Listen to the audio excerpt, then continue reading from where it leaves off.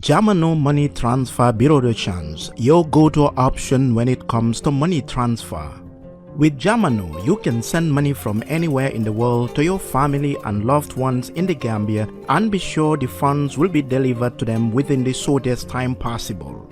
For your convenience, funds sent through Jamu Money Transfer can be picked from all the banks and multiple other financial institutions, including Ajib Bank, Trust Bank, GT Bank, Mega Bank, Basic Bank, Reliance Financial Services, and Approved Services. Visit our head office at Bruceby opposite AfricMed next to Trust Bank Limited or email us at info@jamanomt.com. You can as well call us on 310-3050 or 310-3051 or yet still 733-0688. Our opening hours are 8 a.m. to 8 p.m. Monday to Saturday and 9 a.m. to 4 p.m. on Sunday. Jamu Money Transfer, your most trusted money transfer service where customer satisfaction is paramount. When you think of a simple, fast, and reliable money transfer, think Jamu Money Transfer.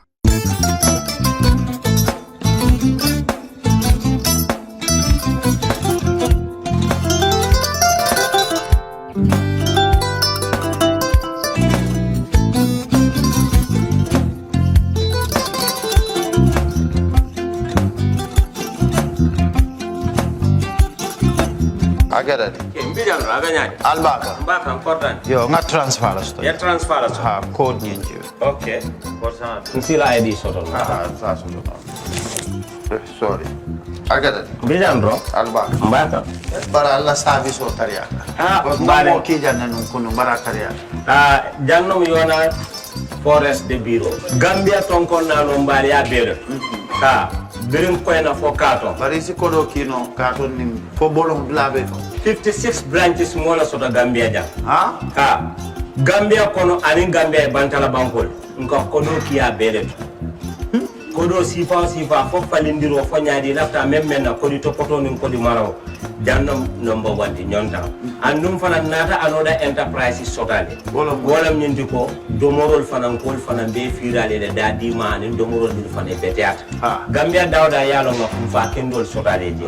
Wo moyo diat ha. Apelenta baraka ni lafta nyelen kendol e bina. Yalo bukani la ko la baraka ba. Yalo ndel chosano lo. Abaraka.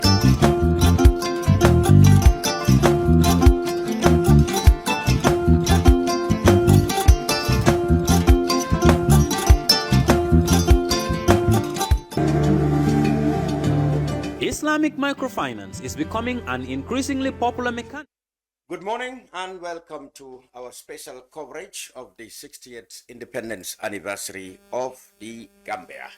The Gambia is 60 years old, and a ceremony to celebrate the formal observation of the day will be held at the Makati Square in the next 1 hour or so, when we will get signals, to usher in the 60th anniversary celebrations.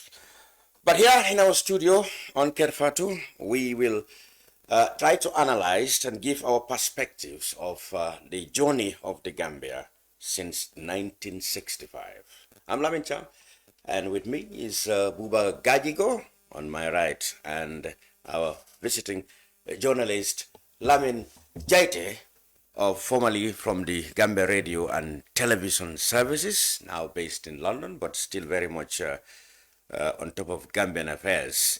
He is with us today. Lamin, welcome. Thank you. Good to be here. Good. How is little old England? Well, same old England.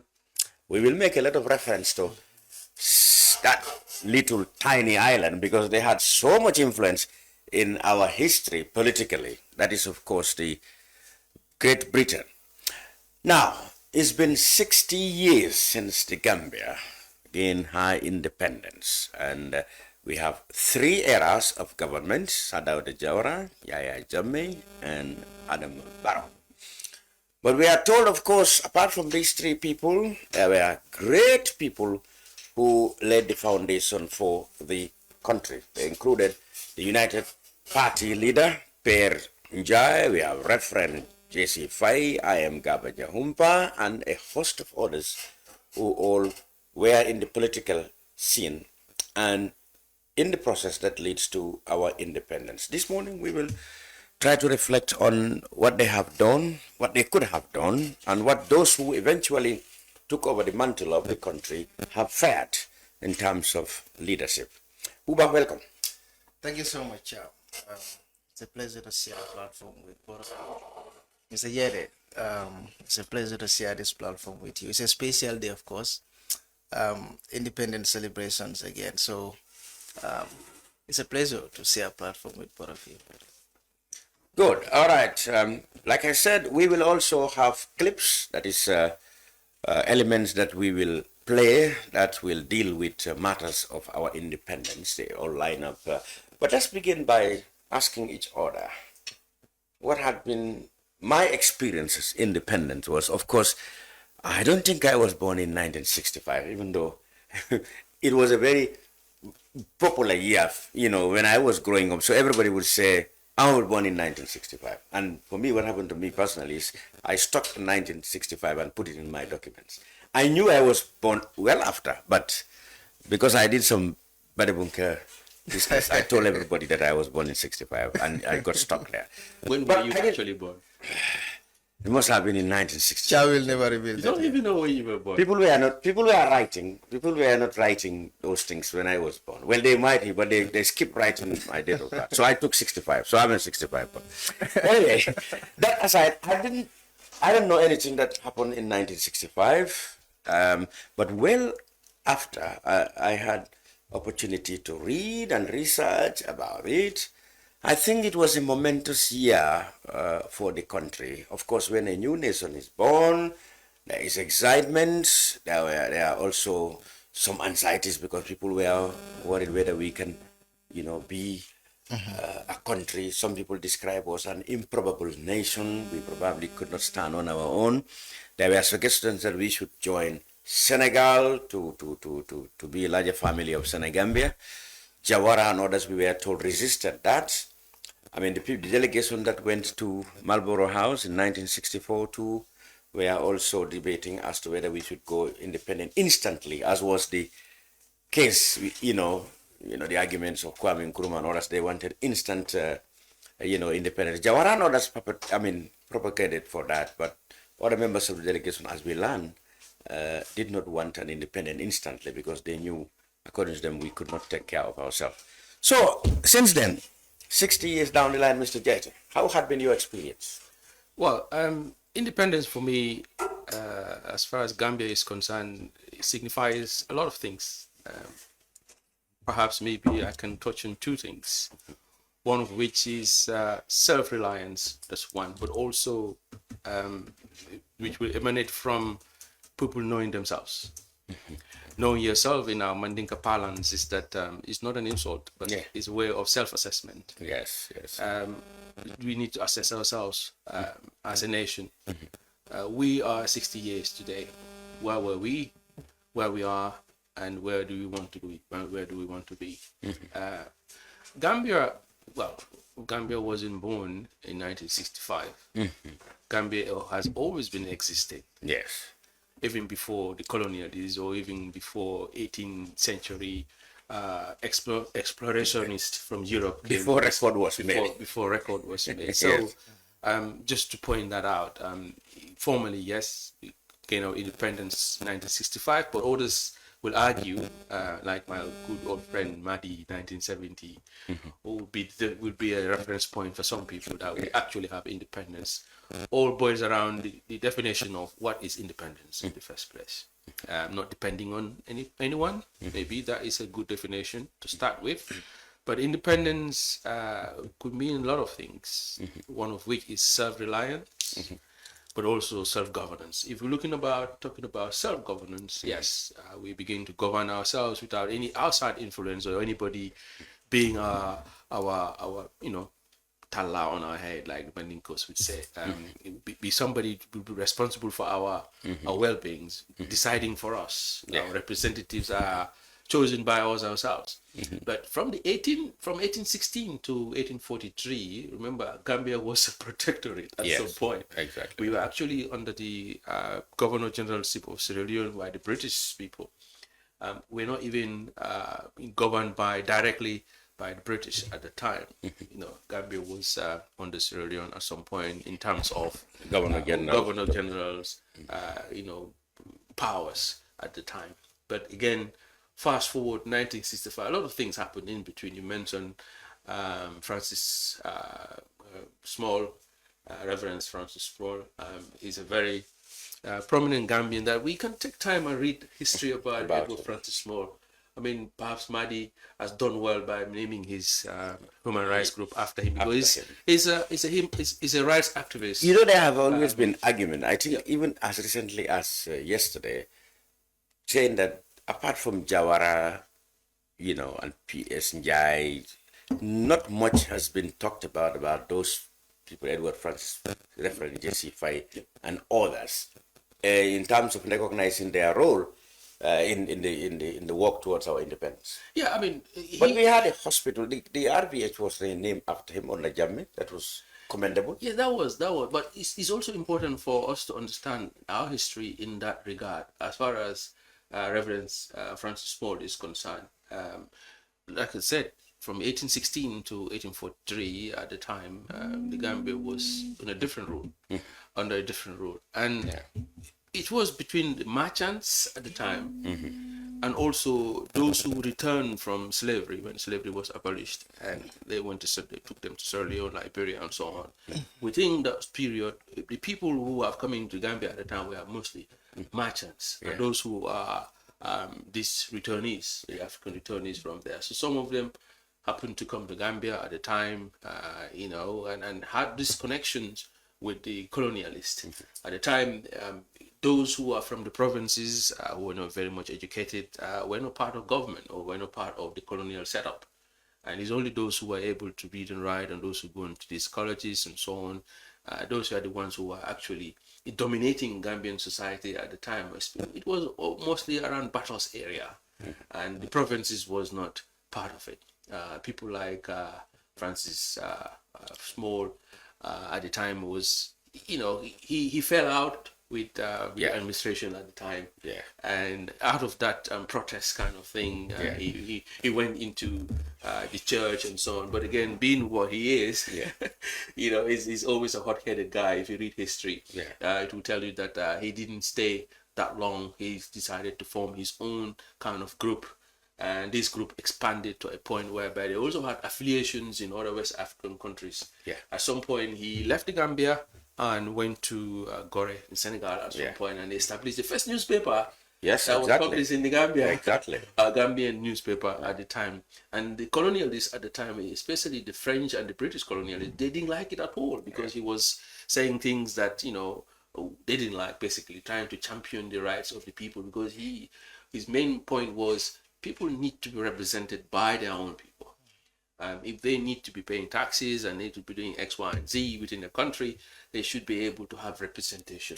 So those are the kind of things that we need to be able to understand from those perspectives where the fight began.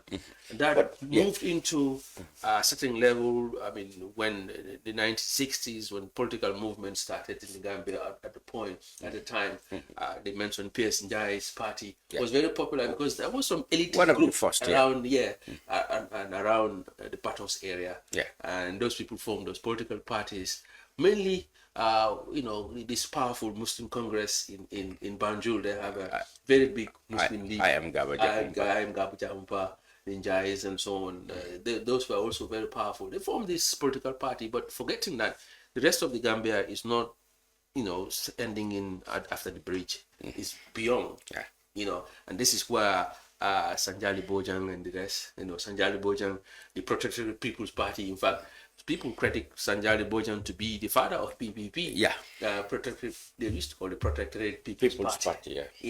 And Sanjali fought very hard to make sure that people in the provinces are represented. He goes and have meetings and so on. Remember, during the colonial days, Armitage High School is only the sons and relatives of chiefs who normally go to get educated. If you're not educated, you cannot be you cannot take part in the country's running. In the governance process, because you need to have some level of understanding of English, reading and writing, and so on. Unfortunately, Sanjal wasn't one of those guys. But Jawara took over, and they later changed because they wanted to make sure that it's not only the protectorate, it's only the whole of Gambia. After independence, they called it Progressive People Progressive Party at the time, and then they changed it to Progressive People. Now, I mean, it's interesting. The approach to the independence, I think, was mounted on different fronts. Absolutely. You mentioned the Banjul elite politicians. I mean, they were the ones who were first exposed to the British colonials, so they naturally got education much earlier than the people from the protectorate, as it was called then, except perhaps a few.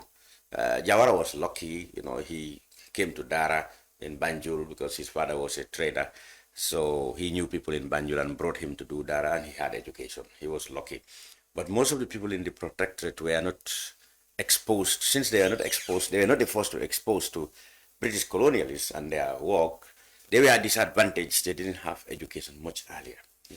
And this disadvantage continued, we were told, right up to even after independence. Because what happened is that...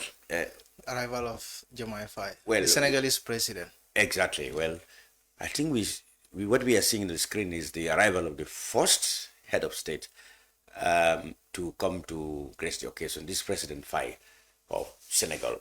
We were told there will be others, like Barrow from Guinea, and Sierra Leone Vice President, we were told, will also come. Yeah. But because of sometimes the secrecy surrounding movements of heads of state, we could not confirm the list of the heads of state. Yeah, so the Mauritanian defense minister and the speaker of Sierra Leone, and also the Amir of Kano. Yeah, he already arrived. He was at the banquet yesterday. Those are the people we think will come. From this place, they go into the square directly, I guess. I don't know how long will Jamu stay. But it is important, these very pictures on our screen it's significant in our history, because we were told that when the British granted independence, it was emphasized that our relationship with Senegal would be important in our stability, because we are surrounded almost by Senegal. And the historians told us that Jawara and others did very well to keep a very close cooperation between Senegal and the Gambia. We knew, of course, there have been issues, but then by and large, the two countries have remained together, and that helped protect the country, because you cannot fight Gambia without crossing Senegal. Buba, we come in here. Yeah, so thank you so much. I think you people have said everything, because it's independence. I remember when I was during my school days, we used to march. I marched several times actually. Yeah. But it's a very, very important day for the Gambia. Of course, we are 60 years since independence, and this is a day where we reflect, of course, the good work of our forefathers, like our former president, Sadauda Kairaba Jawara, of course, J.C. Faye, Gaba Jahumpa. These are people who did a lot for the country. And as you mentioned, Senegal has been part of Gambia's history for a very, very long time. And we understand since independence, they have been there for us. We understand since the Kukwai, of course, coup d'etat, they've been there for the Gambia. These are things that I don't witness, but from reading from history, we understand that since that coup d'etat, Senegal actually intervened. They came in and helped the Gambia. That was the 1981 coup d'etat. That was Kukwai Samba Sanyang. So in 1989, actually, they've signed a confederation with Senegal. And that confederation went very well, because Gambia was a very, very little country at the time. And so we could not help ourselves. So we need the intervention of other nations, because we are a very, very small state at the time. So they actually helped during the Kukwai Samba Sanyang coup d'etat, and they helped Jawara to come back to the country by deploying their military here. So in 1989 there was a confederation that was signed between these two nations. I and, think uh, I didn't know it was the end of the confederation. 1981 was was signed. 82. So it was 82. 89. That was the end of the confederation. Yeah. So actually that happened. So seeing the Senegalese president here is very, very important. I listened to a lot of interviews and read a lot of history about independence. What people said was there was no even trade between the Gambia and Senegal during the colonial time. This is because of the French and the British, not the people who were living in the Gambia or the people who were living in Senegal. So it's important to see their president coming here. So independence is very, very important. Since 1965, a lot has happened, but a lot of people have also fought for the Gambia, and starting from our former president, that is Sadauda Kairaba Jawara, from going to Marlborough for the meeting, coming back to the Gambia. These are all things that they did for the country. There's a lot of history behind it, actually, that all of us have read. But I think the most important thing is we are 60 years today, and then we are celebrating in the Gambia, and we have a lot of people that are coming in for this occasion, and then we are celebrating this year in a grand style. So that is the Senegalese president. We are getting this footage is live from the Banjul International Airport. He's received there by the vice president of the Gambia, Jallo. So our team also is at the Makati Square. The earlier footages that you were seeing from the Makati Square, where a lot of people have already gathered and a lot of dignitaries. We expect the president will be there, of course, of course the vice president and other ministers and opposition, of course, some leaders to grace this occasion. But all said and done, it is the 60th independence anniversary, so we remember, and also a lot of the people who have fought to see to it that the Gambia is we got freedom from the British. Yeah. Good. You see, SM, you are very much used to protocols. You see, the vice president is deployed at the airport, so because the president might be will have to be seated at the square to receive or to be with the dignitaries that have arrived already. Yeah. So the vice president will go and receive the heads of state who are coming. After they confirm that all heads of state have in, then he will leave the place to come to the square. And maybe there will be ministers at the level of foreign ministry, to receive other delegations that are below heads of states. Okay, he mentioned quite an interesting area. Senegal's president is in, Diomaye. This will be his second visit. Is it the third? Second. No, it's the third. This is the third. That's the third. Yeah, since he came to power, which is just a little over a year, or not quite a year, in fact. So it shows the significance, of the relationship between Senegal and the Gambia since independence. Like I told you, it played a role in our stability. Up to now, events, political events and economic events are always entangled between us. Absolutely. Gambia and Senegal, even before the colonialists came to divide us, we were one country, one nation. We speak the same language, we eat the same kind of food, we dress the same kind of way. I don't eat jebujan very much. Well, you do eat jebujan. So it's one people. Like we always say, Gambia and Senegal benn bopp kenn du len mëna xar ñaar. That's what the Senegalese would say. Yes, and what do we Gambians say? That's it, more or less. It's one country. So we're all the same. So it's these colonialists who came to divide one nation, basically. If you go back in history, the Jollof Empire have expanded beyond these shores. It goes beyond all the way to modern day Ghana and so on. So it's just the colonialists who came and divided our nation and became different parts. Even in the 18th century, like Buba said, there was no trade between Senegal and Gambia pre-independence. The reason being that the colonialists established themselves here for nothing other than for trade, merchandising. And exploiting our resources, human and also material resources. And if you have another kind of setup somewhere, and they're all competing for the same market in Europe, obviously there will be some protection. Yeah. This border between Gambia and Senegal, still there's a protectionist kind of thing happening in between. It's been there before. It's still there. Even before independence. Yeah. You know, so that's why there was no trade between Senegal at the time, because they were so protective of their territory at the time. Hence, the demarcation of the Gambian border also pinges upon that kind of trading route and so on. Exactly. You know, it's not a history lesson here, but you know, Yeah. if you go deeper and back into those days, you'll find out that this is the situation where there hasn't been much trade. But if you can see on our screen now, we have the shots from the Makati Square.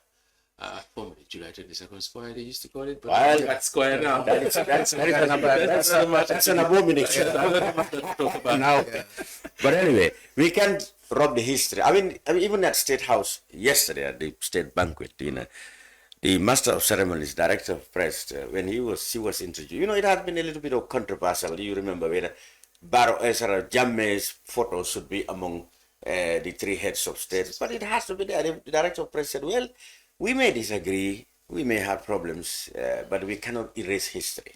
Yes, we had Yaya Jammeh as our second president. You can't erase that. Yes. Yeah, but then of course we can always reflect on terrible things that happen. And I mean, dictatorship, autocratic rule. Even in Germany, they cannot erase Hitler.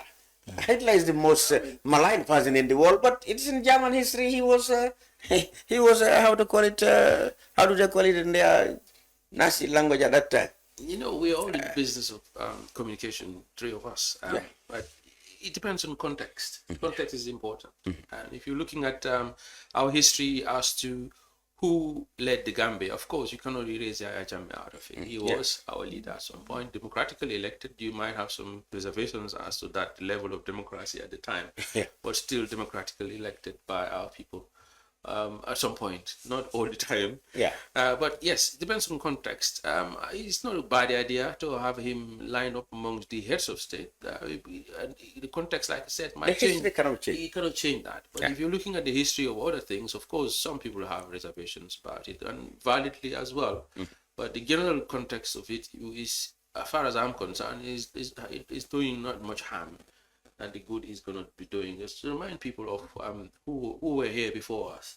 So if you want to go into who was doing good and bad, then that is when you will have. That's when you can analyze it further than that. But you know, the British were here. Well, Jammeh couldn't be worse than what the British don't us perhaps in some ways. Yeah, but I think it has to do with the organization.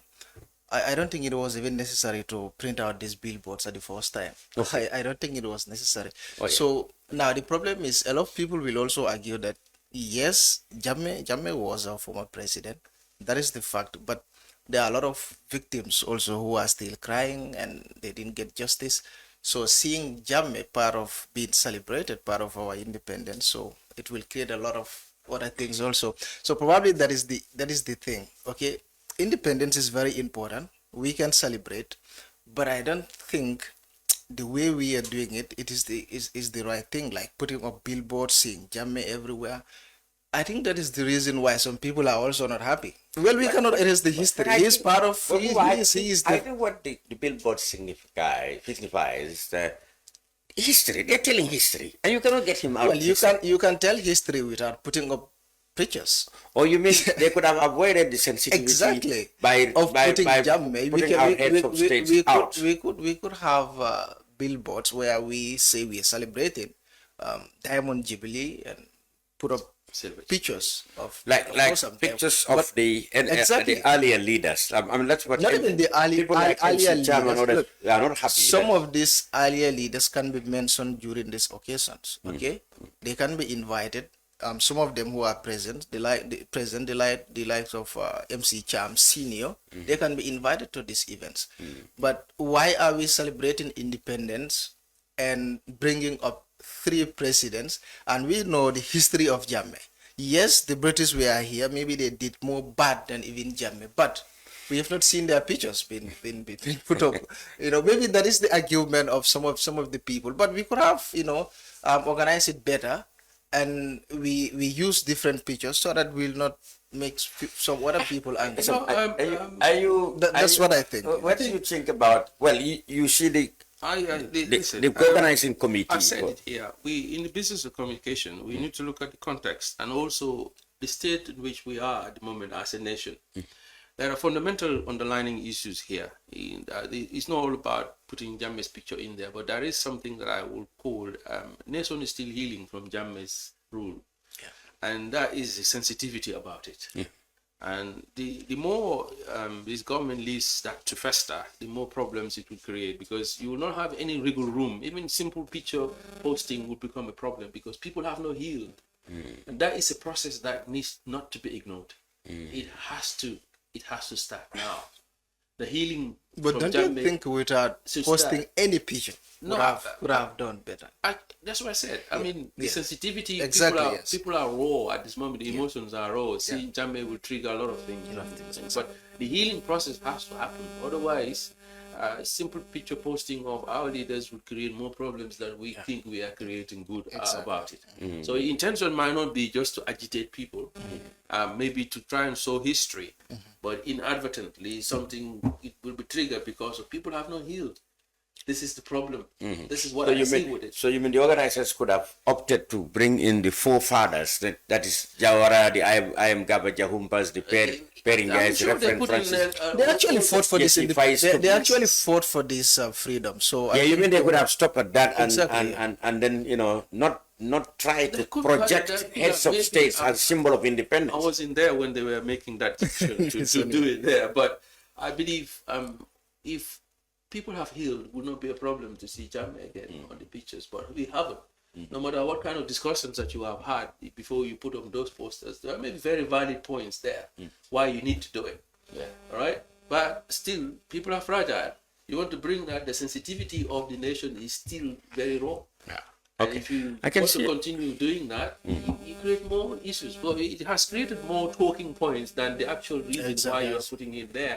Which is a negative thing. I think that that's inadvertent. That inadvertent. Unfortunately, it's an own goal.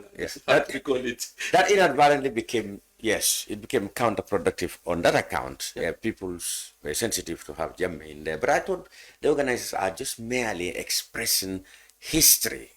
So, your point of view is that, all right, they probably could have opted for, in terms of portrait imaging, they could have opted for a lot more better imaging. For example, bringing the forefathers, the elder politicians who negotiated independence, and stop there. Okay, Jawara would still be there, but it would have been on account of his participation in the struggle rather than his time as presidency. If you ask me in that scenario, I wouldn't bring any of them. Because if you bring Jawara, you don't bring Jammeh. Jammeh's people will come after you. You don't bring you bring Barrow. You didn't bring the rest of the other heads of state. Then that would be a problem. But like I said, on the understanding that Jawara was there just because on the account of the history that he took part, these people weren't born at the time. So on that basis, you could have qualified Jawara. Of course, in that context, yes. Jawara is classified as the father of the nation. That's right. His picture would have been the best. No other picture. Yes, that's father right. Father of the nation. Yeah, that's we still celebrate him after his death.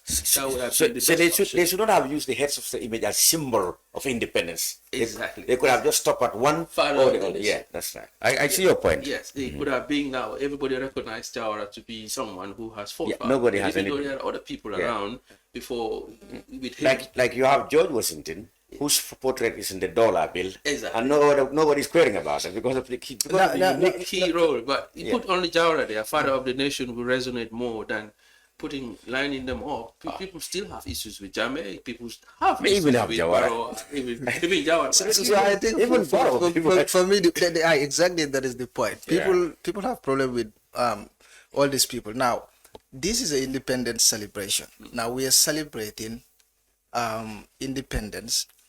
This is from colonial rule.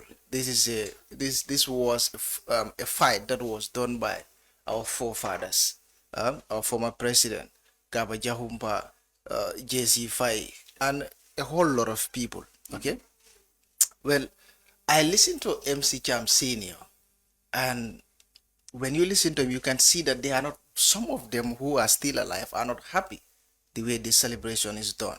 I cannot say all of them, but some of them that I have listened to. And, so the reason being is what they are saying is they are not involved in the process, and that is a problem. Look, it is not about Jammeh, it is not about Barrow. These people, we cannot erase them from history. But the problem, they are presidents, we cannot erase them, but there are people who fought for this independence. We are celebrating independence, so bring their pictures up. Why are we having Barrow and Jammeh? These people have not been to Marlborough, they've not fought for the independence. And you still have people who are angry with them.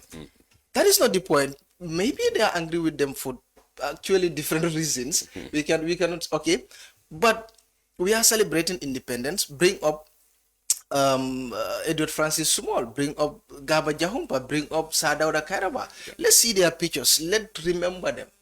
Let's tell our, of course, coming generation that these are people who fought for this country. These are the people who gave us independence. So it's important. Why are they having their pictures there? You know, I don't think it doesn't even make sense to have their pictures there. I agree.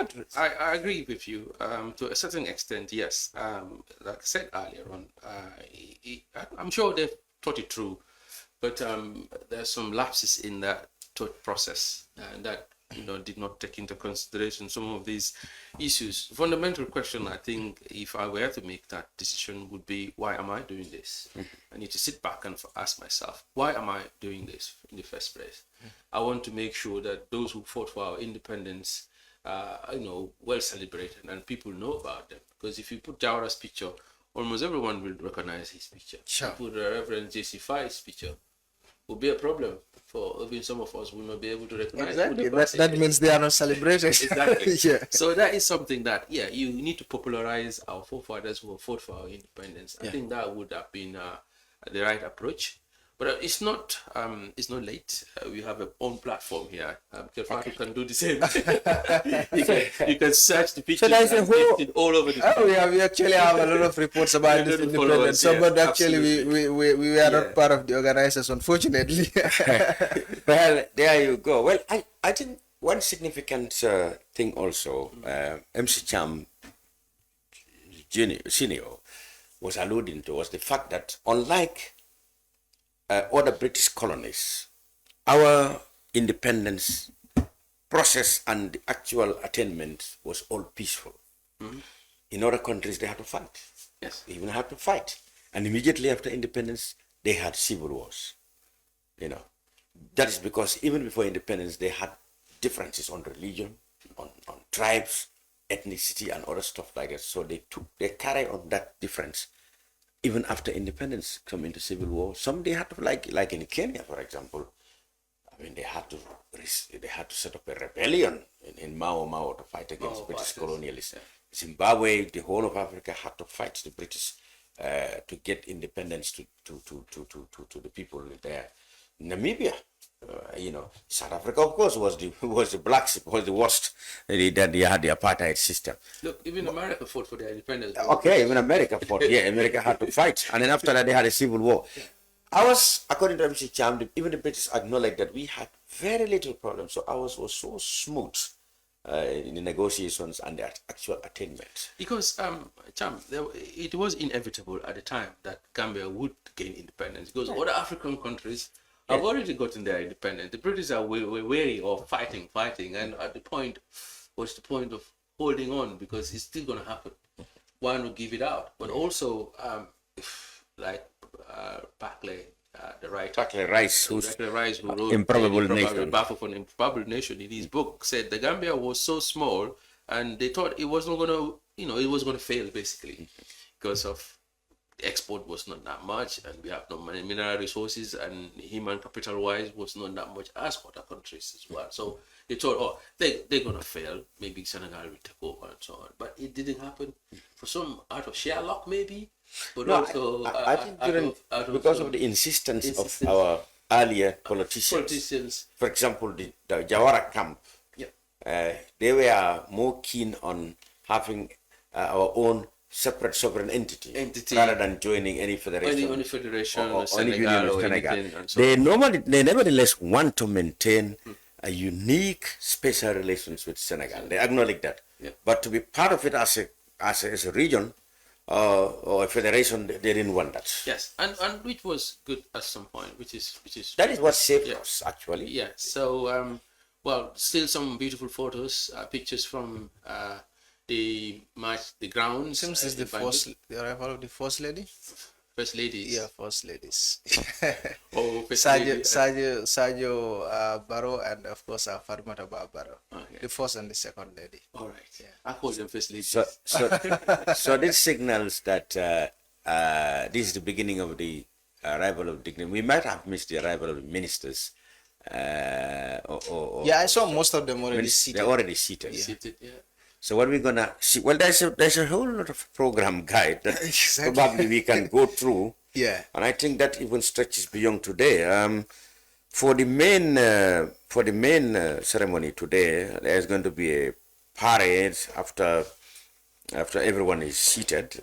We're going to have a parade like it used to be the security forces, the schools, and etc. And then we will have the President of the Republic deliver His speech. Deliver his speech. And normally on this speech, on the Jawara's time, this speech is directed to school children or children of the nation, about the state of the nation and about the country journey and its future. And we hope that that's what's going to happen again. There will be a lot of schools we turn voluntary associations and a whole sort of nearly 27 group of people will at schools rather will march past. So it's going to be in for a long morning or reading up to the early afternoons. Then of course tomorrow I think there will be other events such as commissioning of Battle Hardin Highway Project Phase 1 and 2, launching of the Phase 3 Airport Junction, Yundum. There's going to be official opening of the Star TV headquarters on Battle Hardin Highway. These are state house programs. Actually, I don't think they are part of the independence celebration. Well, they've been put their program of events so that you call them state house programs. So you don't think they are state? No, I don't think they are. They are part of the independence. Well, they're part of the program, but that's what even on the Jawara's time they do this type of. I remember in 1982, as a very small boy, Senfur, you know that bakery that is near Westfield. That's where it is. Where you now have the pharmacy. What is it called now? The Banjul Pharmacy. Yeah, you know the West School. Yeah, it's just right. Yes, adjacent to Majum Enterprise. That's where the GRA is. No. I'm talking now about it. When you pass Westfield, you go going towards Serekunda. You know, there's a petrol station directly opposite the petrol station where this LG right. That's where you have the first Senford. The bakery was called Senford. That's what brought about this type of bread. They now moved it to... Yeah, they moved it, but the original place was that place. Yeah. It was called Senford. Jawara inaugurated it. I was a small... You remember where... On Independence Day. Yeah, Independence Day 1982, I was... But Independence Day. Yes. Exactly. Yeah, so tomorrow is... So this is a cultural part of... With all the things that happened at that 1980. Yeah, I remember the same food. Exactly. No, I was there. And then when historically, that's when it brought about this Senfur. It was named after that bakery. And that's why we still have Senfur, because that was the first, modern bakery. And the man called it Senfur. You remember that? Yeah, I remember that. But I also remember 1984, rather 85 independence, when the new BICI building, the bank in Banjul was inaugurated. General Buhari was here then. In 1970, you and I were too young. Your Radio Gambia studios were inaugurated by General Gawon. Yeah, no, 1970, General Gawon. 70. Yeah, 1970. General Gawon, yeah. Gawon, yeah, we were babies. Yakubu Gawon, I wasn't born by then. Ah, there you go. So, Jawara, it's a tradition that started with Jawara. They will put this program. I think they should take off some of these traditions. Independence Day celebration. Yes, we can have other things, but I don't think so. It's a tradition. Inauguration of a private. Well, you can't call it product. No, I'm not talking about the. TV. Yes, you might. But nothing against them. But I think the activities for the day should be okay for this celebration. Well, a lot of people agree. Well, there was a state banquet. The state banquet. There was national dialogue before that. There was Sunday. Yeah, and a huge amount of money is spent on all these events. Actually, I don't think it is much necessary. But national dialogue, you think is not effective? It's hailed as a very, that's what I'm saying. As a very good initiative. A very effective national dialogue is very, very important. Effective one. But I don't think ours is working actually. well, it was. I mean, it's too early to pass a judgment as to the effectiveness of it. It happened last year. Last year it happened. Last year it happened. But healing process and dialogue, reconciliation takes time. It doesn't take over, overnight and change. It takes time. Let's see what if the processes are clear and transparent, then you can see that the direction of travel is good, then you can have a hope that the outcome will be good. Okay. But as far as I'm concerned, if the processes are clear and it's inclusive enough for people to be able to know what's going on and what has happened and what will happen, we actually know what happens, but the problem is whether it is the right thing to do. I think it is very, very important, and national dialogue is very, very important, but only if it is effective. We've seen positive things that happen. We just don't also want to use state to organizing a national dialogue. It's very important. I agree with you, but let's remain hopeful that it will be fruitful at some point. The last year's national dialogue was not like that actually. At this point, let's see what happened. Yeah, we still on the special program on Independence Anniversary as we await the formal ceremony to begin at Banjul Makati Square. We now go to the same place with our reporter Ramatulai Jao, who was in Banjul yesterday speaking to people about the Independence Anniversary. Alongside that, we have a couple of other videos that we will bring you up to just to to wake your conscience yourself and your remembrance and memories about independence, what it means for people in this present day generation of the Gambia at 60. So we can go over to Ramatulai Jao's report, if it is handy.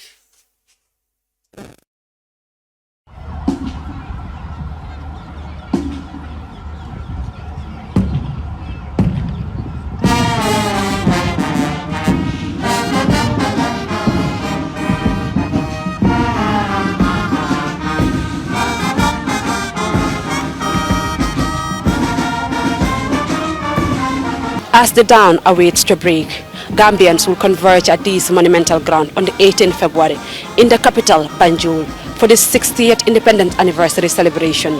This Diamond Jubilee, reflecting on the country's past and present, will be held in a groundbreaking style as the nation honors its founding fathers.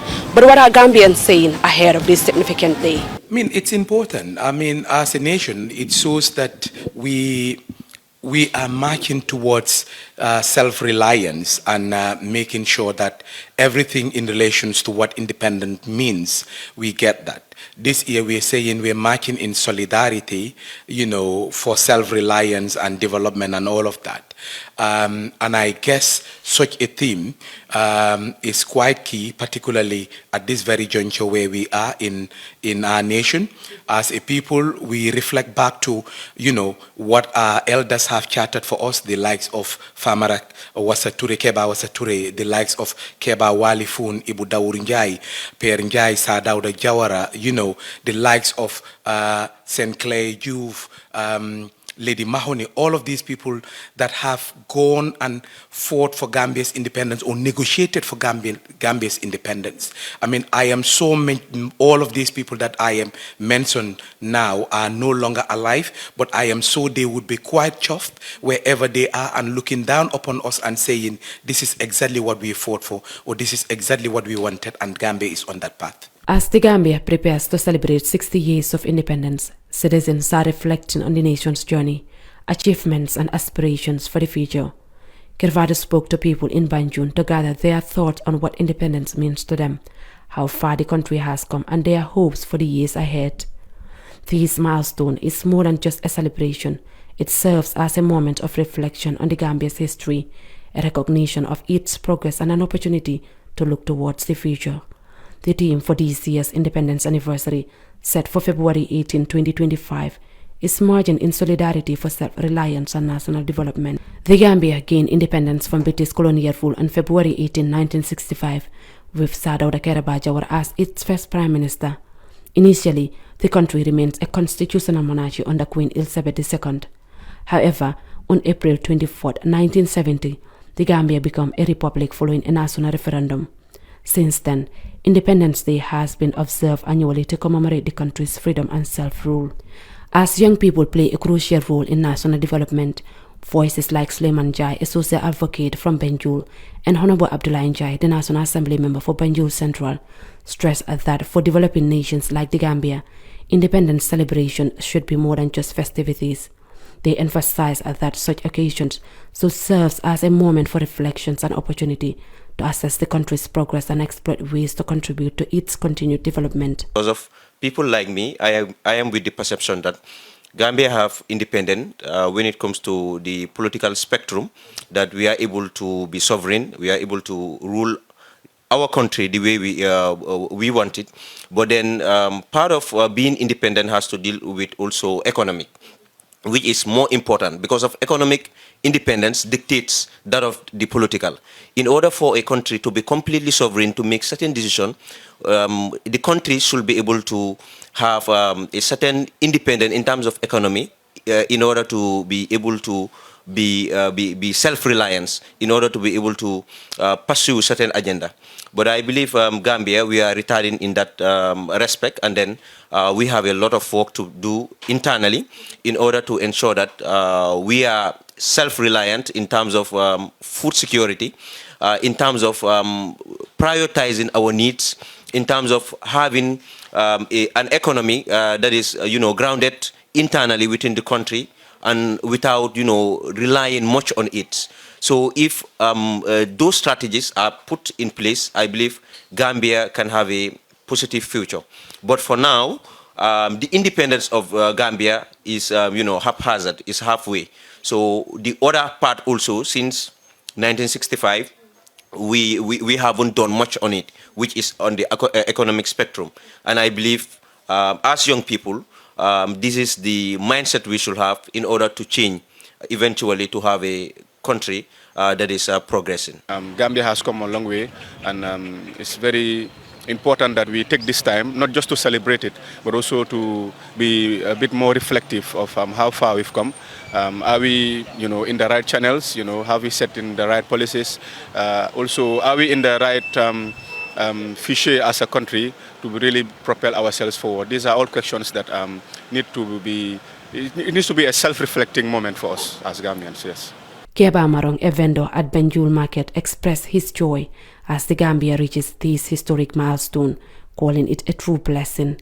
He also noted how Independence Day celebration has evolved since the days of President Jawara. Independence kata ni tata fole jerinda jama le sala tentu bak. Mbala tentu la tata fasanyi ta worom ben fambulu. Ko mo kontano ko balata. Bari nyum man sa sabo be la independence fatatal. Independent fatanya wole atina independent fo nyanta kidima la nyamen abuka kidima o nyama pour mo ni jawra bi da independent la siti dio mo ko faale tep karam mundo dindingol la ya e kompinolu mo ko tan kensol amanka politique side mo be kata ngene lan katana banko leje ya jamenata ay fatam fanso so do manne sila o ya talantalan karanu kumandan kundal woyatin na birin baro fananata sa woya muta banyunu dammal so woyatin na comme o independent ni nyanta ka kidima nyame ana mbo la kontano ko way o tala bakela independent ka kafunyo ka independent city moto banko dingo be fanja kono so kaka banko mo le kontano ko ba de bar momo wala ye baro ndo fasanje tawor e be fambul etanya dala tento dammal en takelaje Similarly, Funding Jallo, a native of Banjul, recalled his experience of the Gambia's early independence years as a student at St. Mary's Primary School. Now in his 70s, he reflected on the true meaning of independence and shared his excitement as the anniversary approaches. Okay, independence don't know. Then I have something is coming.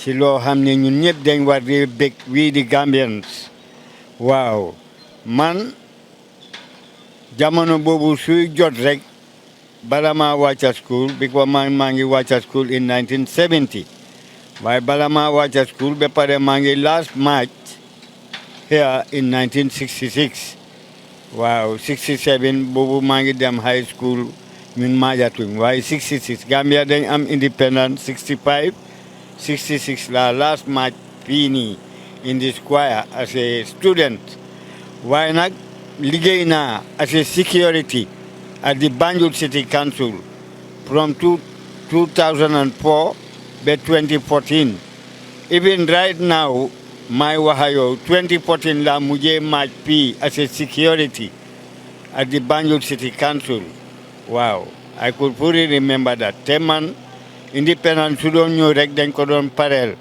man dama ci doon sawar sax at least waaw ma xam ne lii suñ bés la ñun ñëpp dañ war a bég together waaye for this one we clock in 60 years bii moom is going to be a day waaw bés laa nekk bés boo xam ne wax dëgg ne yàlla ñun ñëpp wii di Gambians dañ war a bég sant ci yàlla wow xam ne Gambia is moving forward. These year's celebrations are expected to attract international delegates, including head of states.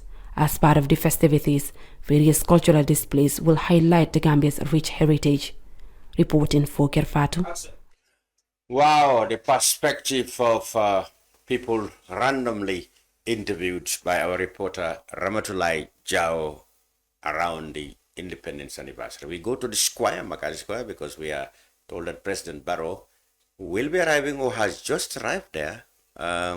We will leave you with those pictures of the President's arrival and then come back with more clips on our special independence coverage. Makati Square. He hasn't come yet. Well, the President is still not around. We will be on the watch to see his arrival when we bring you just highlights from that. So, different perspectives there, Jaite and Gajigo. I was particularly impressed with the last speaker who said he last marched there in 1966. That is the president's mother. Well, the president's mother. Oh, yes, that's interesting. Mm. And I also saw the leader of the opposition, the main opposition, Usainu Dabo. Oh, okay, Dabo. And also he is among an area called former vice presidents, because I saw Bakari Bunja Dabo, vice president from 1981 to 1982. I saw Fatimata Tambajang, vice president in the Barrow administration. Aissatou Toure, vice president also in the Barrow administration. So they two came. Well, of course, this is Independence Day, so this is about the nation. And all of them have their own role they've played in the nation, in the building of the nation. So it's a national day. So it's impressive that everybody turn up there to celebrate the country's birth. Yeah. So like I was saying, the last speaker, the one who last marched as a student, he said in 1966 he was reflecting on how it used to be and now. And there was one who said, on the Jawara's time, the whole nation will turn up at Independence Stadium. He said that is not the case now. How do you make of it? Very interesting perspectives from the different styles by which the leaders adopt to celebrate independence. What's interesting during Jammeh's time is that it was decentralized. Yeah. And everybody around the country will celebrate. Some will celebrate different times, and that brings in much more enthusiasm and zeal. But even Jawara's time, it is because when I was young as a student, as people at Kayaf Primary School in the 1970s, we used to go to Pakalinding, and other schools from Jara will come there, and it will be a big carnival. So decentralization did not start with Jammeh's time. Of course, they take it to the regions. Yeah. But even then, we were going to the regions. Yeah, but I think it's for me, I prefer that way, so that everyone around the country can also feel. Because if you are a student in the Jara Soma, or if you are Pakao Bakalar somewhere, you want to take part in the march past, you're not able to. It's only students from the Combos and Banjul who can actually make their way to the stadium or to Makati Square as it is right now. If the other students around the country have the opportunity to also go to the president, we're going to the Makati, we're going to the Makati Square now to bring you the arrival of the President, His Excellency Adam Barrow. That is his car. Sometimes at least, the Vice President. The Vice President. The Vice President, wow. So, he showed he's the Vice President, yes. He's the Vice President. I think he's from, maybe he's from the airport. He could have President Jomai with him. We will know in a minute whether, or he would take his seat and then President Jomai will come first, then President Barrow. The protocols have been worked out, I'm sure.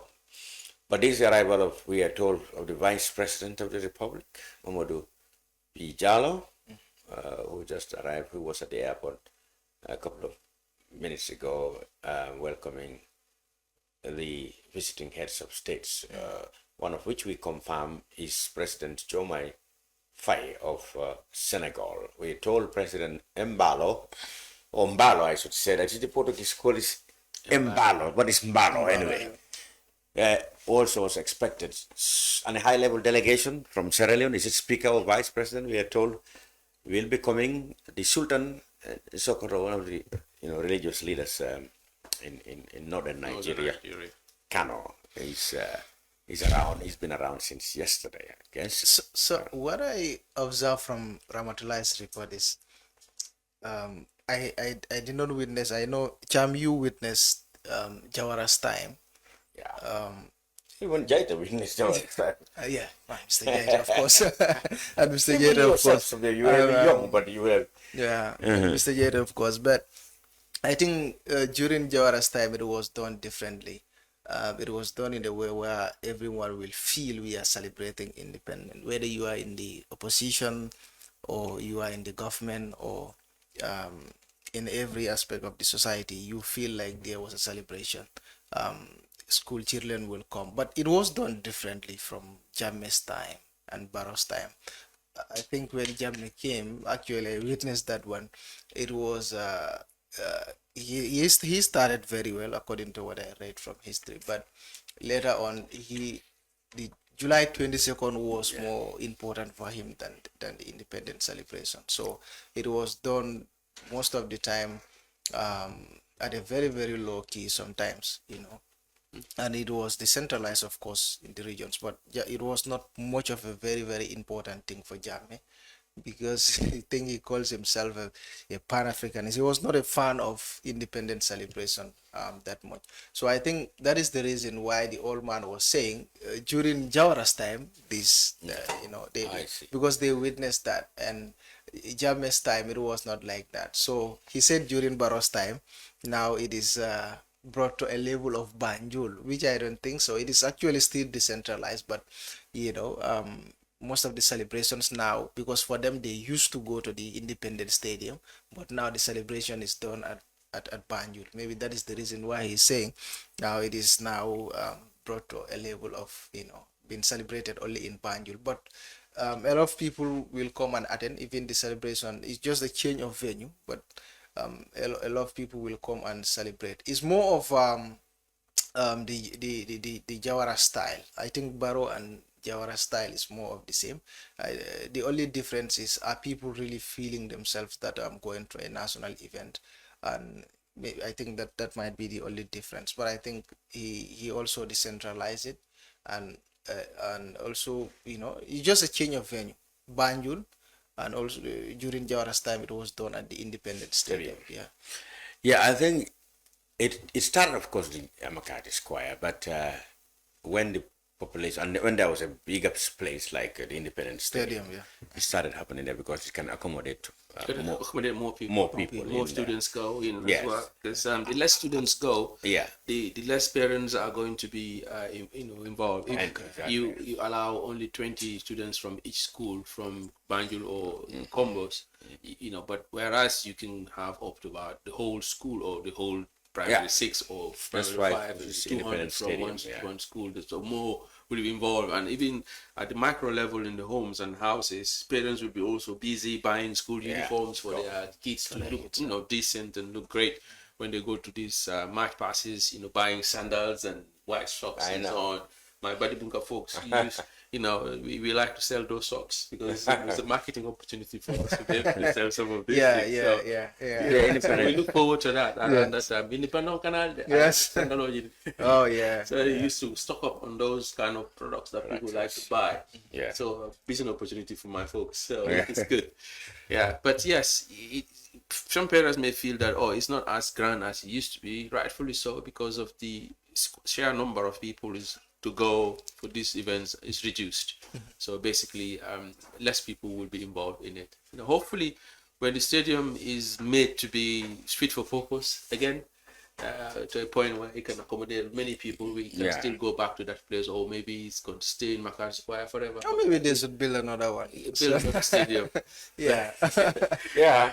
Well, I think it's high time. Yes. You mentioned something interesting, the downplaying of independence, there, compared to July 22nd during the Jammeh regime was an attempt to promote July 22nd, as he used to call it, the day that Gambia actually got independent. That was preposterous, of course. Everybody knew that cannot replace the 18th February or 27 or maybe even April 24th, 1970. But Jammeh had his idea that his revolution was actually, the day Gambia got independence. He blew his trumpet. Forgive me, very much. Forgive me to cut you off there.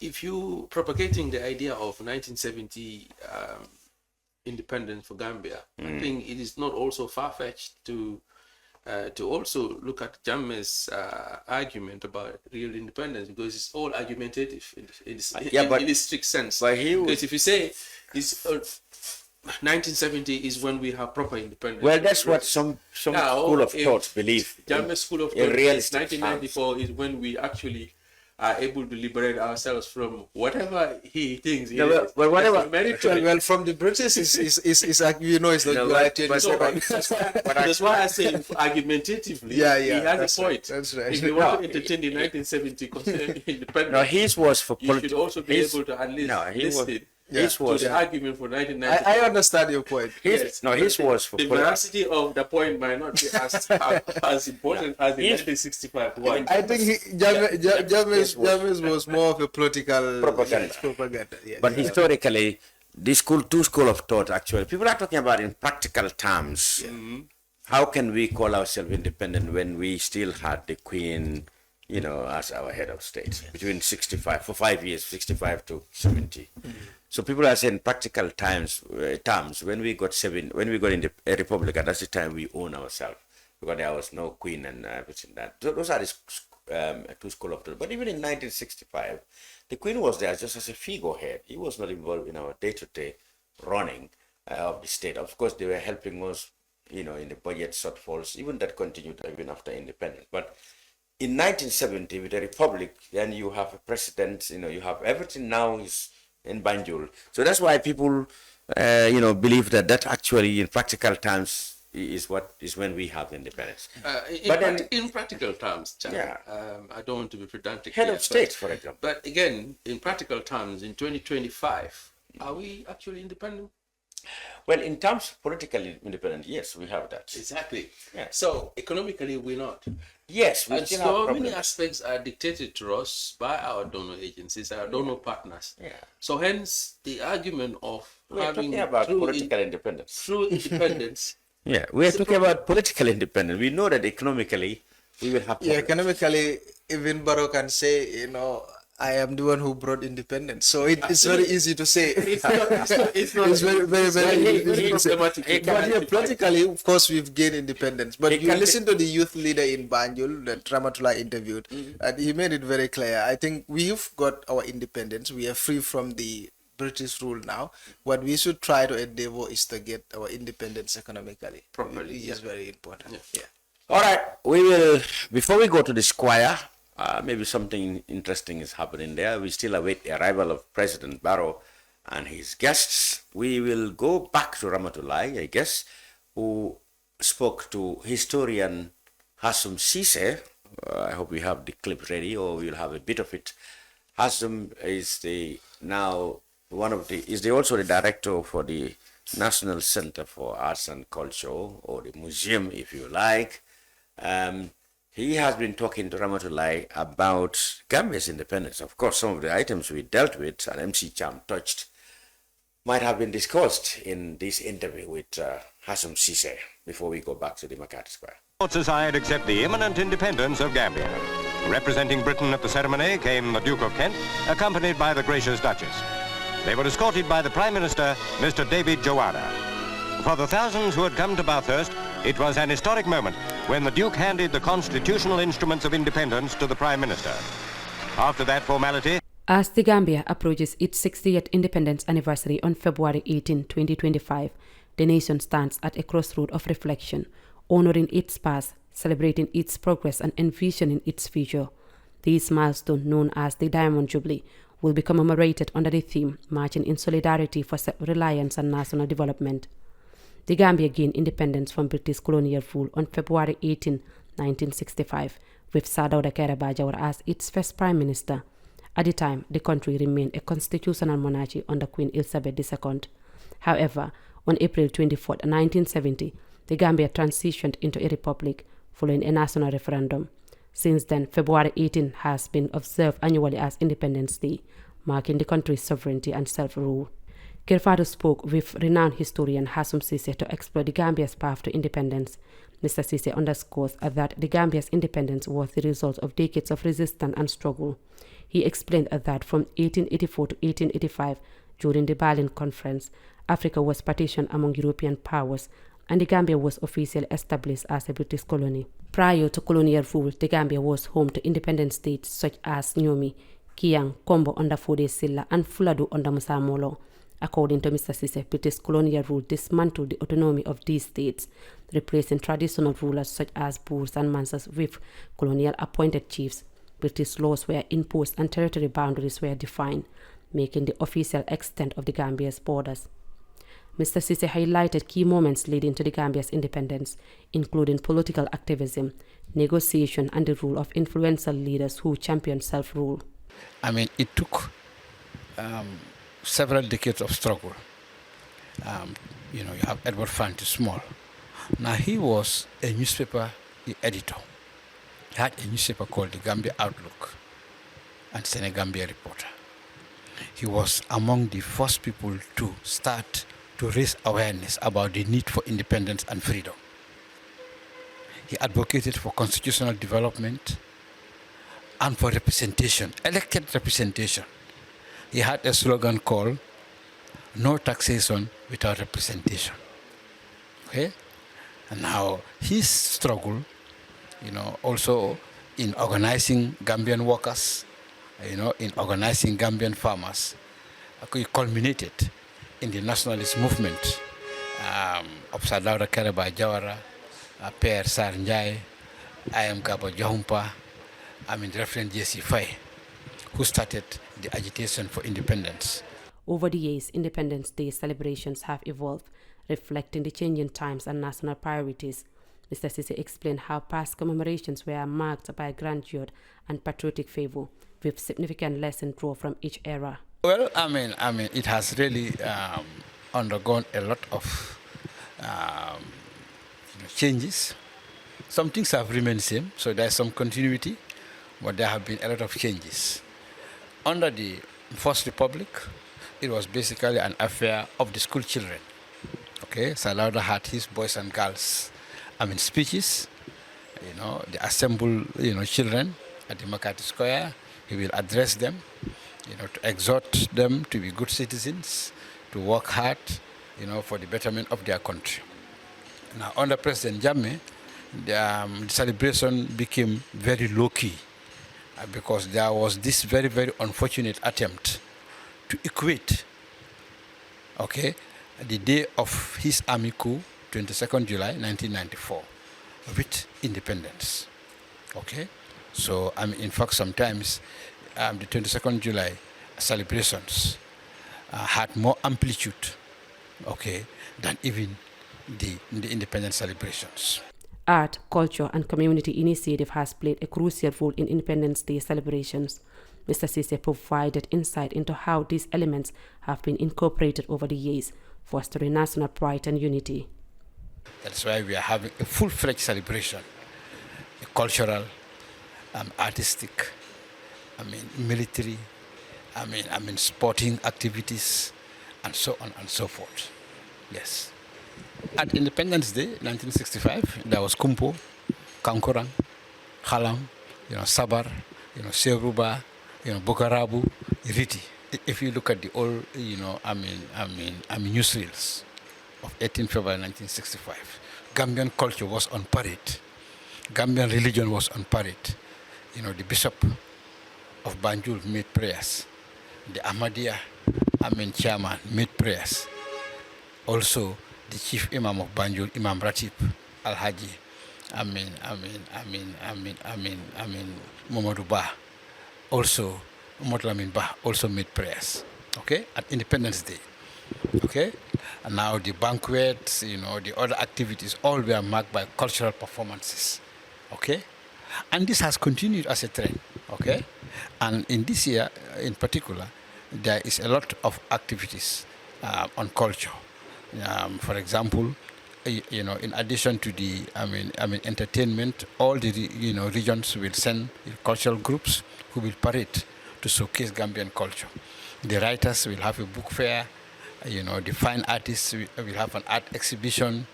You can see the town. There are murals, being done everywhere in town. Reflecting on the broadened significance of independence, Mr. Ceesay emphasized the role of national unity in fostering social justice. He urged Gambians to use this historic day as an opportunity to set aside differences and engage in constructive discussions on the country's progress, present challenges, and future aspirations. 60 years ago, some people thought that the Gambia cannot survive. There was nothing here. Less than 20 university graduates. There was no road network. To go to Basse, you have to wait every Friday, you enter the boat, to go to Basse. You see, it will take you 5 days to reach Basse, from Banjul. The literacy rate was 2%, 0.2%, in literacy rate. Life expectancy was 35 years, or just about that. And now life expectancy at least is 60 years. Now from Banjul to Basse, you drive in 6 hours. You see, we have maintained peace and stability. With all the, problems of 1981 coup d'etat, the Jamu coup d'etat 1994, the impasse of 2016, our country has been able to surmount all these difficulties. How? Because of unity. You see? So a day like this should, help us to further strengthen the social, political, and economic cohesion, that we need so as to continue to grow and prosper as a country. Ceesay highlighted the stride the Gambia has made in preserving its rich cultural heritage. At the time of independence, he noted the country lacked formal structures for heritage conservation. However, in 1974, Sadauda Kairaba Jawara established oral history program and the National Center for Arts and Culture, leading to the eventual establishment of the National Museum. In later years, significant heritage sites such as James Island, now Kunta Kinte Island, and the stone circles were recognized as UNESCO World Heritage Sites, marking a significant victory for the Gambia's historical preservation. Independence Day celebrations in the Gambia are traditionally marked by grand parade speeches from national leaders, including the president, and various community events that showcase the country's history, achievements, and cultural heritage. Reporting for Kerfatu, I am Ramatulai Jao. Anniversary celebrations here in our studio on Kerfatu. I'm loving Jam. Well, where we stopped, of course, was our reporter Ramatulai Jao having a conversation with historian Hassum Ceesay about the evolution that leads to the Gambia's independence. And we will also keep a close tab on happenings at the Makati Square, where heads of states are now beginning to gather, as well as President Barrow, to take part in the national parades, as well as deliver a speech to school children. That's what's left of the program at the Makati Square.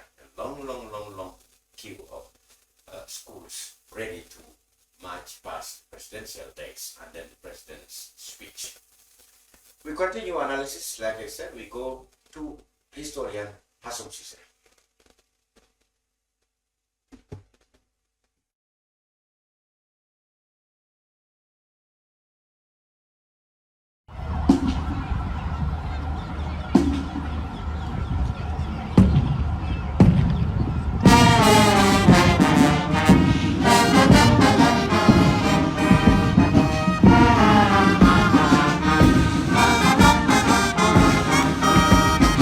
Decide accept the imminent independence of Gambia. Representing Britain at the ceremony came the Duke of Kent, accompanied by the gracious Duchess. They were escorted by the Prime Minister, Mr. David Joanna. For the thousands who had come to Bathurst, it was an historic moment when the Duke handed the constitutional instruments of independence to the Prime Minister. After that formality... As the Gambia approaches its 60th independence anniversary on February 18, 2025, the nation stands at a crossroad of reflection, honoring its past, celebrating its progress and envisioning its future. This milestone, known as the Diamond Jubilee, will be commemorated under the theme Marching in Solidarity for Self-Reliance and National Development. The Gambia gained independence from British colonial rule on February 18, 1965, with Sir Dawda Kairaba Jawara as its first Prime Minister. At the time, the country remained a constitutional monarchy under Queen Elizabeth II. However, on April 24, 1970, the Gambia transitioned into a republic following a national referendum. Since then, February 18 has been observed annually as Independence Day, marking the country's sovereignty and self-rule. Kerfado spoke with renowned historian Hassum Ceesay to explore the Gambia's path to independence. Mr. Ceesay underscores that the Gambia's independence was the result of decades of resistance and struggle. He explained that from 1884 to 1885, during the Berlin Conference, Africa was partitioned among European powers, and the Gambia was officially established as a British colony. Prior to colonial rule, the Gambia was home to independent states such as Nyomi, Kiang, Kombo under Fode Silla, and Fuladu under Musa Molo. According to Mr. Ceesay, British colonial rule dismantled the autonomy of these states, replacing traditional rulers such as Boers and Mansas with colonial appointed chiefs. British laws were imposed and territory boundaries were defined, making the official extent of the Gambia's borders. Mr. Ceesay highlighted key moments leading to the Gambia's independence, including political activism, negotiation, and the rule of influential leaders who championed self-rule. I mean, it took several decades of struggle. You have Edward Fante Small. Now, he was a newspaper editor. He had a newspaper. Okay, that's a bit about the history of the political independence process from historian Hassum Ceesay through our reporter Ramatulai Jao.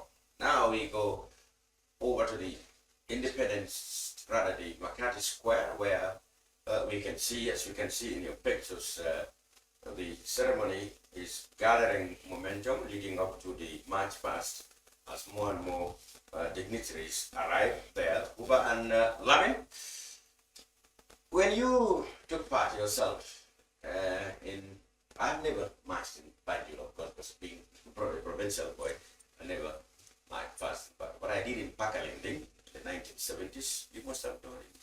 Yes, I Bundum, not Salikenya. I did the march past at the Independence Stadium when I was in primary school, but also took part in the secondary school sports events that take place after independence celebration in the evening, normally after independence march past. So there will be today at Ceremonial is West Park. Okay. Okay. So I was also active in those activities. Then from my school days, when I was a rookie reporter at Radio Gambia, at some point also after getting some experience took part in the commentary of the independence celebration from the morning or till the evening, including the sports. So I was heavily involved in all of those things as well. So my fond memories of the independent time celebration was that it is only during that time that my dad could buy me a sandal at the time. So we're always looking forward to that, you know, new shoes, new school uniform, new socks and so on. So you will be having bragging rights along your streets. You wear that in the morning, early morning. You will wake up and you get prepared and then join the school bus. You need to push your phone a little bit. Is affecting the mic, yeah. You know, join the school bus and go all the way to Bakau, where we used to celebrate the independence celebration together with other schools. Used to be a lot of numbers from schools, but now it's limited. But we used to have almost a whole school coming, you know, in the one banner, Serekunda Primary School or Bundum Primary School, and all of the primary schools around the Combos and Banjul will take part. It's a long day. You have to eat in the morning so that your belly is full to the point that you will not collapse due to hunger. And you have Red Cross, because after my primary school days also, I was volunteering as a Red Cross member, as a volunteer. So we are also very active during that time, helping. Even today, you'll see a lot of them around at the Makati Square, giving our support and help to people who might be having one ailment or the other, but mostly due to exhaustion, some due to hunger, and dizziness, mostly hunger and thirst. So we support them, and a lot of volunteers will be there. So kudos to all the Red Cross volunteers who are around helping people out, giving them support and so on. These are some of the events that Red Cross volunteers are well. They get themselves present and also help out, and we say thank you to them. You know, once a Red Crosser, you always Red Cross. I understand that the Senegalese president has arrived, Bassirou Diomaye Faye, at the square. Yeah, I know the technicians will help us with the monitor later so that we are able to see what is happening in Banjul.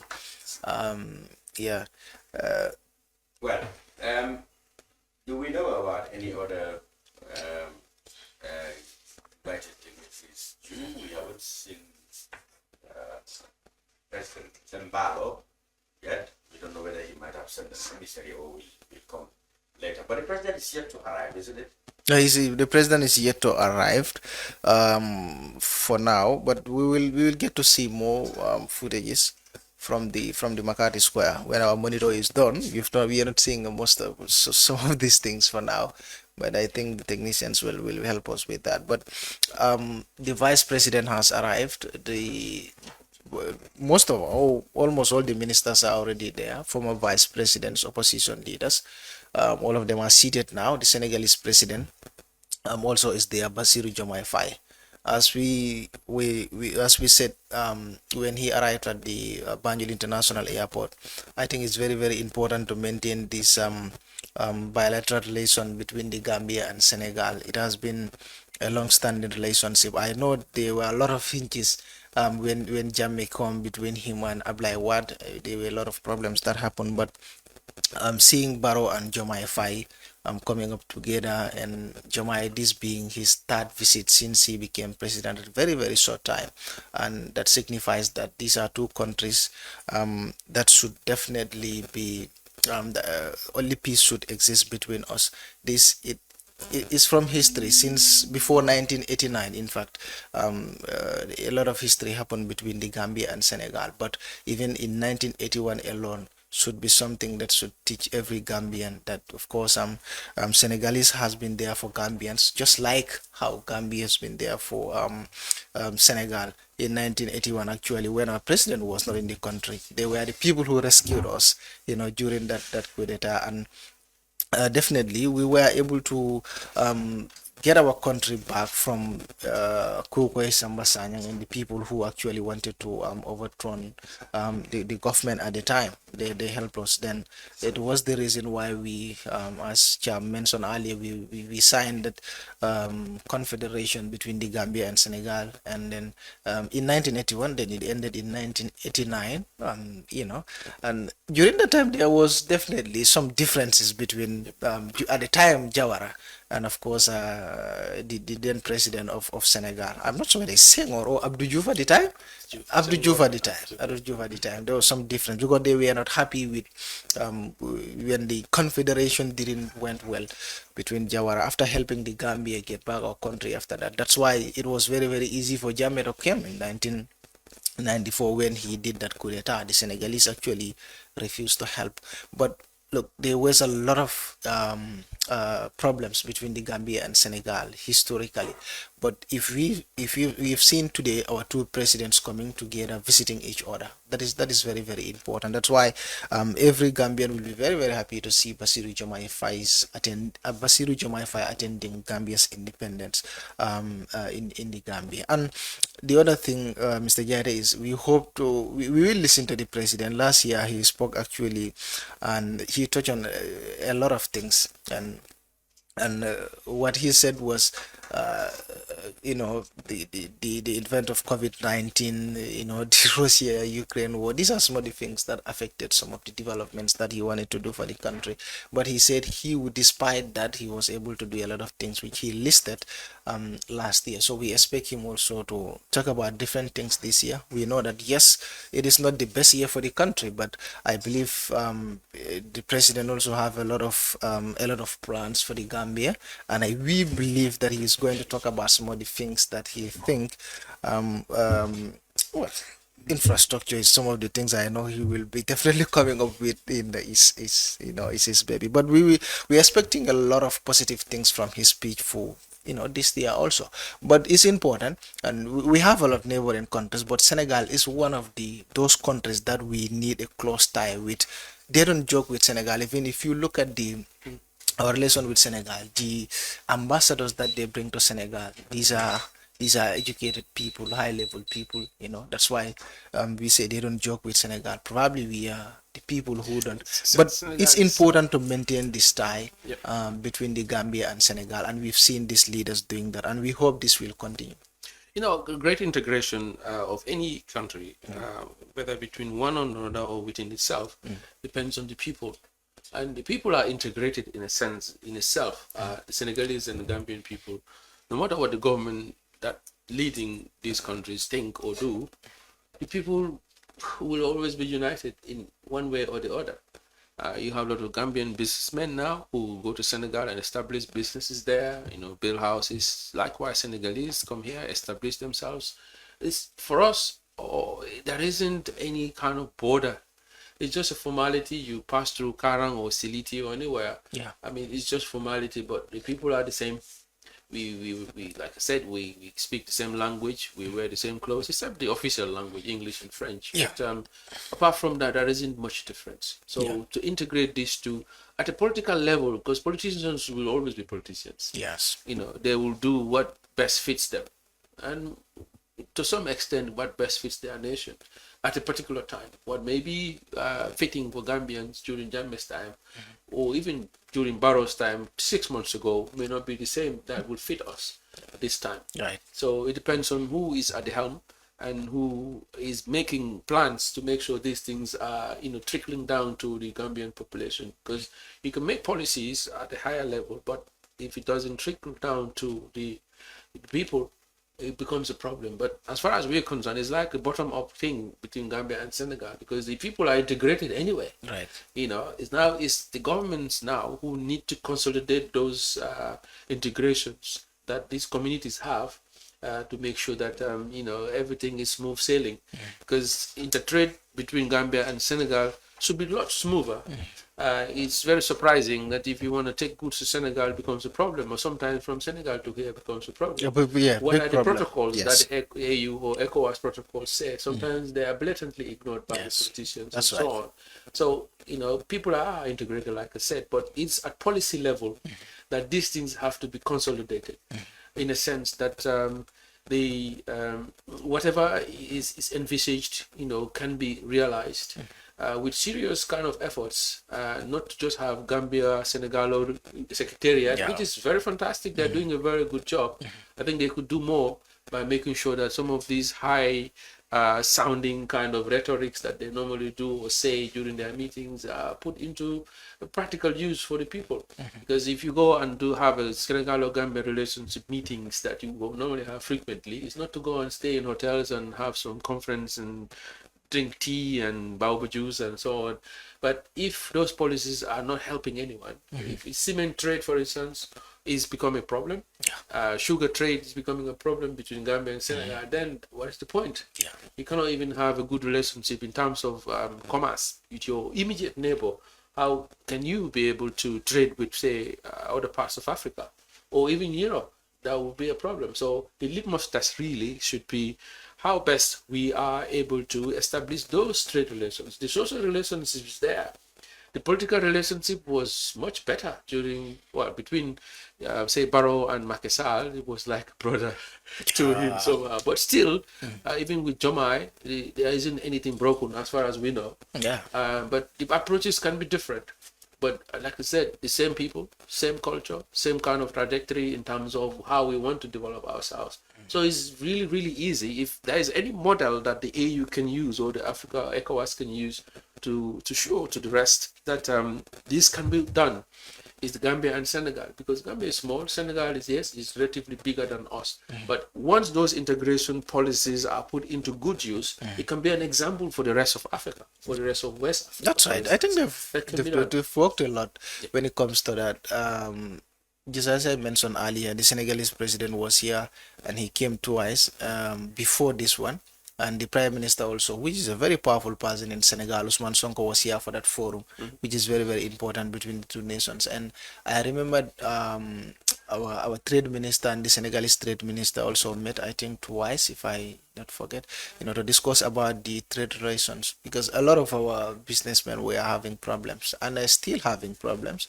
I believe they will continue to have this meeting so that they are able to get to consensus about what should happen between these two countries and what should be done so that it can be done equally between the Gambia and Senegal. Well, Jamu seems not to be a very, very difficult person, and Barrow also equally is the same. So I believe they are able to work out things between the Gambia and Senegal. But it's a very positive thing to see the president coming to the Gambia. Even infrastructure-wise, energy, for instance, energy, like I can say, people from my region in Badibu, we get our energy from Senegal. I think Nawek also has some kind of relationship with Senelec. Sure. And even though there's much to be desired. But Badibu electricity is not okay, huh? Electricity in Badibu. It's all right. We almost have 24 hours off, so and we are not happy with that. We are almost like Kiang, where there is no electricity. So these are some of the things. Even you look at the internet kind of situation in the Gambia. We have abundant internet, points that we can get from the sea, Africa undersea cable. Right. But our main problem is the distribution. That is the issue. But if we can harness some of these, kind of leverage on the Senegalese kind of situation, they also have the ACE cable landing on their shore. But if we can leverage on some of these things, there are some companies I do know, they do have some connections with Senelec or Tree in Senegal who provide this. So we can liberalize that area. Gamtel, they can have a second router from Farafenye, for instance, because Senegalese have a huge network there that they send to customers, through us, through Gambia. So these are some of the relationships that can be enhanced. They used to send it via air-to-air fiber from one end of the Senegalese border to the other end of Senegalese border. But, weather increments will make it difficult for them to transmit properly. So hence they have that kind of relationship to be able to have that access points for the Senegalese to be able to run cable through Gambia to Senegal. And in the process also, Gamtel happen to have some kind of bandwidth given to them for some, kind of... say goodwill or thank you for that. So these are the kind of things that can happen, in other areas as well. Electricity, yes, much to be desired, but in terms of internet, that can also be done. In terms of other elements, transport, for instance, we do have these buses from Senegal who normally fly to Gambia as well frequently. Very comfortable buses. I see no reason why Gambian buses, Gambian businesses cannot also do the same. They do that, but we can do more. Maybe have a ferry from Banjul to Senegal. It used to happen. Yeah, that was, So these are the things that can, on the ground, at business levels, at community level, at social levels, we can all, because we, the people, are the ones who will force the governments that are representing us. That's right. To bring in those policies. Because a politician will always go for somewhere or an issue that people like. They just jump on the bandwagon and beat it more than you do. But again, development starts from us. So if we become good citizens in the sense that we make those initiatives ourselves and push our representatives to make it happen, you know, you're as good as your rep, or you're as good as you are. So at least if we can move on from those levels at our community level, regional levels, national level, then these integrations, of course, we talk about it. It could only happen from bottom up. And I think from Gambia and Senegal's situation is the case. But more needs to be done at the top to consolidate some of these situations that we have, the integrated situation that we have. Right. Good point. Well, that was what I'm going to come to as a topic. What could have been achieved in the last 60 years, and where do we still need to work hard to achieve? Which area do you think we could have achieved in the last 60 years that we didn't? What were the attempts done to it, and where our failures were? From the beginning, we know politically we had a relatively very smooth transition to independence, with no big political differences or tribal or religious differences in the Gambia. How did we fare in maintaining that cohesion in terms of nationhood, you know, as opposed to other colonies of the British at the time where there were upheavals before and after independence? How have we been able to maintain a cohesive society? Up to what level? And the shortcomings we had, rather the setbacks that we had affecting that, and the opportunities we had to redefine and refine those cohesion up to now. How have we fared? For example, I want to start with the Jawara regime. How did Jawara fare in terms of building a nation, in terms of its policies, style of government, economic, management, etc.? Right. Fundamentally, Jawara has achieved a lot in terms of, joining others to negotiate. I wouldn't call fight, but to negotiate our independence. He also tried, given the situation that the country is or was, small country, economic prospects very, very little. And he maintained a stability of peace and tranquility in the country. I think that was our currency. But also internationally, Gambia was punching above its weight. Like Kiankas would say, small monkey that plucks a big goose. So if you go to international level, Gambia's reputation was really, really high in terms of international civil service. So that is a product that we have had in the past to make sure that Gambians are well respected outside wherever you go. So the civil service was fantastic. Gambia civil service at the time, the policies were pretty good. It's still good, but Jawara's time was much more stability around that time. So stability was his best, you can say. Resource-wise wasn't, but also he maintained peace in this country by making sure that every community that is within the country feel represented. It's not like a tyranny of the majority. You have a majority tribes here, but during Jawara's time, you hardly would ever see anyone try to bring in some project some sentiments and so on. So not much hate speeches during this time. There were some skirmishes here and there, but Jawara was able to maintain and stabilize the Gambia. Some would call him to be a very lackadaisical kind of leader in a sense, a hands-free kind of thing. That becomes the policy. If you don't do anything, nothing happens to you. So, but if you do something, something happens to you. But again, I think that passive kind of rule. You made an interesting phrase. I think that came through when they were promoting the 1970 Constitution, I guess 1960 or 65 Independent Constitution, or 1970 Republican Constitution, and they were promoting it. There was to be a referendum. People didn't understand, and so the people who were doing the civic education in Mandinka, they said, well, the thing is, let's summarize it. When they went to the province, they tell people, Allah ni lual kom na bele meka lual pan ni man kuke kutia. The hair was on there. That's the best. Yeah, that was it. Was very easy for him at the time. Was promoting the constitutional referendum. Easy. People wanted to know what was inside, and they summarized it all to tell us. In one sentence. Yes. Because again, those were positive things during Jawara. Yes, there was peace. Peace is relative, but a sense no conflict in that.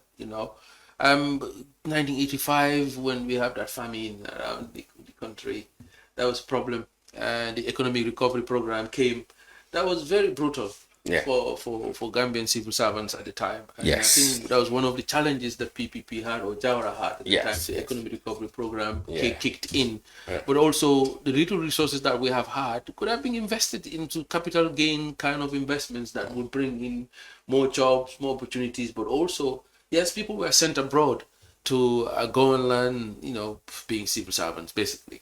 But if invested in STEM subjects, science, technical subjects, or people to go and study from abroad to come back, then that would be better for the country. But, we have a lot of technocrats, again, but mostly on other, how to run the civil service, basically. I think we need to connect. It seems that the president will soon arrive. Exactly. Not saying what is happening there, but yeah.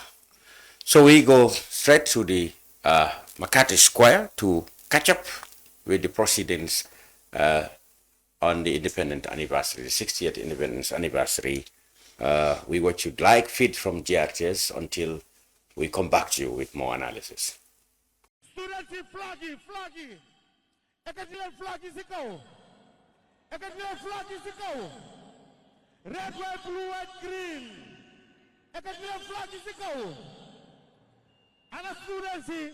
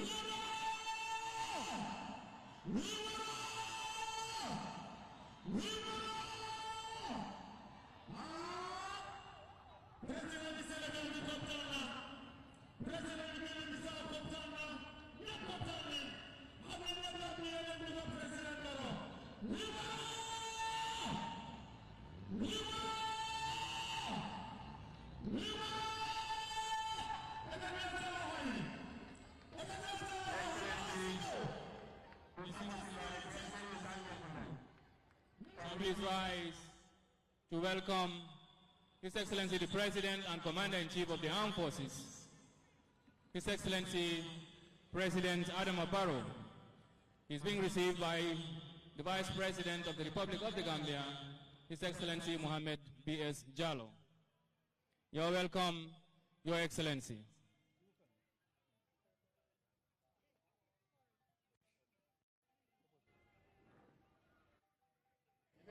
Atami kulu dadla kadung bedamay ngal faftara na sayin kalkama ko muy mabla ay bakay lama waxon rek waxon na le buy ñew njottu na ne xaftaan bu weex mbaxana bu weex dal yu weex motax may la jinne bu bëggee Dakar ku yegg daanu man mané sol na lu weex way ma sol mbaxana bu ñuul dal yu ñuul kenn du nduro mom nako lañ ko bayé yeb mom kenn nañ kenn du mu nduro mom si His Excellency President Adama Barrow yotima ada wimbe fulɓeɓe ko ndi hen gay a jarama Alaji Abdoulaye Thiam Alaji Bakary Fati musidani ɓe Gambia His Excellency President Adama Barrow o yettima joni ɗon ɗo o baye ɗo Makari Square nomin mbino woni rek ko noon saabu ko noon o wowi ɓornoro ko garam bubba haftan mawɗo danejo o ɓorni tal makna danejo ko ɗum o ɓorni président noon ko arata ko ɗin ɗon machine ali ondaji sornoɓe deggini ɗum o dañino dillere majji ɓe minon ko doole gamata geew on tuma noon kamɓe hoore mum tum ko sesire mo yaranno mo yekkita jungo gaga dow bay o fof ko banderaji Gambia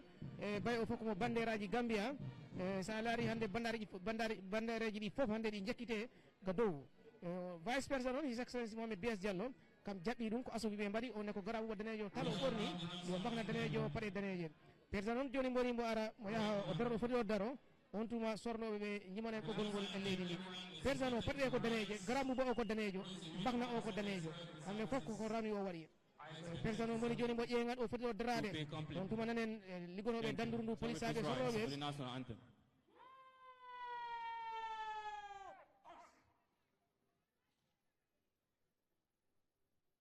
National salute! Present us!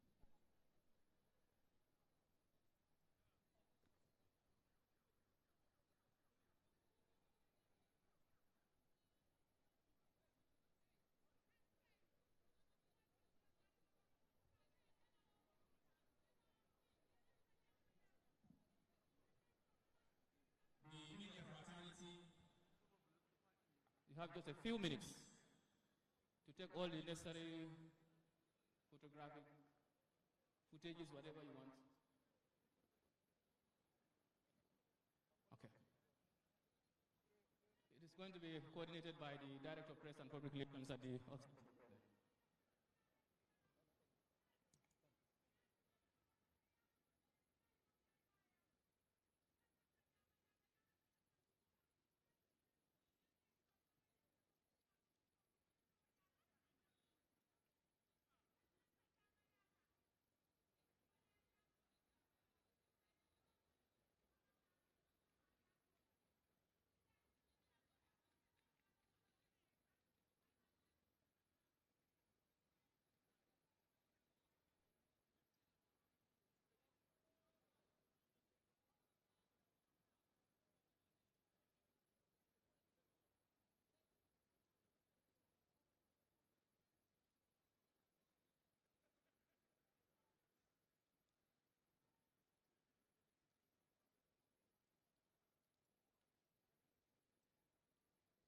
kam mace jat le pio sundemit panuju ko pop bukan ko cila buka jat kano kan ko mbi ko jikara kiti Gambia Radio and Television Services ko boka safu babe ko pour makati square Banjul Gambia smith bukan ko fegi ko nen Golden Jubilee 1965 be 2025 smith bukan ko fegi motol ko boka safu tout kato be koyna kan manji ko comme ne ko jentino ko GATS radio di television e meti jaat fu nak fo bu kan ko feji karu kana ke fu na fikira le wa hinkut woto ko boka safe bu kana ke mo feti Gambia brum e safe an manje ku jonju man ko juk me wano sono manje weno e jay fikirati mo famu an o san kanyana ka ku kudo woto ko boka safe tout bukana ku de ku wala ku joku metu duwa duwa mo fam kayra de sabati e jayti mo fam de bof futul ka tempo ngay mo fam de continuer woto wono sanni yo mi kana ku duwa e kambo yat e Gambia yuro de mon e fukule de baji futul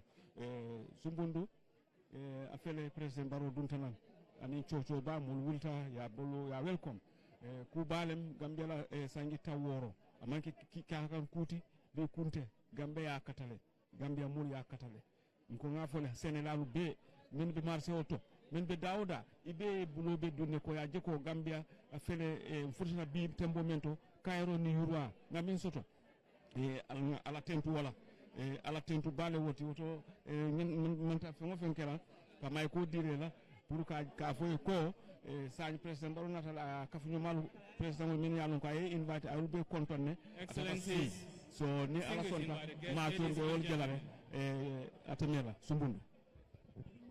As protocol requires, before we venture into the program proper, we commit ourselves in the mighty hands of Almighty God through prayers by seeking His blessings for a successful event.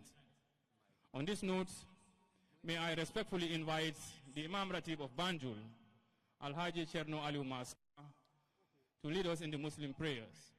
Ya Imam.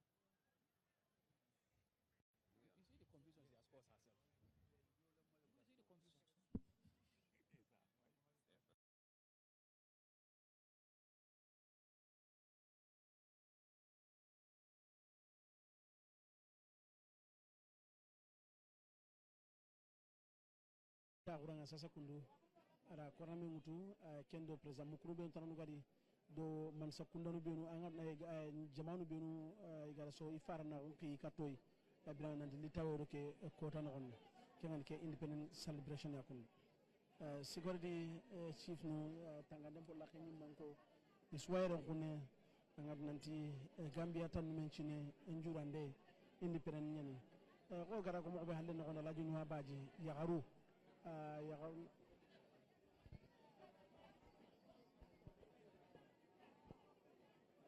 إياك نعبد وإياك نستعين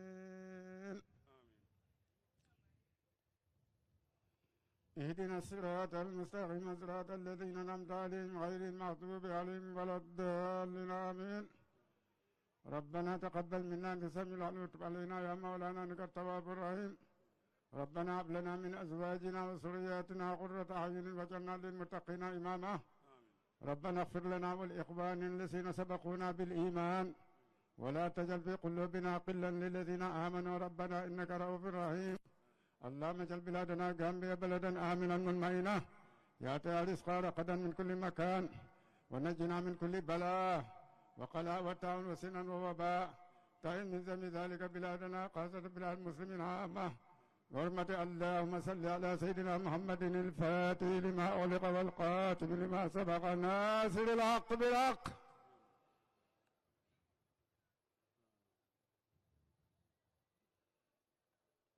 والهادي إلى صراطك المستقيم وعلى آله حق قدره ومقدار عظيم سبحان ربك رب العزة عما يصفون والسلام على المرسلين والحمد لله رب العالمين بحرمة لا إله إلا الله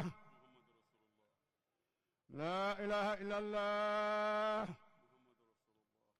لا إله إلا الله محمد رسول الله آمين توفيق يلا دف جام فرنيب دف جمال ريومي جمال أدنى بجمال أكواس أفريقيا جمال أدنى بيب جام نيجي يلا بين جام يلا بقدر ياك نيجي ريوم يلا لا يلا جابله seeni nit yàlla jàppale leen ñun ñëpp ñu ànd ci li ñu jëriñ ñun ñëpp mooy jàmm ak jàmmoo ak jàmmalante yal na ko yàlla defal ñëpp wasalaamu aleykum wa rahmatullahi wa barakaatu.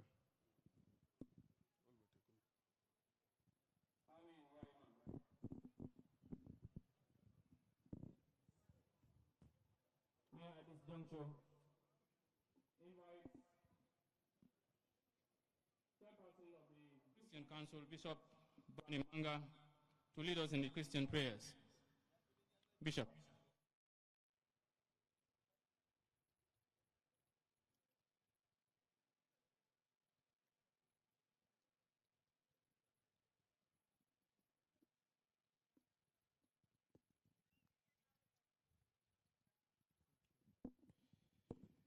Please may we continue in prayer.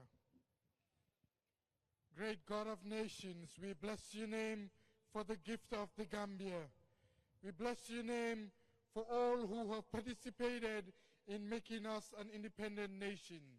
On this day, as we celebrate 60 years of independence, we pray that you will lift up your hand concerning this nation, that this nation will continue to enjoy peace, progress, and prosperity.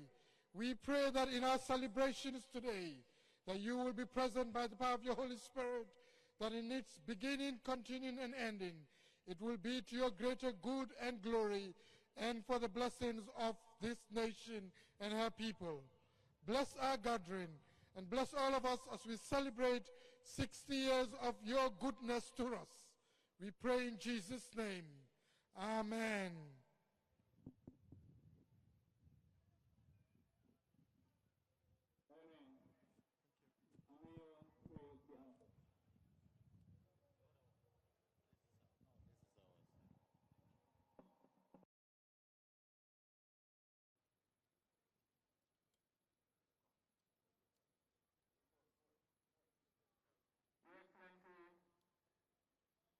President of the Republic of the Gambia and Commander-in-Chief of the Armed Forces, President Barrow, the President of the Republic of Guinea-Bissau, His Excellency Hassum Ceesay, the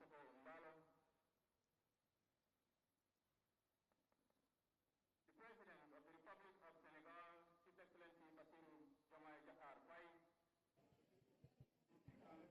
the President of the Republic of Sierra Leone, the representative of the President of the Islamic Republic of Mauritania, the Minister of Defense, Your Excellency the First Lady, Madam Fatimata Barrow, Your Excellency Lady Barrow,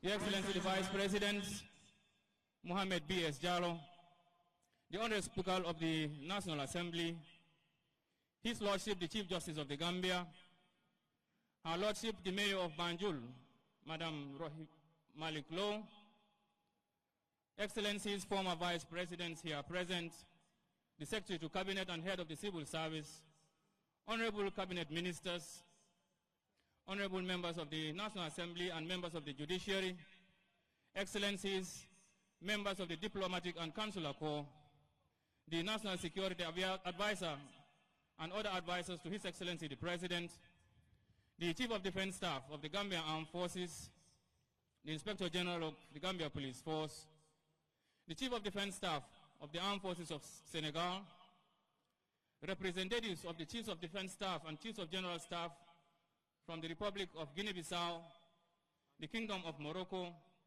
the Republic of Turkey, the Kingdom of Saudi Arabia, and the Federal Republic of Nigeria here present, Armed and Security Services Chiefs, General Officers and Senior Officers here present, Heads of Government Departments, non-governmental organizations, parastatals, private companies and institutions, venerable religious leaders, members of the press, distinguished invited guests, ladies and gentlemen, all other protocols duly and respectfully observed.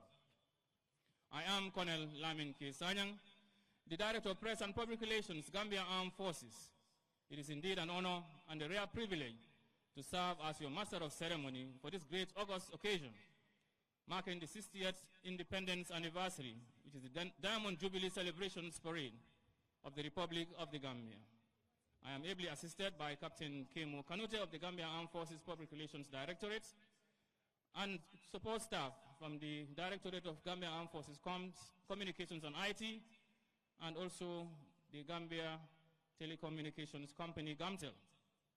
On behalf of the National Organizing Committee, I would like to welcome you all to the Makati Square in Banjul on this fateful Tuesday, the 18th of February, 2025. We are gathered here to celebrate, honor, commemorate, reflect, and as well pay homage to a day and an event that shaped the course of history in the Gambia and the world at large. On this day in 1965, the Union Jack was lowered and the Gambian flag was hoisted to mark the birth of a new nation called the Gambia. On this day, the Republic of the Gambia joined the great family of free nations as an independent nation and free people. Hence, the 18th of February is set aside each year as a national day in the Gambia to celebrate, reflect, and honor this fateful day when the chains of bondage and colonialism were broken and the Gambia became a nation of free and dignified people.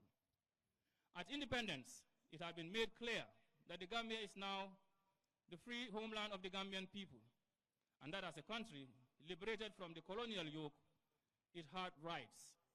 And these rights are the rights to sovereignty, territorial integrity, political independence, and unity. Excellencies, distinguished invited guests, ladies and gentlemen, at independence in 1965, the new nation called the Gambia, which to some was going to be an improbable nation, declared that it bears no allegiance, obedience, or adherence to any foreign power or states, that only the sovereign people of the Republic of the Gambia have the right to determine who is to lead this country and how it is to be governed, and that no foreign power or state has a right to determine who is to lead our country and its manner of government. On this day, the Gambia and her people, armed with faith and hope in the spirit of progress and peace for a greater nation, embarked on this historic journey in search of socio-economic development and growth. 60 years on, as we celebrate this Diamond Jubilee today, the Gambia can boast of ultra-modern infrastructure, such as an airport, state-of-the-art hospitals, excellent road networks, a modern university, a wide range of home-trained as well as internationally trained doctors, lawyers, and professionals in diverse fields. This Diamond Jubilee is not just a celebration of our past, but a affirmation of our commitment to a future filled with promise and prosperity. On this note, I would like to once again seize this golden opportunity on behalf of the National Organizing Committee and the Armed and Security Services of the Republic of the Gambia to congratulate each and every one of us out here and outside on a journey that took us 60 years, which we are celebrating here at the Makati Square in Banjul. Without further ado, permit me at this juncture to invite the parade commander to continue or to commence proceedings with the march past. Parade commander.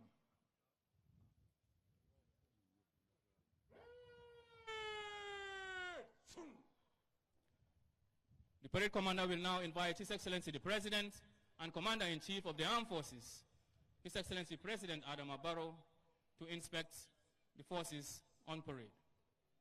Thank you.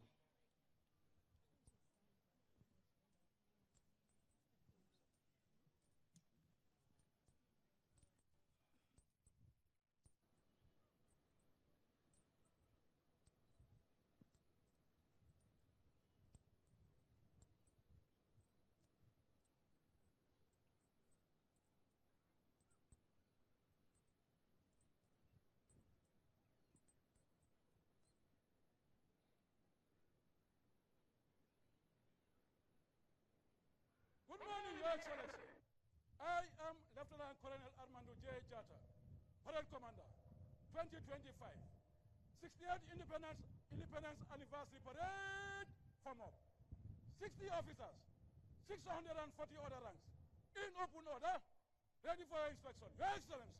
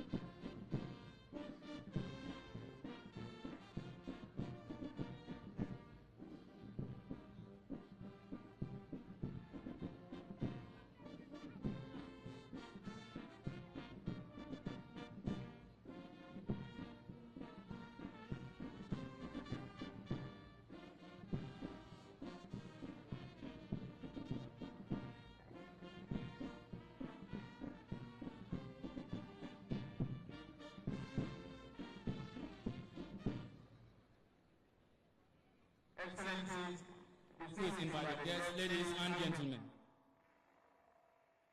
With that, we have come to the end of the inspection of the parade by His Excellency the President and Commander-in-Chief of the Armed Forces.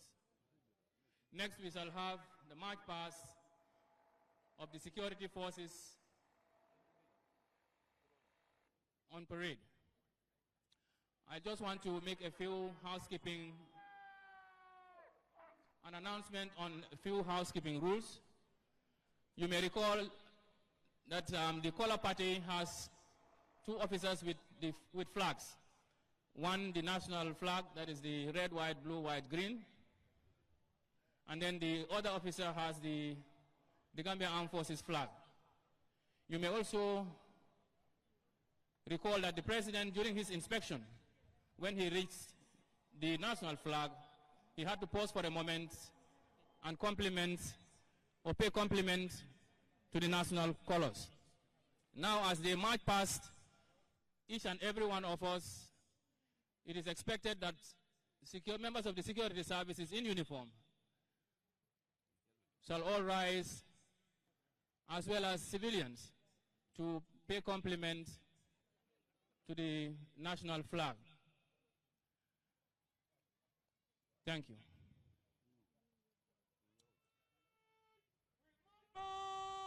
In slow and quick time. Advance in review order. High the center. Slow march.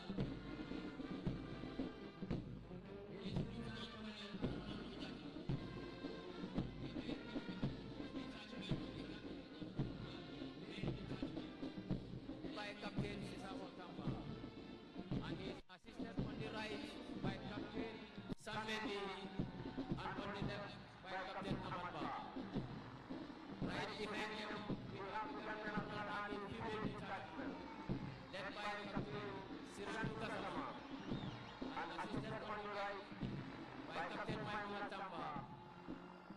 And on the left, by Captain Jenaba Sane.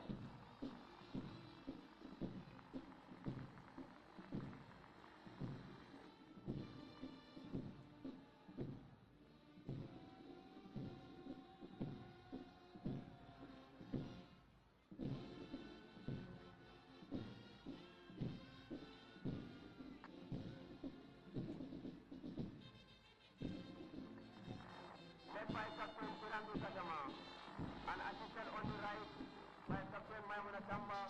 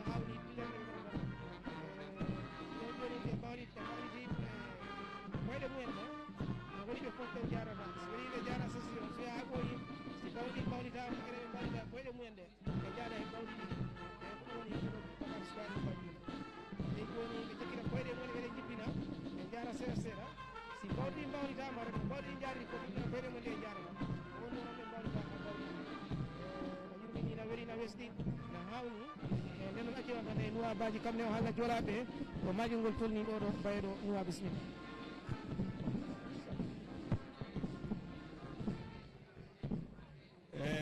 March pass ju Kenya inye kupuli National Army, Immigration, Fire Service, Gambia Police Force, Gambia Revenue Authority, Koko Nyare Machey, Jat Dere, Unaka Special Day, Golden Jubilee, 60 years Gambian, Nampaju Fanga Foli, Ya Wekila Yoko Boya Machey, Police Band Kurumbe. Alman ko non Gambia National Army kurunde bane ci law o pour jaati di bo ma yikira yan ko nya babe kunde la ke kala mu ngay ko te be jo on ko bokk maaj kaatu berunde on ci law ko no mi Gambia Police Force ko ko to berunde kaate man ko kanji ma ko o to ko bokk saafe war siri ala junwa mara mo ko gara ko ngara mo be ni ke hakura mente na fanna ni ñay sasa kundo wa Jamu match paske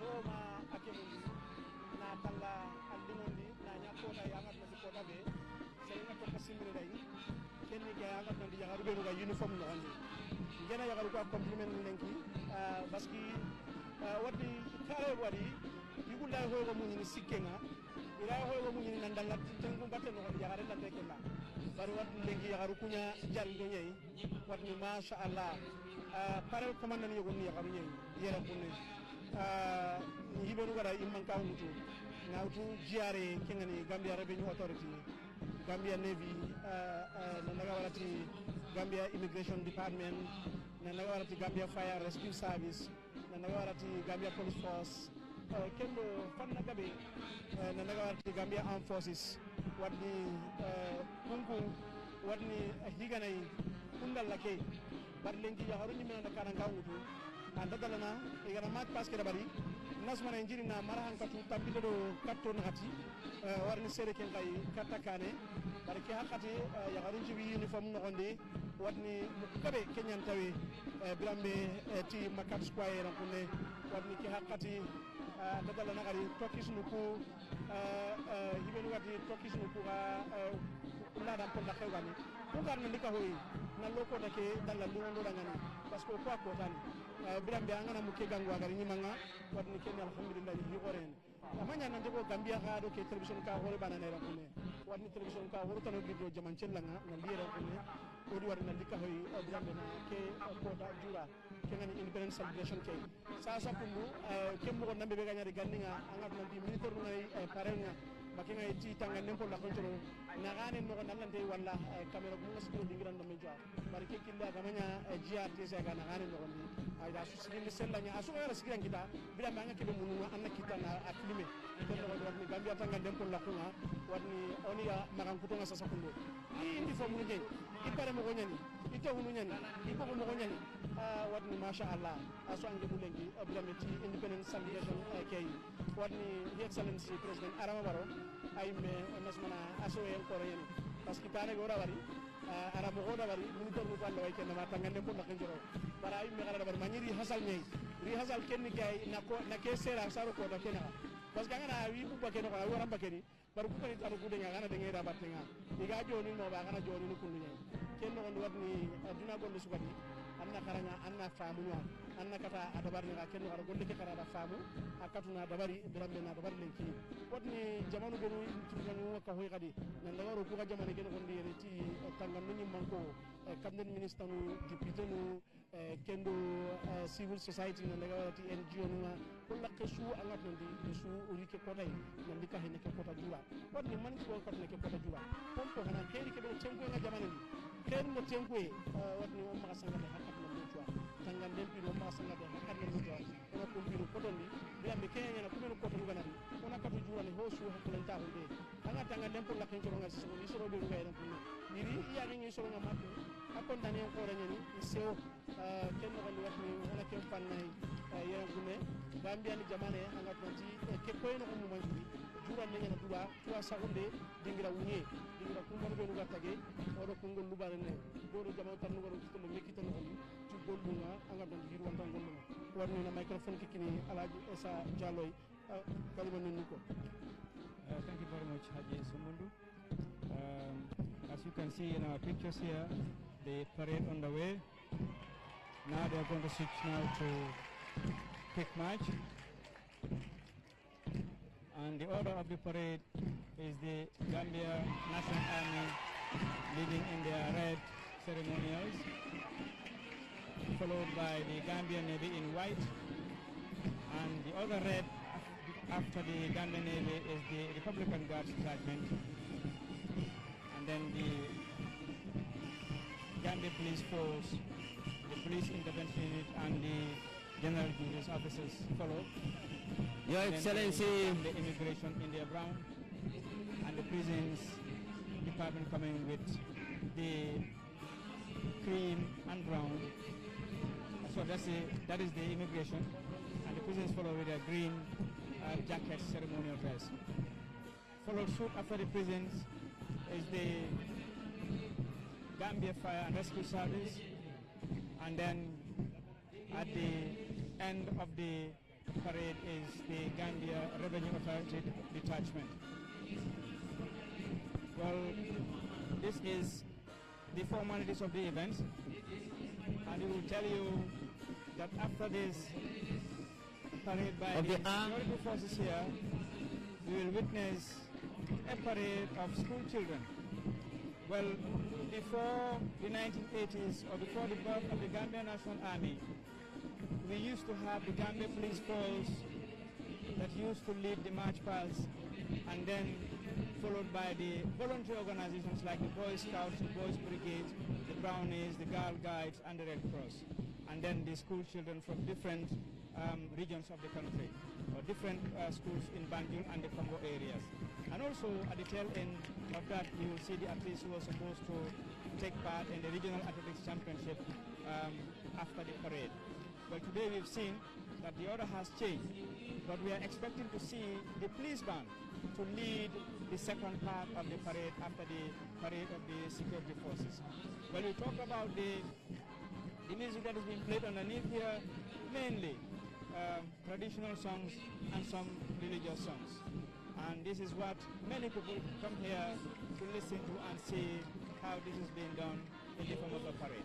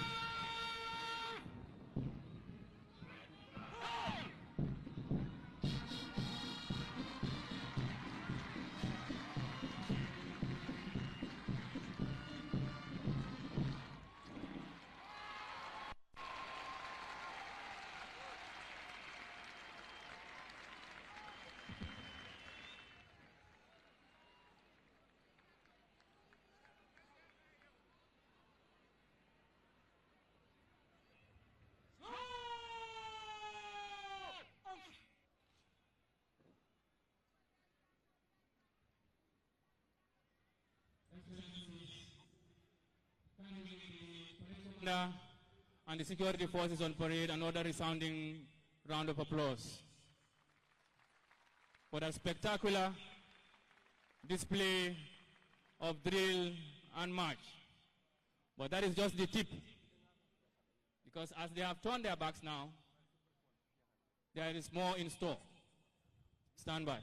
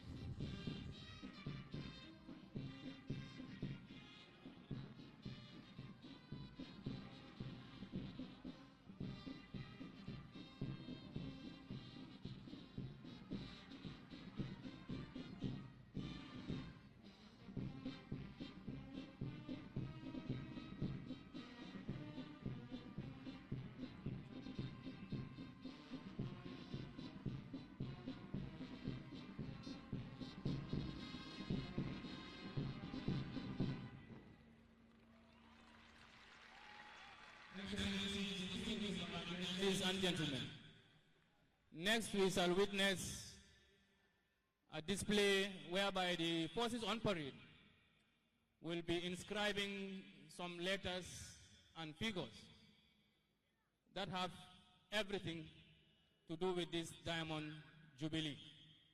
We would crave the indulgence of the media houses with the drones so that they can get us very good aerial footage, because the letters that they will be composing can only be visible from the air. Thank you.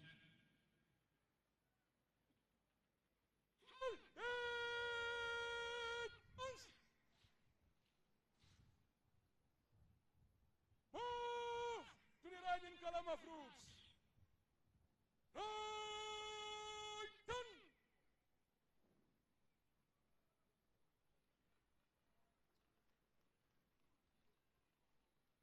Onto your letters and numbers.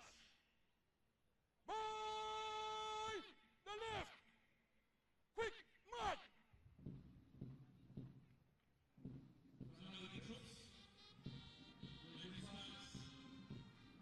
And each will go to a position, and by the time they are ready with their movements, from an aerial vantage point, they will be forming some letters, which I will leave for the media houses to help us decipher. Thank you.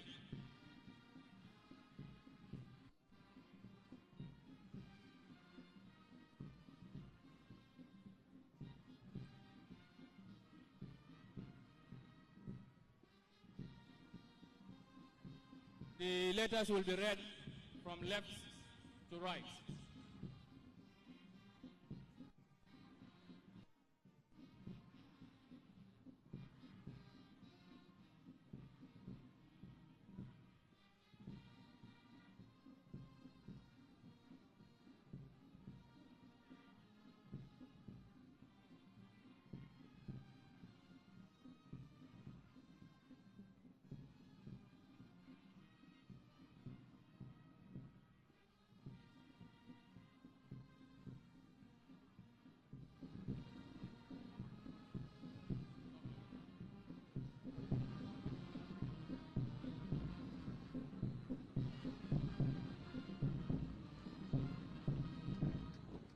You're reading numbers from green down to GI.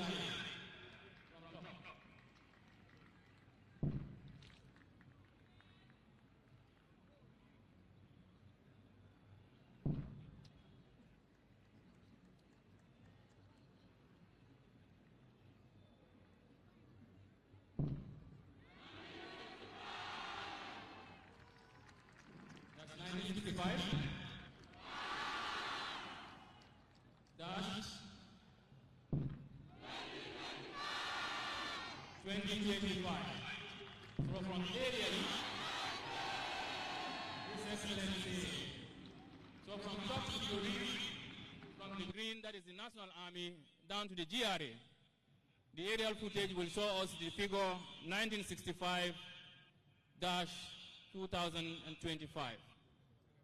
They will now take us to the next drill.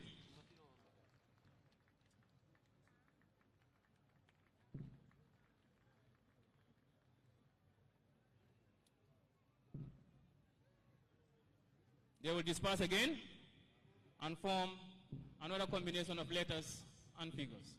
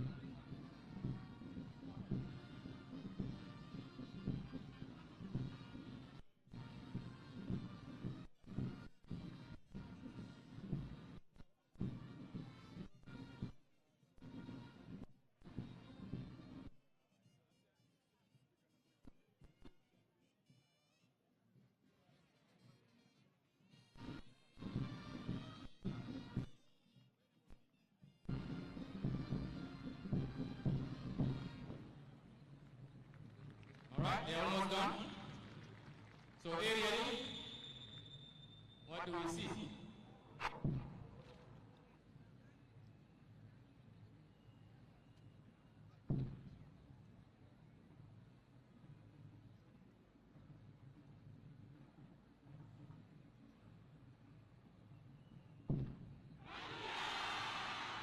Gambia.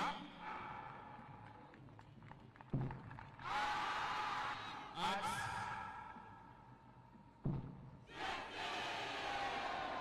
60. Your Excellency. So aerially, after their movements, they have been able to settle to write the letters Gambia at 60. Now we go for the most interesting one.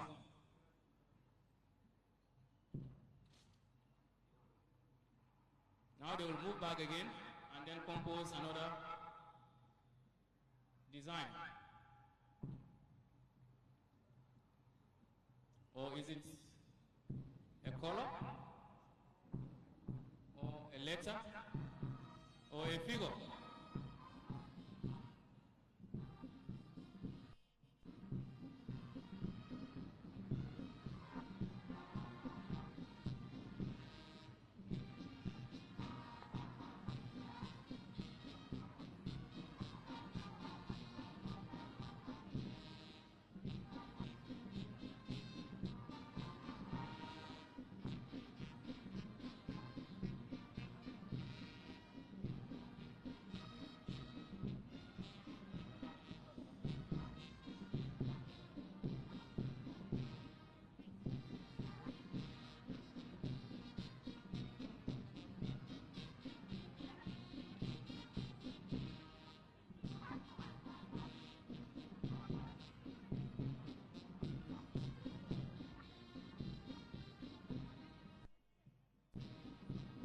Well, there they go again.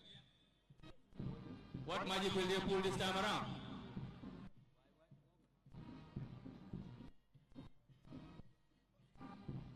Are they going to form or compose a letter or a number?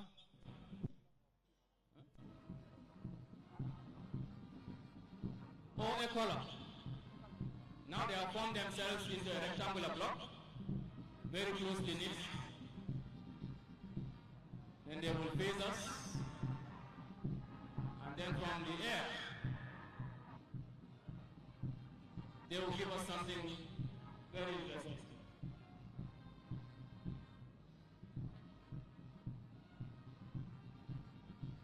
It's not that color you are seeing on the screen, because that color is not it. There we go.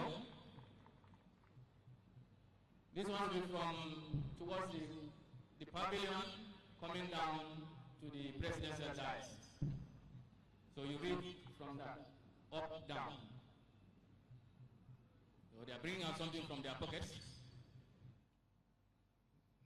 Well, it seems like those at the top there have what? Red color. Those here to the bottom have what? Am I seeing green?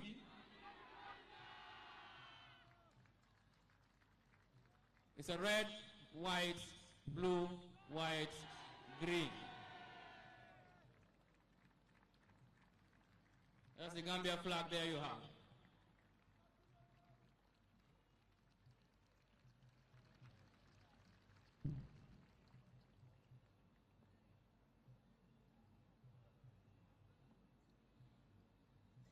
Well done, Parade Commander.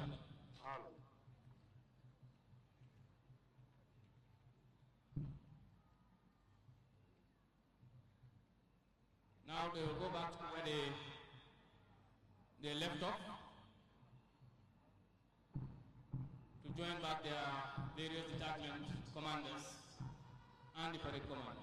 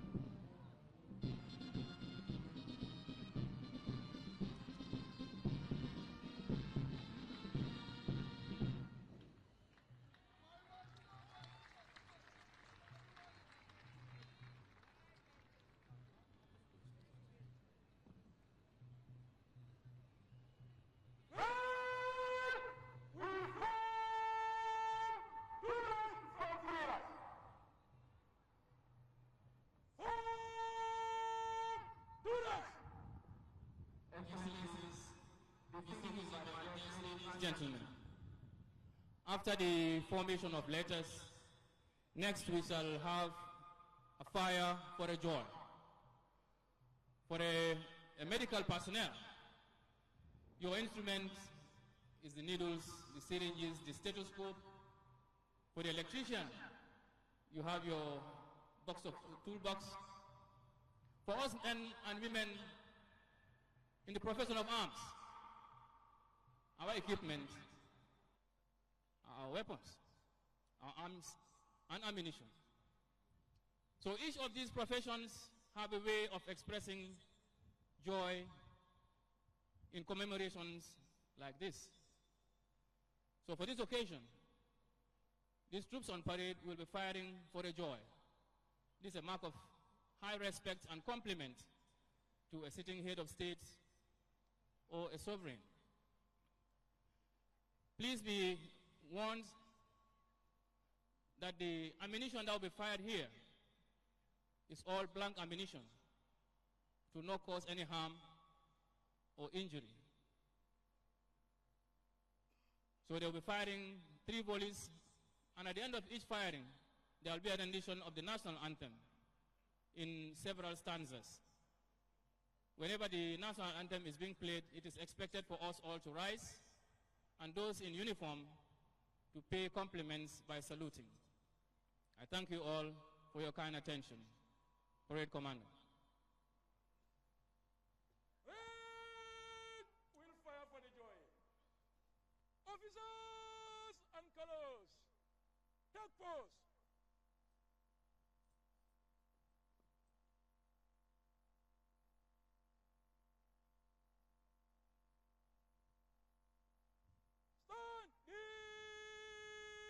Stand in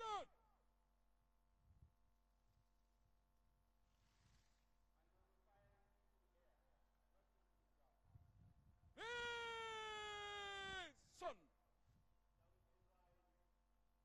Free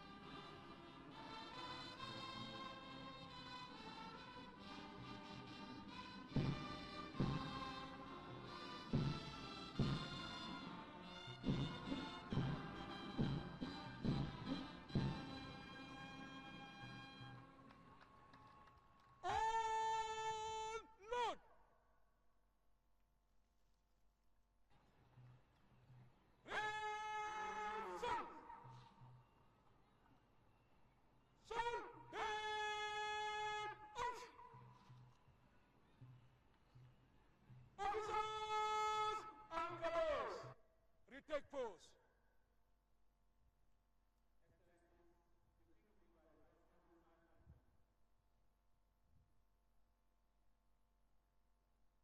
Next, we shall have the 3 hearty cheers for His Excellency the President and Commander-in-Chief of the Armed Forces.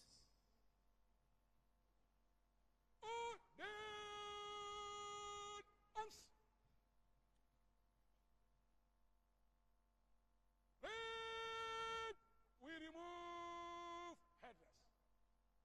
Remove headdress.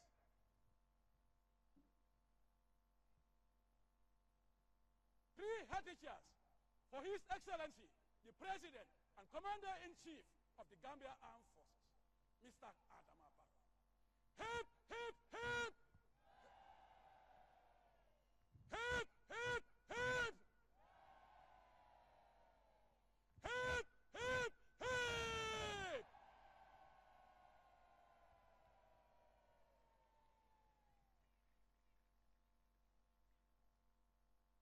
Red! We replace headless. Replace headless.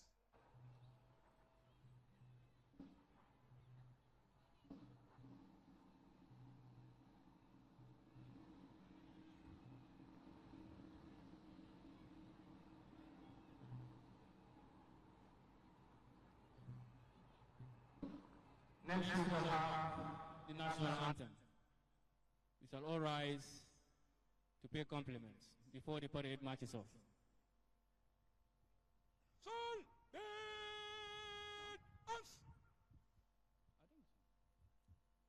Red, we reform 3 ranks from 2 ranks.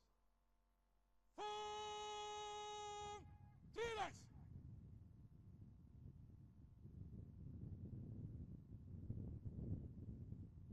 Slow arms. National salute. Present arms.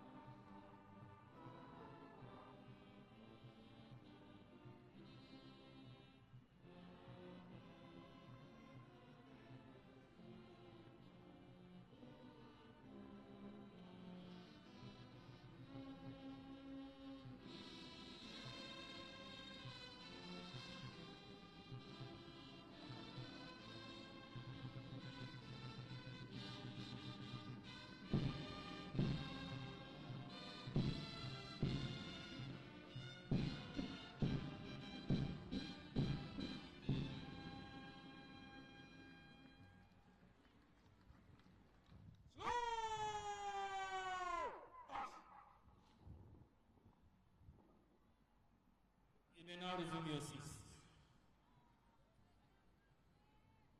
Next, the Commander will march forward to seek His Excellency's permission before he marches with the troops on parade.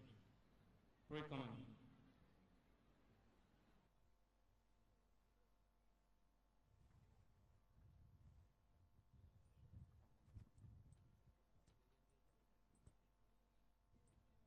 With that,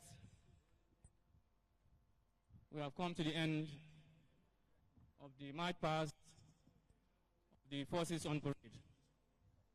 Next, we shall witness a march past of the school children and other voluntary organizations in Gambia, to be led by the Gambia Police Force Band.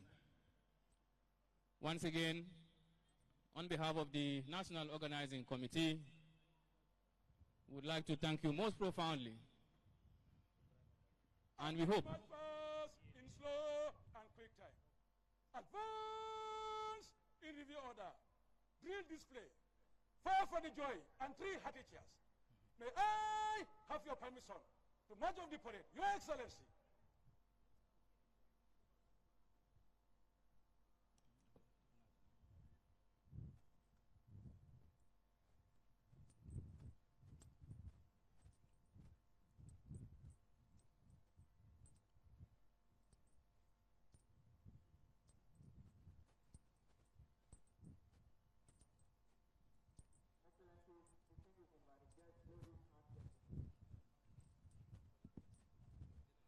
With that, we'd like to bow out and pass the podium to the Director of Press and Public Relations at the Office of the President, Madam Amibojang Sisoho, who will do the commentary for the school children and other voluntary organizations. Until we come your way, once again, I am Colonel Lamin K. Sanyang, the Director of Press and Public Relations, Gambia Armed Forces. Congratulations. Move to the right in column of routes. Right turn.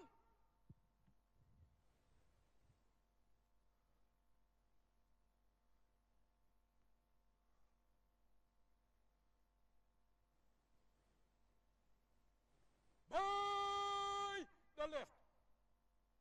Quick march.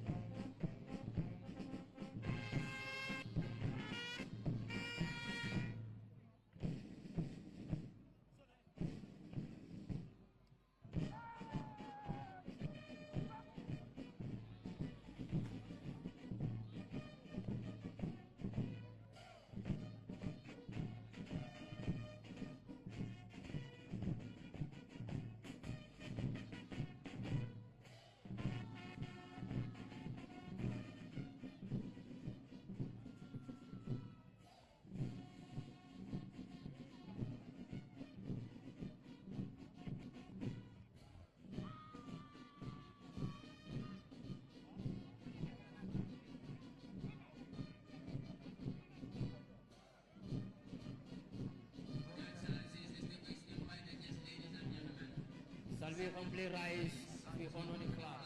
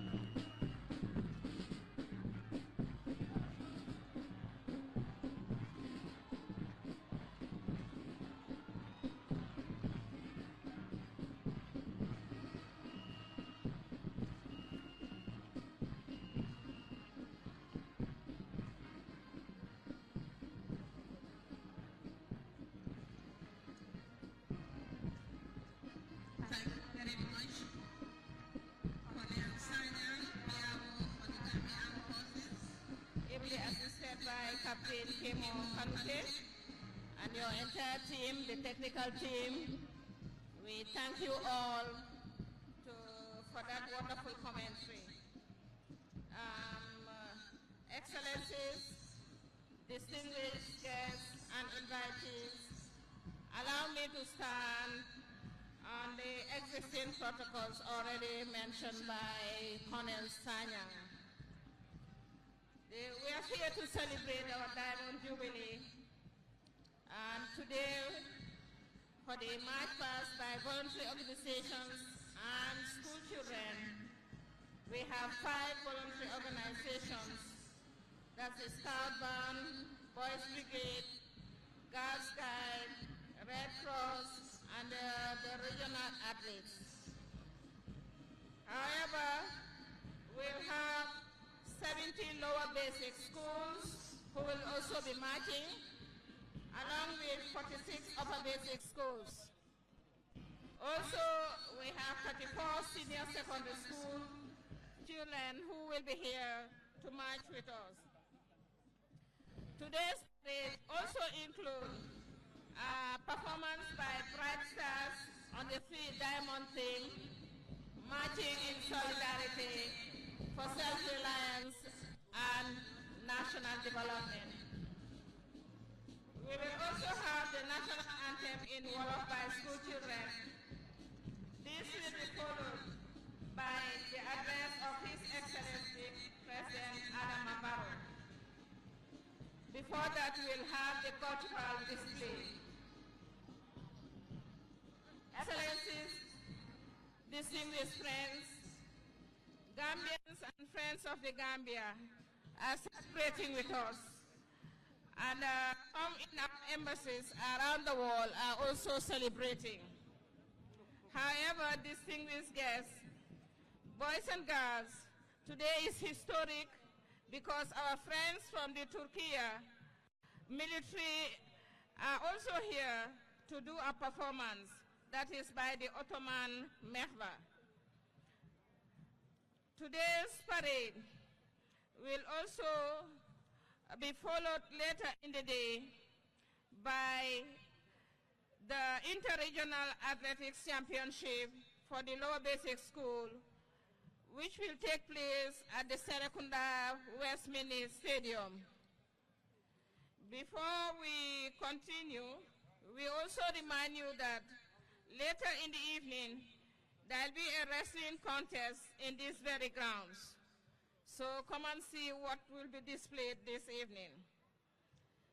Also, for music lovers and to see how music is evolving in our country, you cannot miss the musical jamboree that will take place this evening at the Arch 22. So it's a whole day's program, and also most part of the night will be part of the celebration. On the theme, self-reliance, is a concept of hard work, and whatever support comes will be to complement what you are doing as citizens. Any country that has developed, that development is led by the citizens of the country.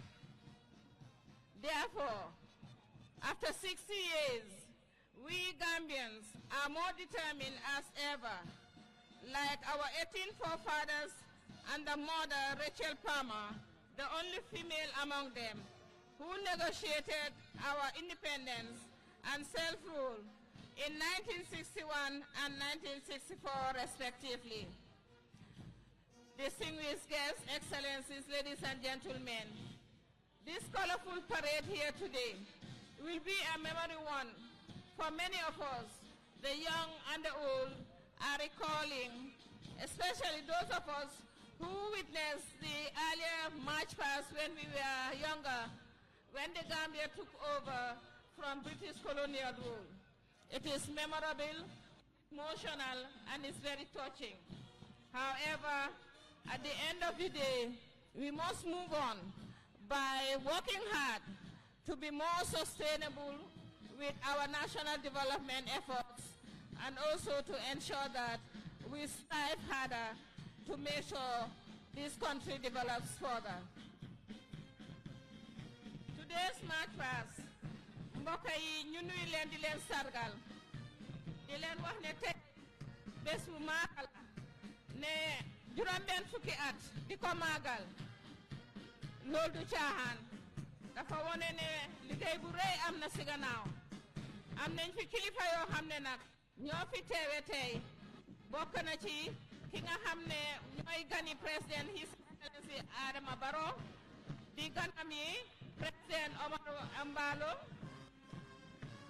nga xam ne mooy président yi Guinée Bissau ak ki nga xam ne mooy président yi Sénégal His Excellency Bassirou Diomaye Faye moom it mu ngi fi waaye tamit ki nga xam ne mooy président yi Mauritanie yónnee na fi ndawam di Minister of Defence pour mu ñëw teewel ko fi Sarayang tamit ki nga xam ne mooy seen président yónnee na Speaker of the National Assembly mu ñëw teewel ko ci bés bi bokk na ci ñi nga xam ne ñoo fi nekk tey di kilifa yi nga xam ne suñu gan lañ bokk na ci di Amir of Kano moom it mu ngi fi pour ñëw teewel bés bi taaral bés bi bokk na ci di ñi nga xam ne ñooy kilifa yi bu ñi nga xam ne ñooy suñ former vice président yi ñoom ñëpp a ngi fi ñi nga xam ne ñooy suñ ministre yi ñi nga xam ne ñooy liggéey si nguur yi si wàlli luwaa bi di gaay judiciaire yi ñi nga xam ne ñooy suñ député yi di National Assembly alkaali yi chef yi kansulo yi ñi nga xam ne ñooy mayor gouverneur yi ñoom ñëpp a ngi fi lii dafa wane ne bés bi dafa wane ne tey bési Gambia la kola biñ gis mooy ne red white blue white green loolu lañ gis mooy suñ bés kon ñun ñëpp ñoo ko bokka mu ngi fàttaliku rek ne ñi nga xam ne ñooy njiiti réew yi li ñoo liggéey du mun a sotti si doomi réew mi taxawut kon ñun ñëpp dañ am taxawu ren li ñoo waxtaanee lu am solo la ñu ne ñu moom suñ boppa waaye tamit ñu mun suñ boppa suñoo mun suñ boppa nag dañoo war a liggéey takku liggéey ba gis ne lépp lu ñuy def ñu amee ci njëriñ waaye si takku liggéey boobu ndimbal lu la ca fekka ñu ne la jërëjëf waaye dafa fekka yow takku nga liggéey réew musta yokku ñi ñuy ñees si biti ne dañ yokku seen doomi réew yi ñoo jóg gis ne ñu ngi liggéey réew mi liggéey ko dafa bari façon gox goo nekk rek fànn boo nekk rek sa taxaw su dëgëree rek yaa ngi yokku ci liggéey réew mi su fekkee ne ñooy doomi réew yi suñ nekkee si biir moto yi suñ lekkee buñ sànni ci biti kon ñu ngi seetaan rek bi loolu si liggéey réew la bokka suñ ñëwee si bureau yi waxtu yi ñu war a liggéey ñu di ko liggéey loolu si liggéey réew mi la bokka su fekkee jox lañ la warugal gi nga taxaw si dem mu seet ci liggéey réew mi la bokka kon ñun ñëpp ñu def suñ wàll rek defee li nga xam ne mooy réewi Gambia ñu xamee ko di smiling coast of Africa dina continuer di smile li nga xam ne moom lañ ko xamee ci bés bi nag ñu bari ñoo fi jaar te xam nañ ne kilifa yi fi jaar ñoom it dañ def seen warugal ñu demee ni ki honorable MC Cham honorable Amankani Mr. AAS Buran John Honorable Famara Wasature, Honorable Henry Madi, Honorable M.E. Jallo, Honorable Omar Mbake, Honorable K.W. Foon, Honorable Paul L. Balde, Safari Mansingate, Honorable Gaba Jahumpa, Honorable P.S. Njai, Honorable Reverend J.C. Fai, Honorable FCC, Honorable M.S.D. Mustafa, Honorable Kalilu Singate, Honorable A.B. Njai, Mrs. Rachel Pama, di benn si jigéen ñi nga xam ne moo bokkoon ci ñu demoon waxtaani si njiitali ki nga xam ne mooy Sir Dawda Kairaba Jawara kon ñu ñaanal leen ñu jiitu yal na leen yàlla yërëm waaye liñ doon xeex mooy bés bu demee ni ki tey mu gën a yokku gën a taaru gën a rafet ñoom liñ fi bàyyi loolu lañ doon ñaan te yàlla ñu ko defal ñu gën a ñaan mu gën a yokku di dem kanam ñu fi nekk suñ fi jógee bàyyi fi leneen lu rafet mu gën a taarooti li nga xam ne moom lañ fi am kon nag bés bi bésu maaga la ñu ngi ñëw si match pass bi tey nag xale yi nga xam ne ñoo war a match alhamdulilah kaar bari nañ school yi waaye nag li ko war a rek mooy bés bi ñu ngi am si voluntary organisation si nga xam ne ñoo jiite maa ci xale yi school yi balaa ñoo jàlla ñi jiitu nii ngeen a gis sol buloo ak tubéy yu ñu ñooy Boy Scout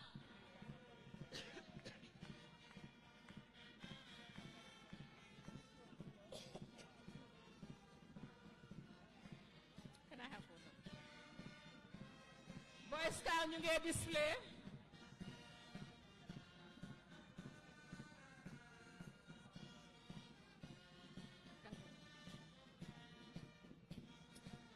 tey bés bi gannaaw Boy Scout am na yeneen mbootaay yoo xam ne ñoom it dinañ fi jaar tey di Boys Brigade Girls Guide Red Cross ak Regional Athletes mooy xale yi nga xam ne ñooy dem defi daw yi te jógee si tunda yépp tey Gambia foo toolu am na ku leen fi teewal tey Boy Scout yi nag ñoo sol yu buloo yi sut yi ak tubéy yu ñuul yi def mbaxana yu werta yi gis ngañ seen ki leen jiite li moo def fi mu nekk nii pour wone man-manam li yëpp si li nga xam ne tey si maaj bi la bokka ñi nga xam ne nag ñoo nekk sëñ nga am na xale bu ndaw bu nekk sëñ nga naan xale bu jigéen moom it dina fàttale ku bés bi su neexee ya juróom benn fukki at si kanam ne man mii de maa jaaloon si kat mi nit ñi di def bu rafet bi bokk na ci gars yi Boys Brigade yi gannaaw Boys Brigade am nañ Girls Guide apart from Girls Guide yaa ngi am Red Cross ak xale yi nga xam ne ñoo ñëw pour dafa seen tunda yi tey baadiŋol bi mu lunku maaleti dungo mi yaalon ko nte nalala sanji tambo tumomi na gambe ya fansoto tubabol bulu ngolle ya kata nun ko manto andu nge tol ko janne min yaalon ko ya kata bake itata ye kacake ko gambe ya fansoto no biti lola woto wolle min duwano wolom ni tol bata jang ye ku min tujang ye senta mon mini binala wol fana se fel la pawo kan ni yalon ko abe tambila wala e ka kole ko yirwa ni yirwa ni fembe to keta ku kendo keta do tan tay ka la fa ne ibuka tinang isaje isa ko yirwa sotota woto se ala tentu Gambia lambe tembo minto nga yirwa te min be kedi al kanyin dinol min we takla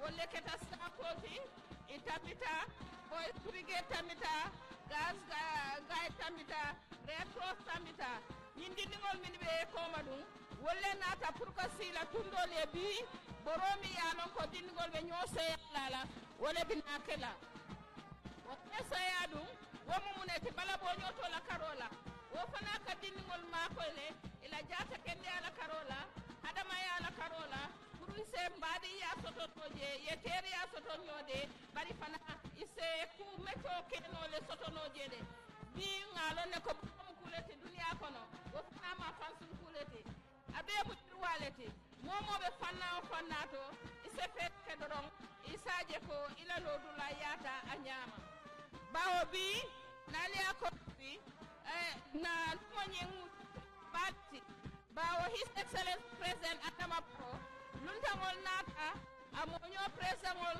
pour kastea nyimbi lungoto anu fana kaitandi ko ila lungode ntetula je damma ngonga bude nokan ngaje ko angalunga nyinjuro efe wolle keta presango mi yalon ko abe Gini Bissau His Excellency Omaru Sissoho Embalo ani His Excellency President Basiru Diomaye Faye anu Mauritanie ila president o amannano bara yala Minister of Defense wulindi akaye nama be ato yala jang minister mi yalon ko Ceremonial fana banko ila president o ayala Speaker of the House wulindi akaye nama be ato yala inata dun tamba fana soto jang menketa Kano ila emiro mimbije afana beta Nigeria kanama be bilungola bari fana yalo nyamen Ecos banko be fana kayda presango afana mu Gambia banku dingoleti bara bijang Ecos be to yala ani nun tan jama koten ibe mabe rinjang na vice president on min yalon kay tambita jang ifana nata mabe bi lungoto yalon ne ko bi mu ngoleti red white blue white green dungolom lungo mi yalon ko Gambia be denta lungo minna wolon woti walatinna ifana yela lodulata inata min ya lon ko fana wala be wala karola ya lon ko bi mun wala ti mobele dentala ibe bi janne na dipitel bi janne na misal na sefol alkalol kansulol na meyol ni la gobanol ibere bi jang woto waya mi tandi doron wala ko bi Gambia de be caring pengo fente caring for Gambia karam wala karola ndaysan Alaji Musa Mendi fele atambite nyato adalta kala nyamen sango sang ase tambi schoolo nyato inyantelo dula men tela macho to yake mfangola karambu ngo fele Albion Private Middle School wala fele bina tambi kanteng ye jamba kerol dum ila simiso anin dondika koyo anin koy ma babala inata school do fana soto menketa Muhammadan itole ka dondika koyo nyindum anin haftana koyo ye kampama school soto ye check buluri ngodum anin koyma inata Methodist fana soto dondika koyo ni sipa buluri ngobela St. Mary's wol ye check wule ngole dum anin koyma ye kakiola ko kutokan inata JC5 fana soto itole yo chuo bule ngodum West School na school olam je fanati Methodist ifana bi janne ye jamba kero dum anin kakio ye blooming koy madum wolem safety ñun be mu lewo basic school leti Muslim Arabic fanana bijam all Josh Bakaw Newtown lati kunda yi ganya ñun be lowo soto bakote annex New Joshua Talinding annex ñunu be janne bi karamun dindingol mi yalan ko wala batalo be si school ye karamun tangoro wala letti min yalan ko ibi jambi Serekunda school fana fele be tan inin Serekunda annex kundung no annex kata fo latikunda sabiji latikunda St. Charles wol be janne Saint mini be tambi kantolla woldam New Josuanti botaje talindi be no kam Serekunda lat wolle kam Serekunda mu school ko to bale Gambia jang min yalon ko ikaranta jang isiatale saka kombo diningol bale karanta je bundum fana abijang ifele be tambi kan yela sipa ni buluri ngoni do dika ko dum botaje min yalon ko wolle kata lat gunda sabijiti ifana abijang lower basic school badingol nyin karamungol nyin nasia e mi tandi doronko londo Gambia banko kaya na falon ne sai woto mobe dawo da ibe menna do wolo fon fana dingo e karam andu wala nyanta banko bu kayirwano londo pom lat kunawol kola ali St. John wol jele ifana ani Charles ifele be tambila ani Senegalese school Banjul Avance fana jang New Convenant SOS ibe fele binata mikam woto karamla kumaya manyana do yala teacher sol bilungola inin alfal min yalo ko nyindi dingol be parendi fonge tentu nge jay ida kato bidim fajiro kadindingol parendi yena ye nyen parenyi malke yena ma be jang akumayata Alaji Mamad school fana fela be tambikam anin ko to preparatory lower basic wol fana be jang ifele be tambikam apul 3 Methodist school for learning difficulties wol mu funding keleti dindingol mi yalon ko karango ka koliyebulu bari tetula noje ifana e hakole soto pour ka londo soto wol bebe janne ibe machola ma Zenet school bi jang Glory Baptist Mauritania itole jambakero ning nete mun ko dum ani wuleri ngo babala ifele be tambikan ibe inin daus be lori nyo balaje ifana be machola menketan daus lower basic school Amazing Grace Abubakar Siddiq Bakaw karamungo ifana fele ibe be jaslokan kata fo bundum masane pa Subaji school Swallow lower basic school Ache Kondeng Materia George Memorial Matthias George Memorial Imam Malik Islamic School bebe silo kan ibe machi kan oto karamuo wokute banko kan niajibe Senegalese school kani fin fana yanne yedo soto banjul yedo soto kani fin abubakar sit be lati kunda fana bi ñun be karamuo leti min yalla ko ning oto basic school ol ibel bijam oto basic school ol min yalla ko be banko kan jam bi min be machola ye tannani ani woro sile min yalon ko ibe macho kan to ni tol bataje high school fanalo iba kanne e ñun be kamiyi tani dron londo la kumaya private school ol bije public school ol bije woto karango iya soto dawoda imu islamic tiban arabic karango to ban angale karango to ban londo mu londo leti ni ya soto dron na barakata akumaya tali woto badingol bi mulun neti mi yalon ko linkuma balom. Ladies and gentlemen, distinguished guests, excellencies, today we are just emphasizing the importance of education with all these schools, 70 lower basic schools, 46 upper basic schools, 34 senior secondary schools, demonstrates the importance of education. Parents and the government have attached to this sector, realizing that a nation cannot develop without education. It is the basis and the key to development. And we are grateful that the current government, under the leadership of President Barrow, is emphasizing not only in education per se, but specific education like Tibet, science, technology, and mathematics, engineering, so that we can have the required skills to develop our country. This is very important as education takes us from one stage to the other. And we are grateful that parents have realized the importance of education and they are taking their children to school. Now from the early childhood education to the senior secondary school, there are a lot of children all over. But we are grateful that the infrastructure is also developing to ensure that children have the right classroom environment, the right school environment to do their learning. As we move, you will see another school is coming. Libya Islamic Upper Basic School is also here.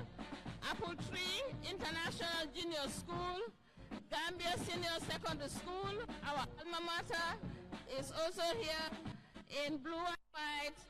And then you have the Gambia High School badge, of course. Reverend J.C. 5 Memorial School in the brown and it red tie and dye is also marching past. Gabajahumpa Senior Secondary School is also here in their gray and white uniform, the skirts for the girls and the long trousers for the boys. St. Austin's, another school that is well known in the Gambia for higher education,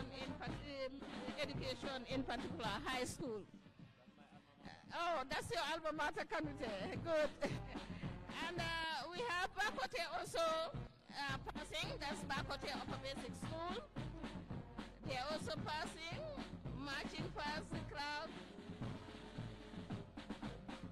You have Charles Fowlis Senior Secondary School,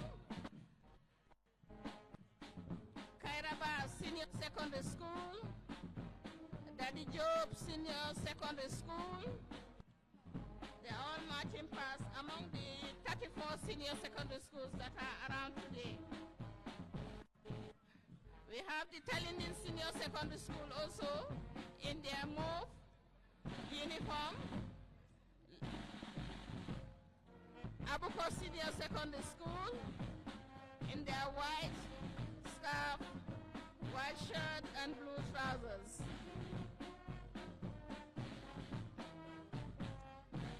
Latikunda Stabiji is also here, the Senior Secondary School in white and green.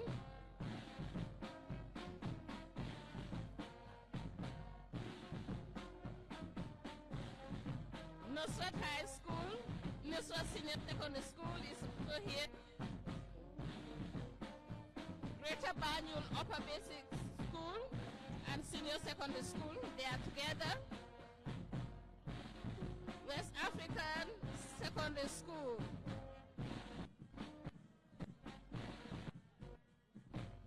Ajisukaindate Memorial Upper Basic School. Achion Matthew George School. SOS Village. The Hammond Minor School.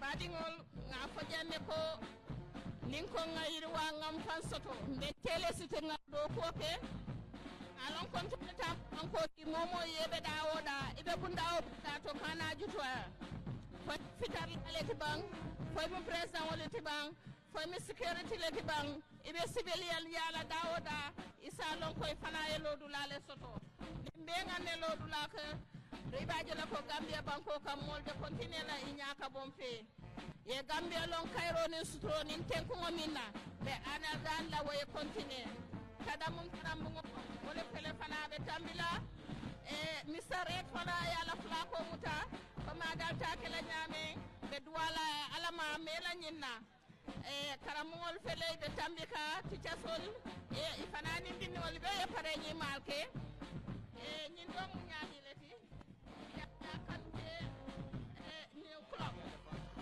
ya kuyate fans club wol fana bit machola MJ hairdressing wodi ni ngol ika karamole ke kuru ika mol pare ni nyame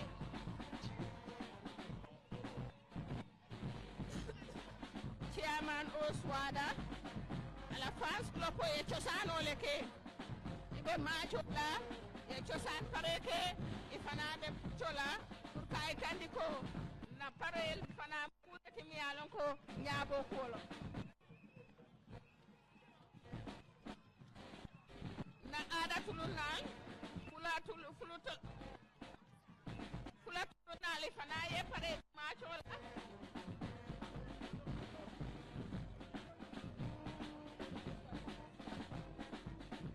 butum fans club le betambikan yela asobil ke ibe pare kan ibe ñiñaring alfana nimbara jeregenje fans club yi sanse defet na jeregenje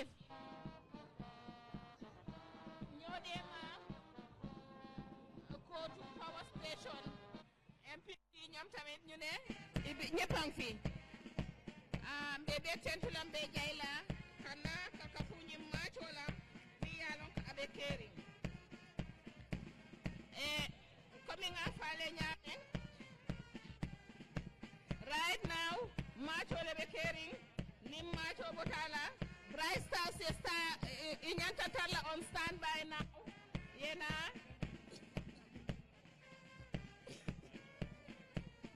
bright stars be on standby immediately after the march pass you are going to perform.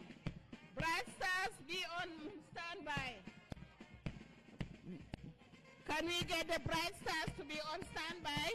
Immediately after the march pass, now we have the fans clubs. And when they pass, we are going to have the bright stars performance.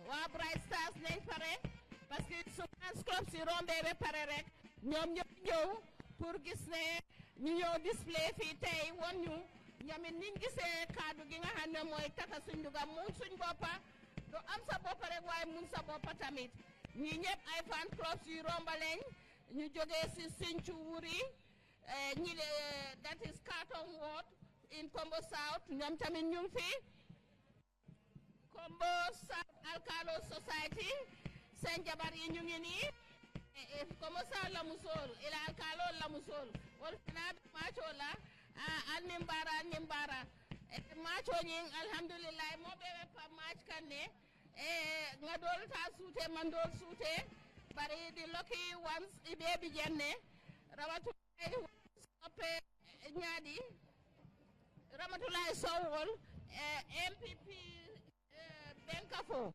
ibe jenne abuko bi dal mo mantu koma mo be nata pam nga choke bu ko nga mballe hay naan silang mbokk yi fi mu nekk ni dafa mel ni ay zimba ñooy ñëw fi mu nekk ni daal ñëppay maaj zimba yi tamit ñu ngi ñëw di maaj di display waale kon ñu gërëm leen sant la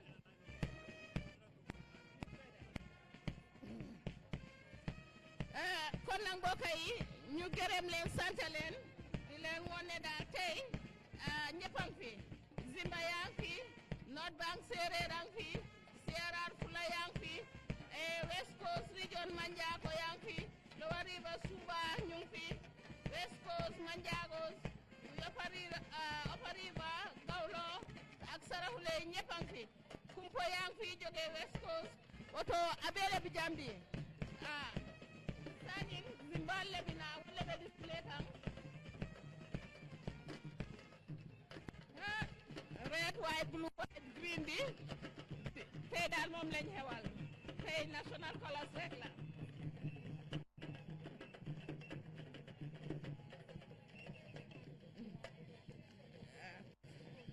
séeréer groupe yaa ngi noonu di romba ñoom tamit from North Bank I know yes di nga gis ne tey daal dañ def séeréer yi Roma ñoom dañ nekk si red ñu boole ko ñi ci toppa def white su ko defee blue color bi ñëw toppa ci ñu am white ba pare am green mu ngi mel ni daal tey ñëpp sañ xel dellu na ne Gambia benn rek la ay benn nit rek la te benn réew rek la ñu ñëpp ñoo bokka benn bopp rek la kenn mënu ko tasaat kon ñu sant yàlla dem bari bañ ko xamee ràññee ko woto baadiŋol naale a korosi bi tam mini be tawi kanten ye banko kulorol le ta ye wolle ɗum wala muleriŋo koyma buluriŋo koyma yenete ye jamba kero lawo kan ñunum banko la kulorol leti min yalon ko bi wala be janjandi makati square jambi ladies and gentlemen we are so proud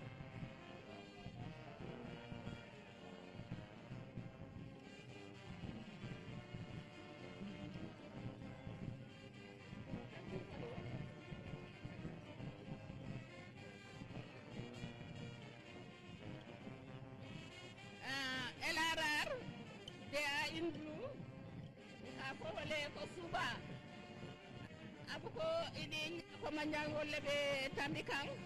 Yela asobike blue and red. Alimbarek.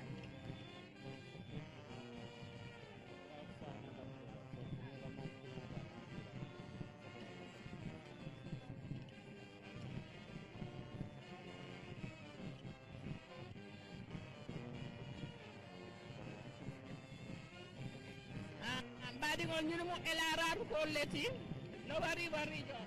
These are the Lower River region demonstrating with the whole a sign of hard work. We need to work to be self-reliant. We need to feed ourselves to self-reliant.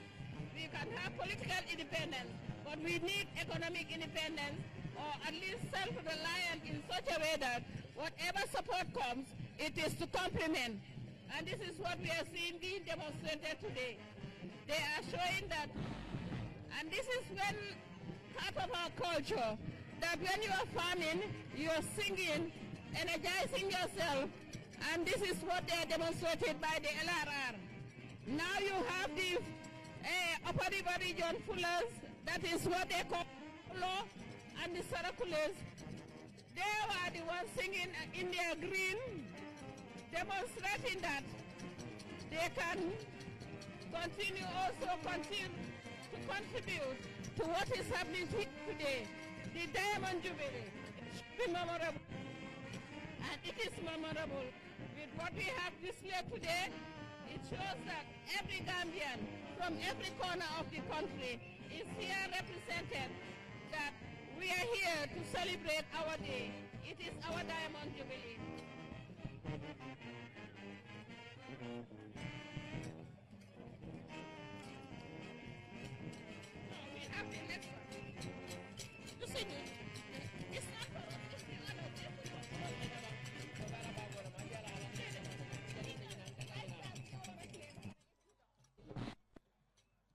Hello.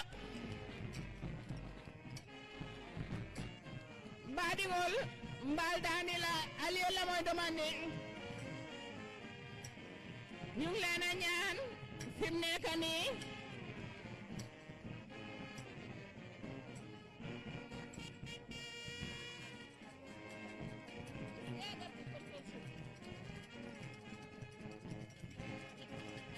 the masquerades are also here.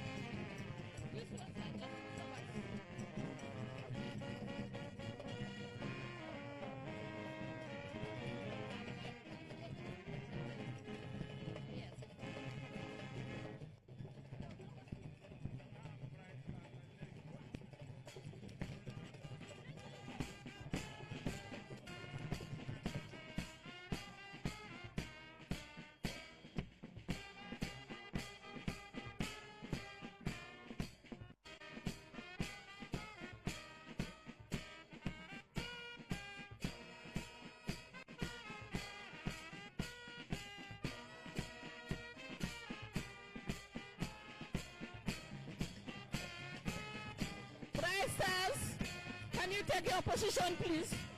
Bright Stars, can you take your position, please? Clayman, can you tell Bright Stars? Bright Stars. Bright Stars, can you come forward, please?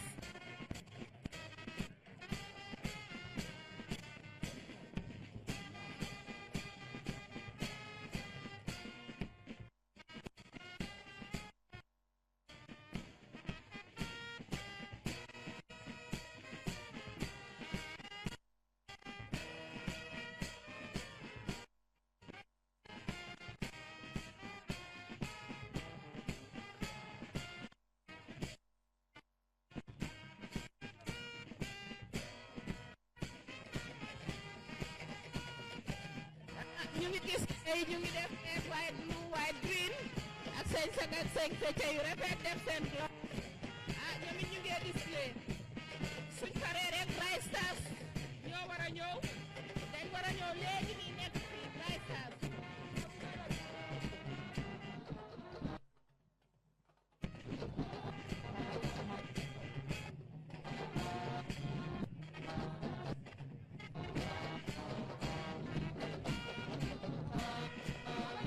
jërëjëf jërëjëf jërëjëf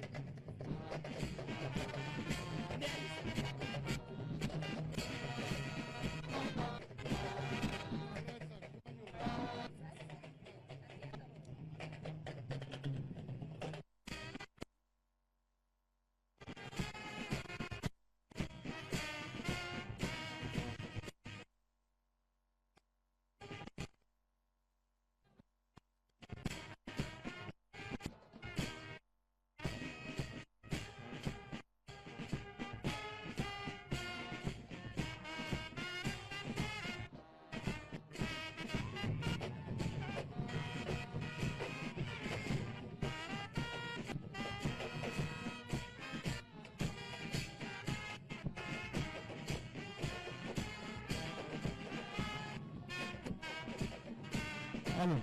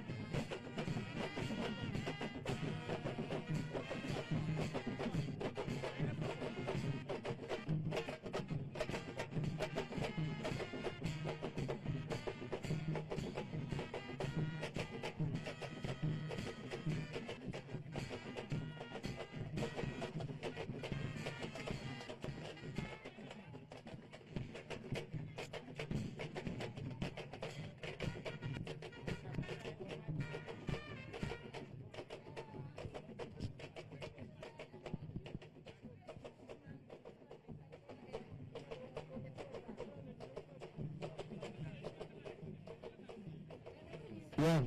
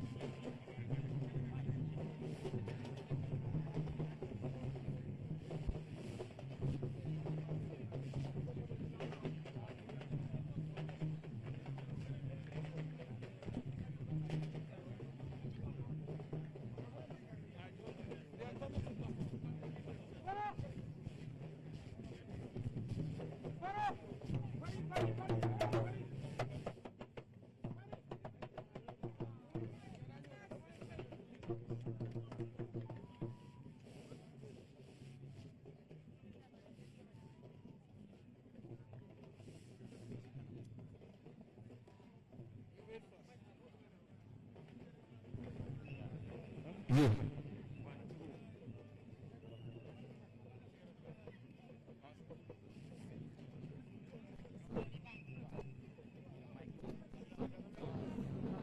Yeah.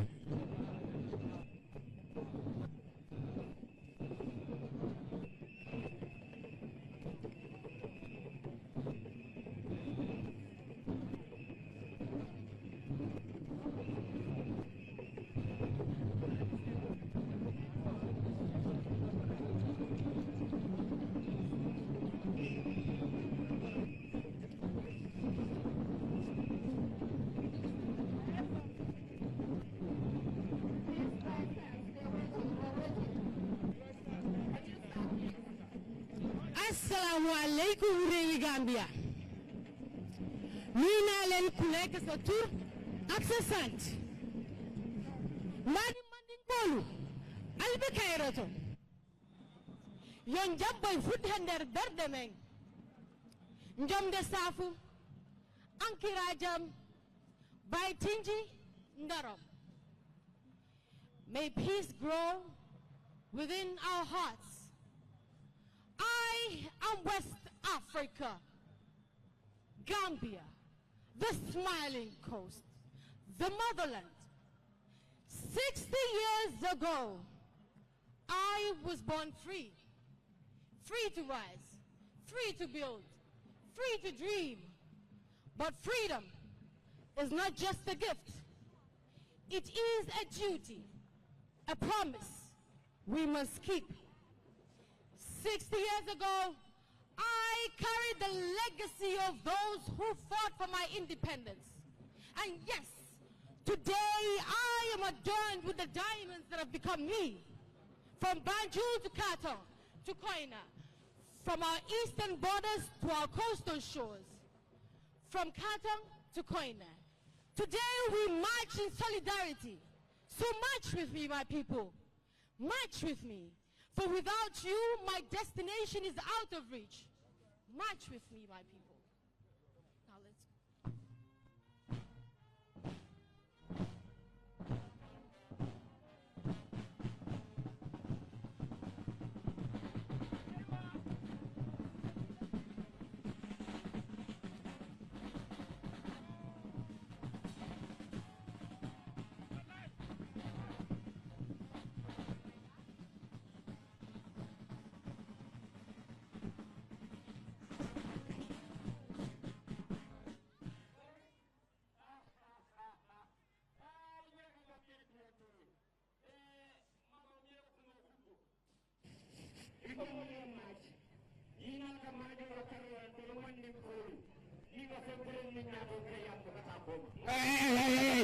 ñëwal gannaaw dellu gannaaw ñëwal nii gis nga akuy bu ñëwee Banjul Botos ñun olof yi la gaay jiital jàngal ñu left ak right am déet kon nag lépp loo xam ne dafa war a méngoog maaj ñun olof yi ñoo war a jiitu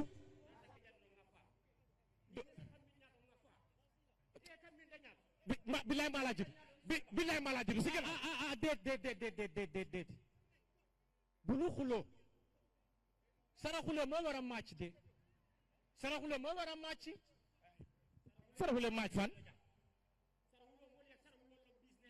olof daal moo war a jiitu buñ xewle man maa war a jiitu Wow.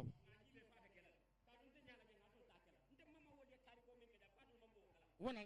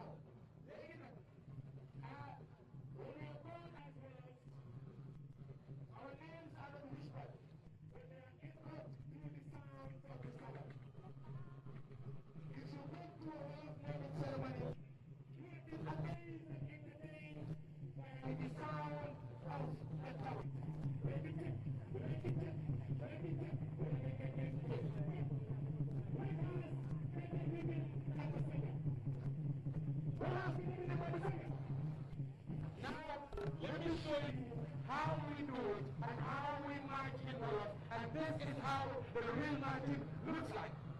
Thank you, Reggie check. Reggie check. Reggie check. Hey, tejala sagge menyi. Anas masara hulai. Ankira jam. Afriki sewo. Wesi Afrika sewo. Gambia sewo. Sadaura Karaba Jabara sewo. Kunta Kinte sewo. Wala wonu sewo, hulu sewo, sarankulu sewo. Kuneka mungi wa sumam. Ñun sumam mo ëpp seen xaliss seenu mam. So déggee ñu ne dayamonu Jubilee saraxule moom dayamonu. Ñun ñoomum loolu. Su ko defee dama bëgg ñu màjj ñu dem.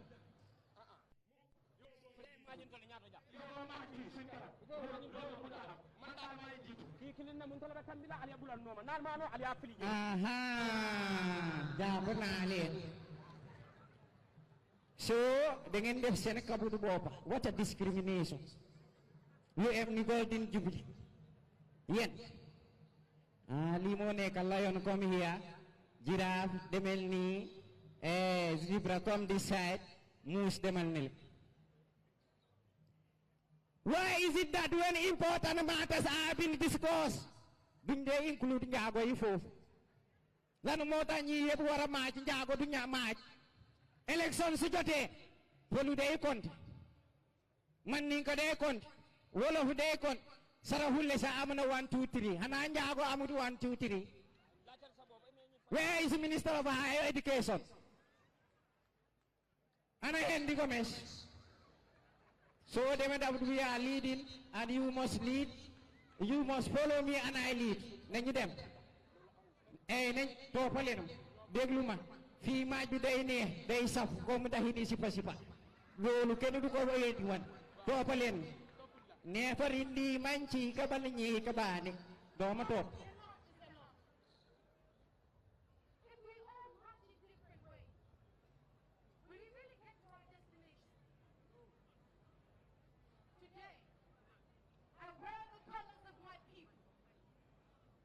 People woven from the fabrics of Brazil, stitched with the threads of history.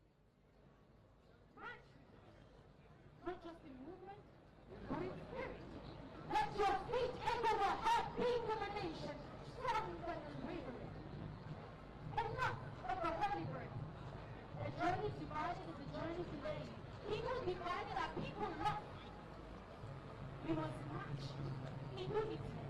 Not alone, not apart, but as one people, one nation, one destiny. For we are the Gambia, the smiling coast of West Africa. So march with me, in purpose, in unity, in hope. Because when we march together, we do not just move forward, we rise. And when we rise, the Gambia rises. Thank you.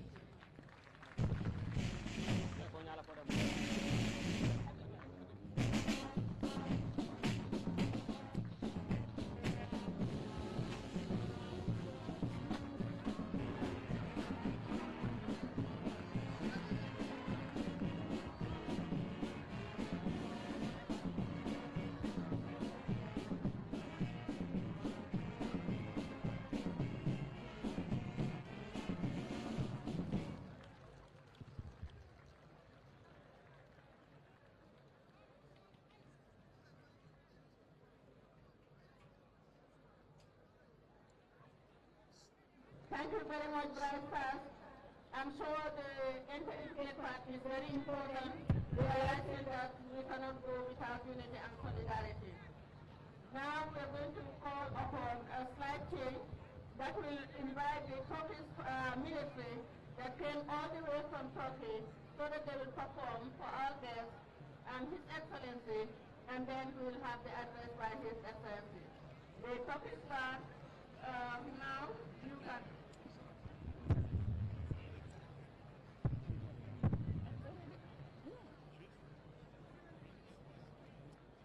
Everybody will go. Can we take a decision now because we're waiting?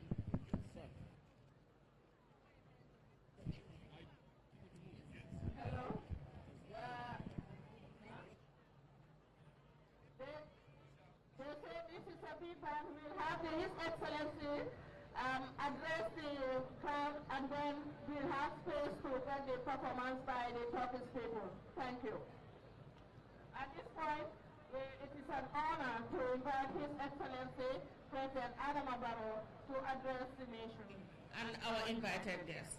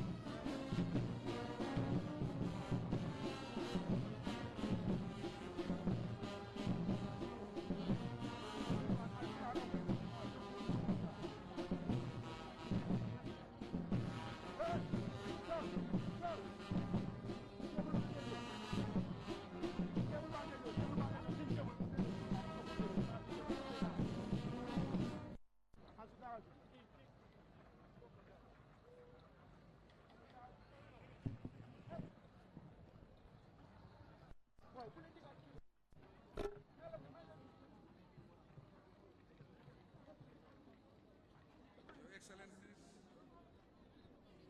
President of the Republic of Guinea-Bissau, Mbalo, the President of the Republic of Senegal, Bassirou Diomaye Faye, representative of the President of the Republic of Sierra Leone, the Honorable Speaker, representative of the President of the Islamic Republic of Mauritania, Honorable Defense Minister, His Highness the Amir of Kano, Federal Republic of Nigeria, the First Lady Fatouba Barrow and Madam Sadio Barrow, the Vice President of the Republic of the Gambia, former Vice Presidents present, Honorable Speaker of the National Assembly, my Lord, the Honorable Chief Justice, Honorable Members of Cabinet and the National Assembly, Lord Mayors and Chairpersons of area councils, regional governors and executive coordinators, members of the diplomatic and the consular corps, representatives of international organizations and partners, political party leaders, government officials, service chiefs, community and religious leaders. Ladies and gentlemen, boys and girls, it is with an immense feeling of honor and joy that I address this colorful gathering on this historic day, marking our beloved nation's 60th independent anniversary. As we celebrate the Diamond Jubilee of the political virus that has transformed the Gambia into a sovereign state, I welcome their excellencies, President Faye, President Barrow, representative of our special invitees, and the Amir of Kano in our midst. We acknowledge with appreciation and delight the grace of their presence, together with all the distinguished guests in attendance. Your Excellencies, please feel at home. Ladies and gentlemen, the theme for this Jubilee celebration, marching in solidarity for self-reliance and national development, should be at the heart of our reflections and actions as our collective political journey progresses henceforth. The theme is a call for us to amplify efforts geared towards the strong, united, and prosperous country we envision. In doing so, it is essential that we honor the past, celebrate our achievements, embrace the present, and commit to shaping a brighter future through a collective endeavor characterized by resilience, hope, and determination. As we look back, the aspiration and enduring legacy of the nation's political fathers should continue to inspire us and remind us of the values of unity, fortitude, and self-determination that bind us as a people. Despite major political disruptions, resource constraints, economic crisis, and other calamities, we have remained steadfastly committed to justice and democracy. and have stood united as one people, especially whenever it matters most. Today, we can proudly revisit the past 8 years with appreciation of our achievements. The 2016 presidential elections, the historic 2016 presidential elections, leading to a peaceful constitutional change of government, demonstrates the power of unity and collective determination in shaping a country's democratic future. These spirits should be strengthened to bind us closer as we march head-on into the future. There is no doubt that since coming to office in 2017, my government has made significant strides in national reconciliation initiatives, strengthening democracy and promoting good governance while advancing economic growth. In the quest of improving lives and livelihoods, our 10-year National Development Plan, YIRUA, now drives focused efforts on sustainable economic development, anchored on infrastructural development, food security, human capital formation, and social protection for the vulnerable. Promisingly, our economy shows remarkable resilience despite global challenges. The 5.8% growth rate in 2024 and decreased headline inflation from 18% in 2023 to 10% in 2024 are remarkable achievements. All to the better, it is projected that our economic performance will improve from 2025 onwards. Excellencies, ladies and gentlemen, boys and girls, this year's theme emphasizes the need for greater solidarity, confidence, looking inward for answers to our challenges, and acting on realistic and sustainable solutions.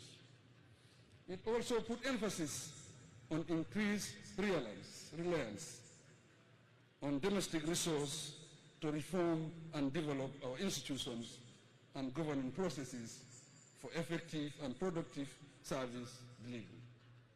All this implies taking bold decisions for appropriate actions.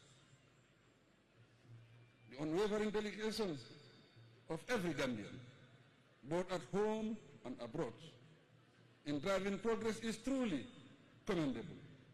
But the need to accelerate this is more urgent than we can imagine.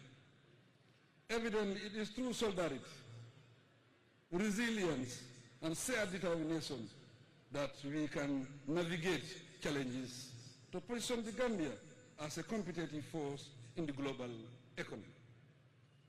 This has to be a self-reliant, resilient, and an inclusive Gambia for every citizen.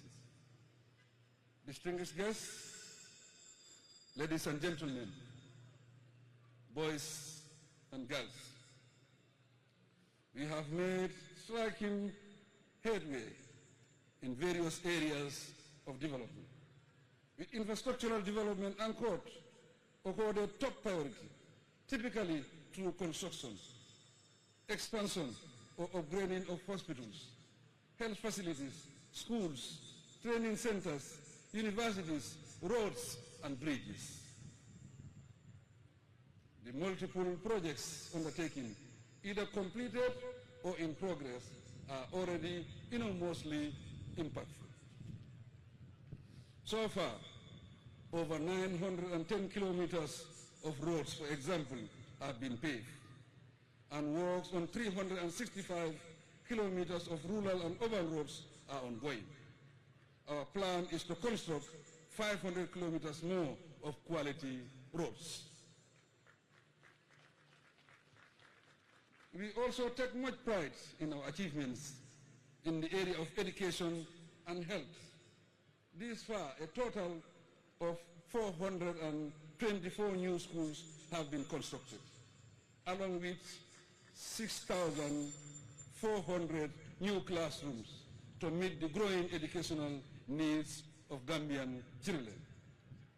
As a result, the education sector has recorded inspiring progress, with gross enrollment rates reaching 102.8% at the lower basic level and over 50% at the upper basic and secondary education levels. This confirms the government's successes in breaking down barriers, expanding access to education, and creating opportunities for every Gambian child to succeed. We have similarly made tremendous strides towards achieving affordable and quality universal health coverage. The progressive rollout of the National Health Insurance Scheme and the recently inaugurated state-of-the-art, fully equipped health facilities across the country are crucial steps towards realizing this goal. I am pleased to announce that over 100 doctors are currently specializing in various disciplines at the Gambia Medical School, UTG. Also, other healthcare professionals are receiving in-country training in various areas or specialization to improve service delivery. These high points mark a new era in health services in the country and provide evidence of a truly strengthened health sector. Ladies and gentlemen, as the backbone of our economy, agriculture is critical for food security and national development. It is thus reassuring that, except for grammars, agricultural production has showed through well-targeted government interventions. Although these impressive achievements highlight progress, they are tempered by high unemployment and poverty level rates, which contributed to irregular migration and crime. To resolve these challenges, my government will committedly continue expanding livelihood opportunities. To uplift the status of our women, since 2019, the Women's Enterprise Fund has financially supported thousands of women entrepreneurs, enabling them to establish and expand businesses. Additionally, our skills training programs have equipped thousands of women and youth with practical skills, thus allowing them to start businesses, enhance employability, and contribute to national development. To further tackle unemployment, the recently launched Land for Agricultural Investment Initiative presents a significant opportunity to engage the youth in farming and agribusiness, hence offering sustainable livelihoods in the agricultural sector. Besides this, my administration is actively promoting the establishment of light industries to create more gainful employment opportunities and foster economic growth.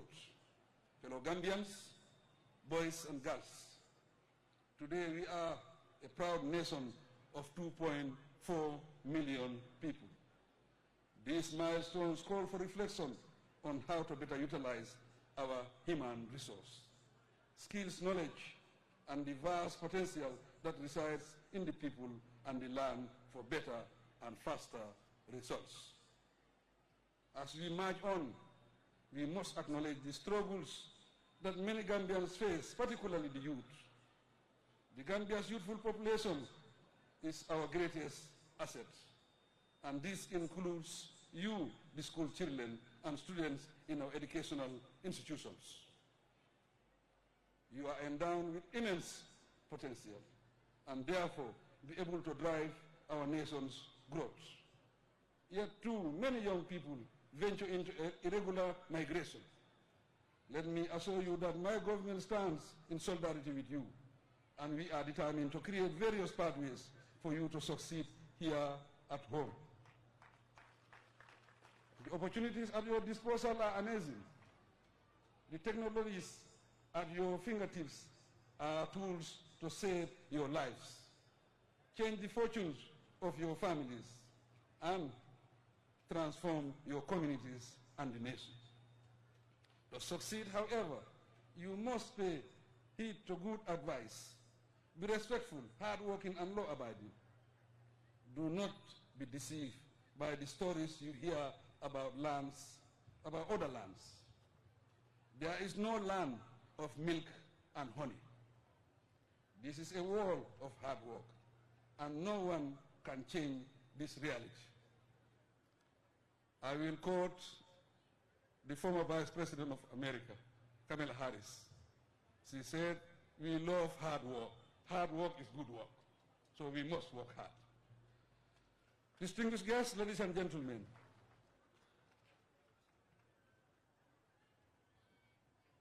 we are accelerating efforts to ensure that every community, no matter how remote, is powered, connected, and exposed to the comfort of modern life. 203,000 meters have already been connected to the national grid, all geared towards reaching our target for universal access to electricity by end 2025. This is a huge challenge, but so is our resolve unyielding. As we strengthen bilateral cooperation and invest in our nation's future, let this Independence Day anniversary celebration remind us that we are all together on a transformative journey. No Gambian should feel left behind. Our unity, resilience, and unwavering hope must propel us forward to build a brighter future for ourselves, our children, and future generations. Let us draw strength from the past and march forward, confident and determined. We honor the countless Gambians at home and in the diaspora who continue to contribute to our national development. These collective sacrifices have to inspire us to uphold the values of democracy, good governance, and the rule of law. This way, we will maintain a stable Gambia where all citizens can realize their potential. The strength, resolve, and efforts of every Gambian constitute the heartbeat of the nation. But we must be thankful to our development partners, neighbors, and friends for accompanying us on our development journey. Distinguished ladies and gentlemen, we appreciate the efforts of all parents in the country, especially those working with our institutions, and diligent teachers to take care of our children. Together with the formidable security services, the voluntary organization, and cultural groups with us, I thank you for the elegant and entertaining parade displayed this morning. The occasion has been quite solemn and splendid, for which I commend the organizing committee and everyone present. Excellencies, on behalf of the entire nation, I thank you once again for gracing this historic occasion. In congratulating every Gambian and wishing everyone a joyful anniversary, I ask that we continue to march in solidarity with renewed hope and commitment to peace, progress, and stability in a self-reliant and flourishing Gambia for all. May the spirit of this memorable day thrust us forward as we continue the collective journey to prosperity. Happy Independence Day anniversary. May God bless us all. Thank you.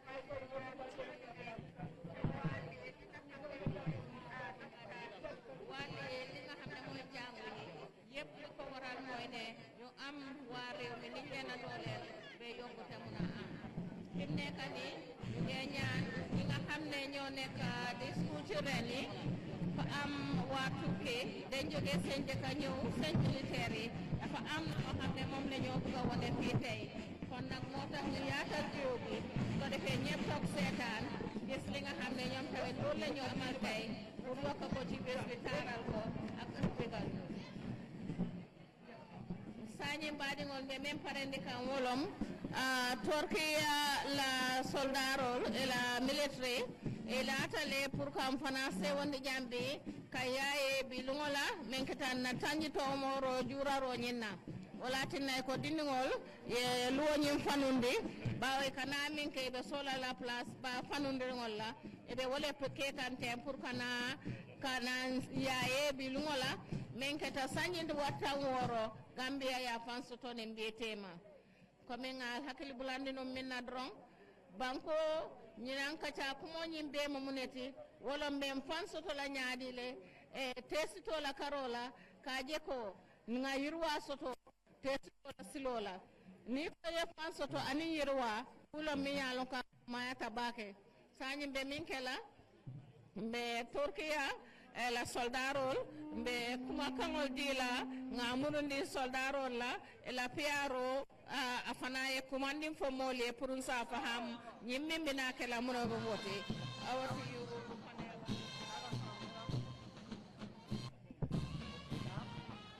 Thank you very much, Madam Ami Bojang Sisoho, the Director of Press and Public Relations at the Office of the President.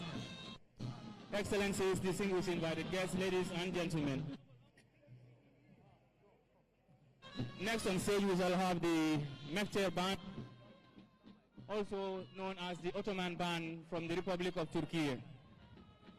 The Republic of the Gambia and the Republic of Turkey have signed several agreements, namely in the areas of defense and security, education, health, and cultural exchanges.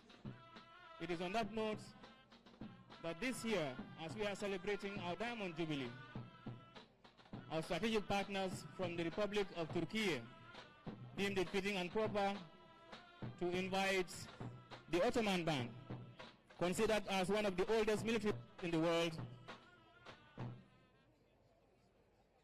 to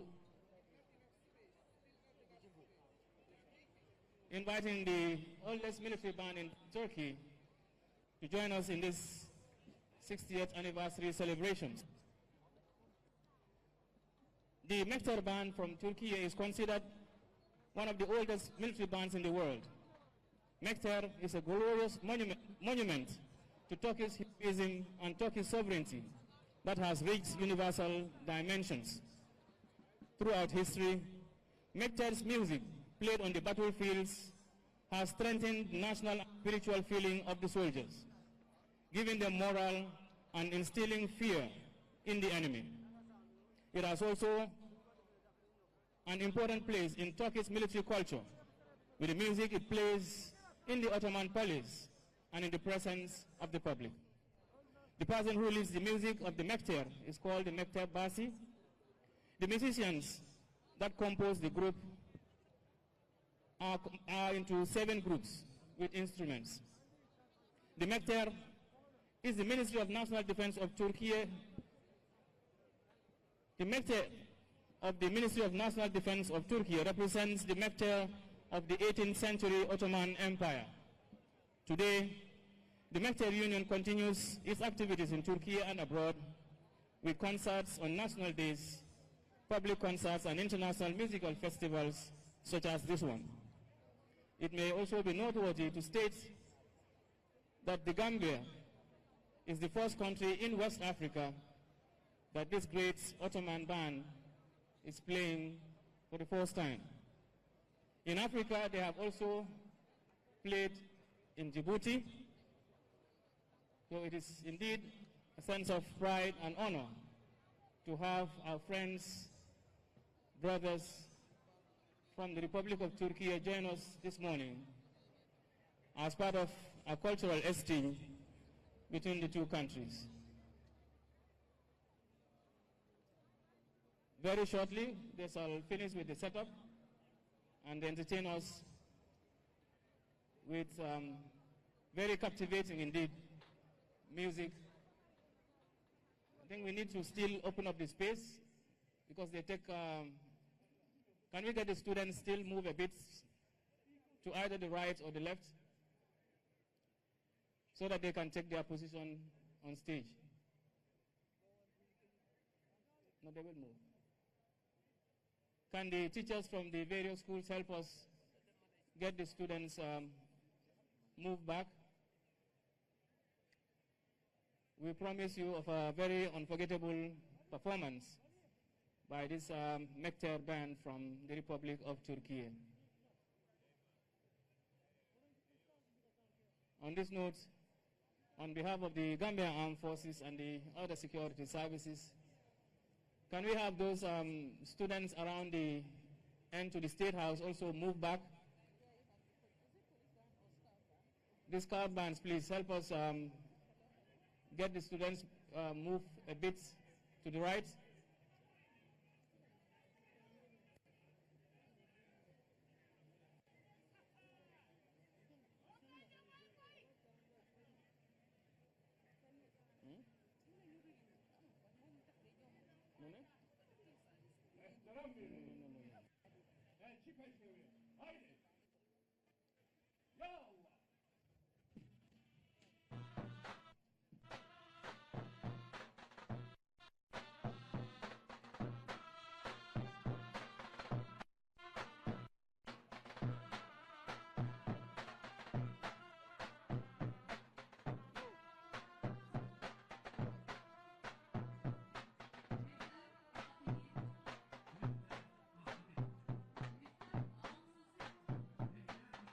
Bir dua, bir niyaz, bir alkış.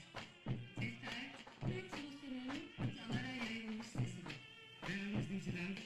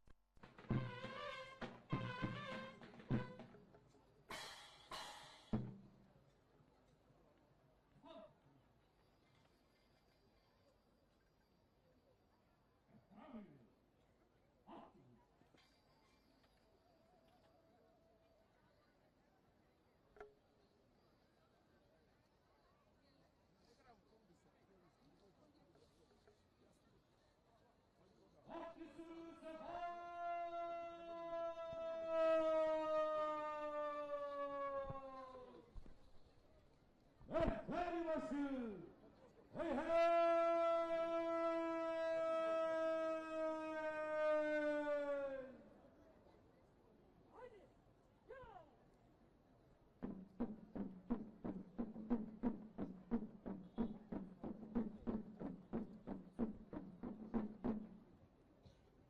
Merhaba, ey muhterem!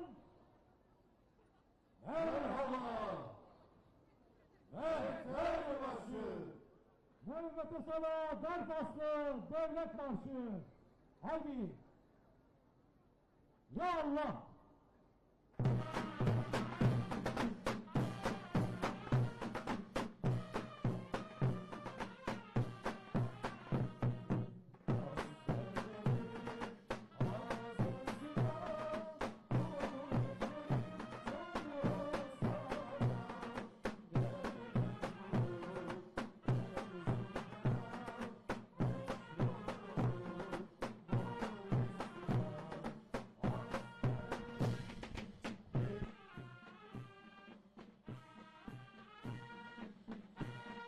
Well, what we are now witnessing at the Makati Square, it is the performance by the Turkish Ottoman band. They are special guests for this year's 60th independence anniversary. The Ottoman is one of the oldest military bands in the world, originating from the Ottoman Empire. It played a crucial role in boosting the morale of Ottoman troops and intimidating enemies on the battlefield. Well, in history and its origin, the Mehter band traces its roots to the 13th century, when it was first associated with the Seljuk Turks and later adopted by the Ottomans. It was officially institutionalized by Osman the First, the founder of the Ottoman Empire, who received a military band as a gift from the Seljuk Sultan. The Mehter was an essential part of the Janissary Corps, the elite Ottoman military force. Well, as you can see, there is a rare opportunity for us as Gambians to see this iconic military band performing at our independence anniversary. The Mehter played an important role during battles to motivate soldiers and to create fear among enemy forces. Well, this is similar to our griots in the past. Our griots used to be the people who used to psych our warriors, who used to praise, sing our kings and our queens, and also motivate our fighters in the battlefields. The Mehter played an important role, this band, and let's listen to its musical style as they perform here in front of His Excellency the President Barrow, as well as his invited guests in Umaru Sissoko Barrow, His Excellency from Guinea-Bissau, and His Excellency Bassirou Diomaye Diakhar Faye from the Republic of Senegal. The Mehter band is known for its powerful and rhythmic music, as you can hear, and they played a structured format of music. Well, here we are at the Makati Square, and we have witnessed some spectacular performances from the security forces in the form of a parade, slow and quick, and also some choreography that they have performed here, indicating the Gambia's independence celebrations and anniversary celebrations, that is Gambia at 60. After the parade, we have we also saw parade from the school children and cultural groups, and also stage performance by the comedy group Bright Stars, as well as now playing the Turkish military band. Well, time has gone far, and we expect that any moment from now, this is going to be the performances that we expect to be the one that is going to end the entire celebrations here, because we've been here since 9 o'clock, and a lot of events have passed. Dignitaries are still seated, waiting for the president to finally take the days and the national anthem be played by the police band. Here at the Makati Square from GRTS, Gambia Radio and Television Services, we're bringing you live pictures as well as audio from here to give you an insight of the celebration of this year, the 60th Independence Anniversary celebrations being held at the Makati Square in Banjul. Ladi ngolu alnyale min latending television auto waranto min ke la mo radio al kaminu maka mo moy wala mu Turkish la military band la soldier la band comme fananta be nyame wala be tulungola president nyaati lungola nala luntango ñing military bandu amu ban meri mbalati ay me bada ka bring ila tukilla man sa fololu wala folo ñim bano ñi so bu ko masa ke do wala fana ñim ban ñim ka kare kare buña ka di tul Christmas ke wala kabraba do wala ni sante ma ka sanji jamaate e keta ban ne mi alon ko ika e kela sojaro chalindi ke malum bo fula man ko la ñaari ke encourage isaje ko isi bamba isi sawar isaje ko nit dum bekk law kelo ko isi kuke mi alon ko asake ñabo kude abuko dum fanan na jawlo kam min kenu ka bulam ne masul noma anen kanna anen na sojaro anya kelo ñamal ndrom ñi tok ci nit ban fanan na kol bole ñama bu baado mo kaliya lo ñame kabri so man dambe jam min kete jam wala Gambia la independence anniversary celebration de min kete sanji tan woro abdo Gambia fanso yo bidum ngaje ko so manda sojarol ni police olu ni prison officer ni GRM olu ani immigration wolle match parce que president nyaati lu mo jam min kete quick and slow match kabra boto wala naje ko karam de dino ni woto jamma fon la banjuru ka ko mo ma fon la wolle fane maajo ko president nyaati no woto je president na ka chaaka jam ani mole ni soto la diamo ko na kujuma balle ko je aya koko ase oda luntangol min yalla golle ma be jam kana ma be na min independent wala mi ya kra lum kuma balde kan nun kabrin Gambia fasara nan dite ba kada sanji taworo le anarona ay dindingol yamare ay tandi ko fanan ko londe ni no ko kumalde ni bari ya nata ko jamal fana yitande jam wala mala man so kunda ko min ke e minnu ko ni ba ko ngara sila do ko di para ko loktano ko da ko karamol ni wato dum to nga fanyane janne nyimbe kala na min fana je jam wala kada ko ada dum kada janne molu min bodo la jamal to narina ado to min ko bandi ka ado suwa ado anin sarfule ni fula ado ko be kada janne wala to mo la ni Turkish military na kana ka tulunke abuko sangolo banna ni o bodo je sanyin be na min jela wala be kala president welo ese bankola forajulo jin kosi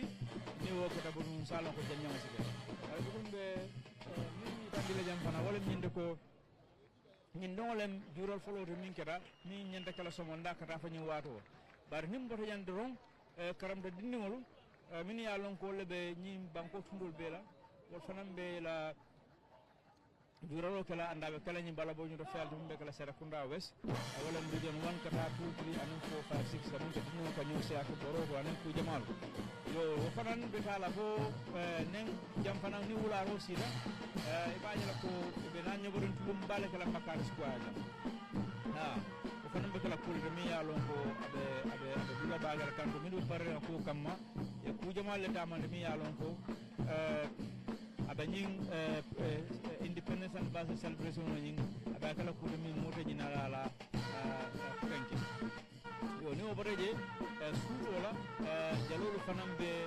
tulungu kala do kala a cenju do mi yalon ko be jale jama gambe jalu jama balu ko monde la je be programme o karje o kala suulo yo samadu namal samu fonde moldi ni o boreje arami so kata wala possibilité ku jamal le kala min yalon ka be kala ka dural tolo bindu ko do dundal min ko nawe ko dal min lo anim fanam ku jamal molbe min bumol nin do ko dal min tolola.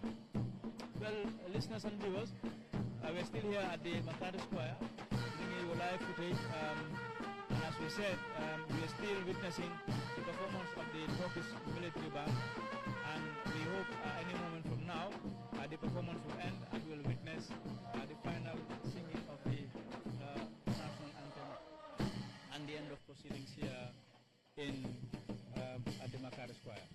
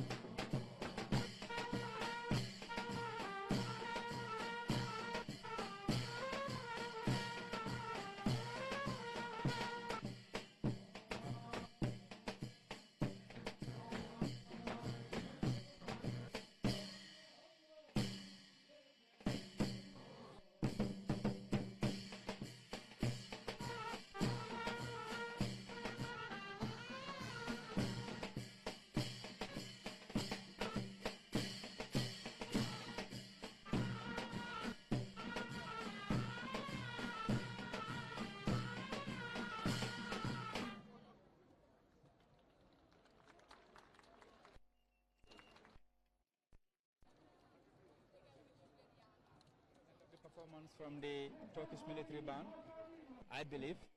And like I said, the performance is going to be the end of proceedings here. Well, it looks like they're still coming. The performance is still going on. And it's something that is really fascinating, as you can see here at the McCarthy Square. So like I said, proceedings are continuing here from GRTS at the McCarthy Square, witnessing events of the independence celebrations, 60th independence anniversary celebrations of the Gambia. And any moment from now, we will see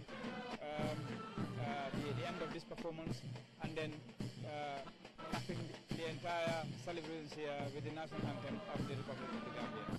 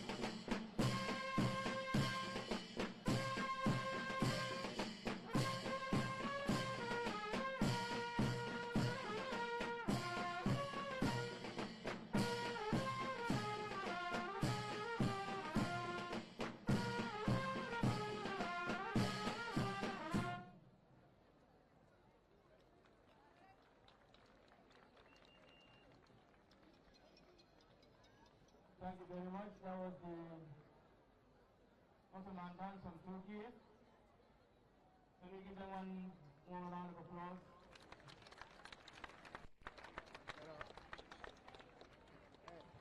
That is the end of the performance by the Turkish Mehter band, and like I said before, we are now going to see the final activity of the day's celebration as the march of the stage. It was a momentous occasion here for the Turkeys, the Friends of the Gambia, coming here to perform at an important occasion like the celebration of our 60th independent anniversary celebrations in front of some very important dignitaries here, among them some international dignitaries in the presidents of Senegal and Guinea-Bissau, as well as the Vice President of the Republic of Ceremonial. Well, viewers and listeners, we believe we have got very close to... Thereafter, we shall witness the departure of the invited heads of states and governments. First, we shall witness the departure by the President of the Republic of Guinea-Bissau, His Excellency Umaru Sissoco Embalo, to be followed by the President of the Republic of Senegal, His Excellency President Bassirou Diomaye Diakhar Faye. Can we get the Gambia Police Force Band and the school children ready for the rendition of the national anthem? Thank you. Like we said, now is the final phase of the activities here, and that is the singing of the national anthem led by the police band, the school children led by the police band, and then the departure of the dignitaries from here.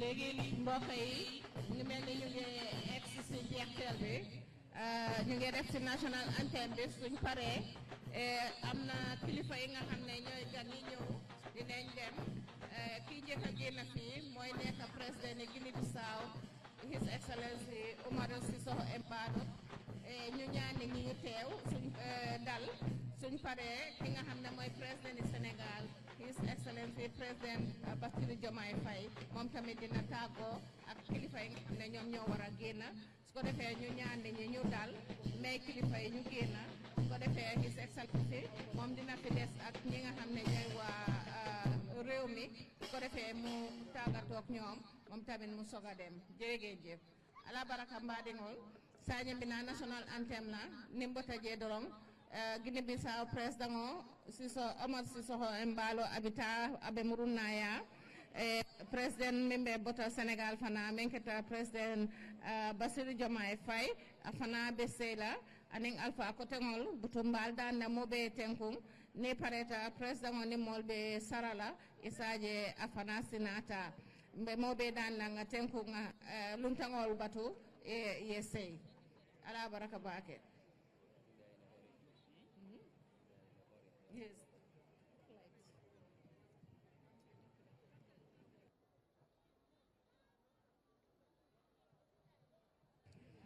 Police band, can you help us with the national anthem, please? Can we all rise for the national anthem?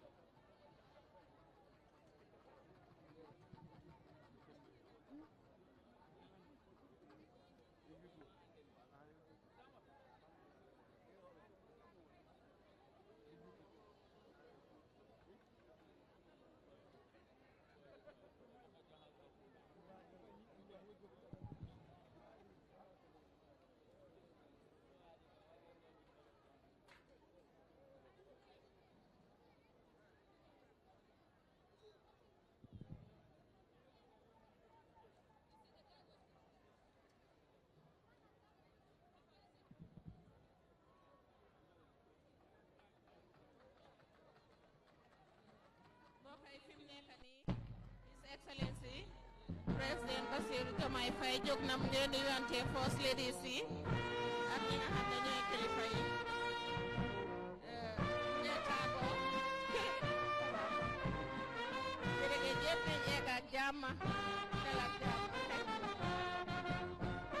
kilifa yaa ngi ñëpp a ngi taxaw di xaar ñi si des mu ne ñoo xaar ñu teewlu. Can we allow the rest to wait?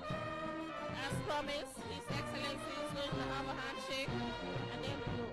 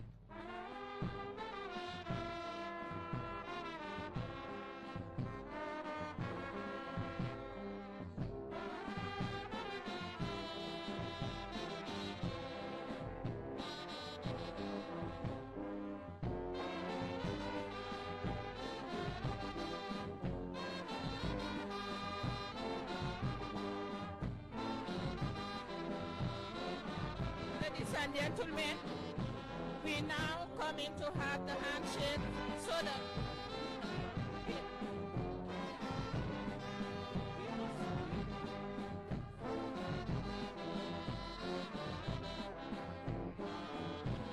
jërëjëf, thank you very much.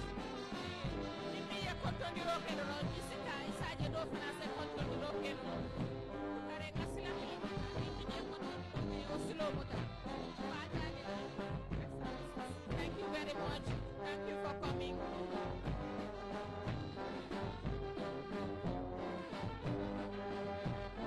Okay. Please. Thank you very much. Quickly. Handshake.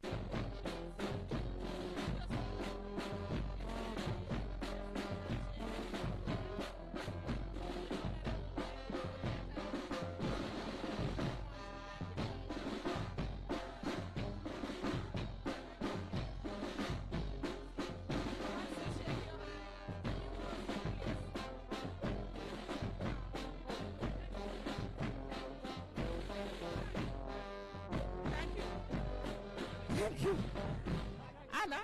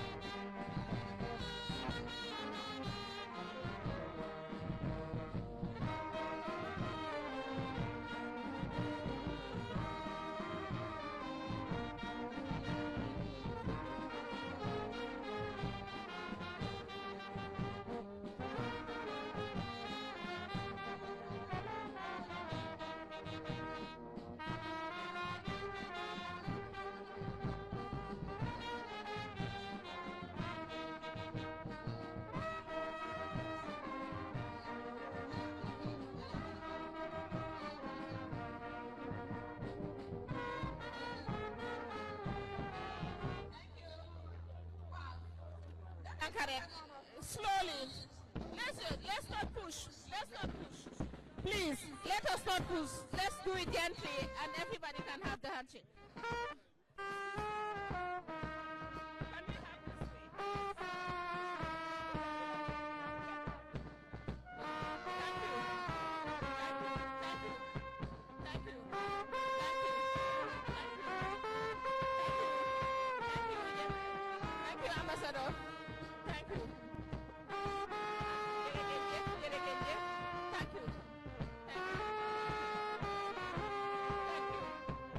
Thank you, Honorable. Thank you so much. Thank you, Ma. Thank you.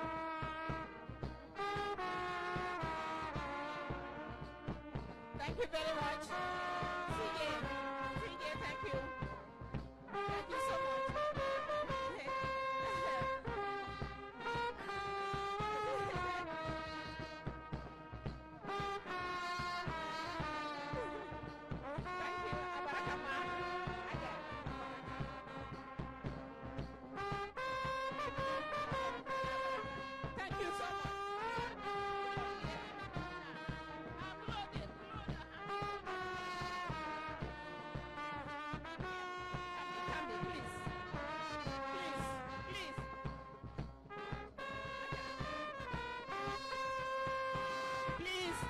After the handshake, please, let's move.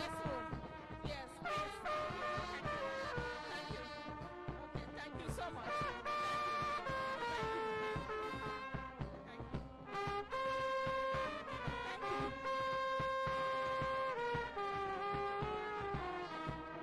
Thank you, sir. Thank you.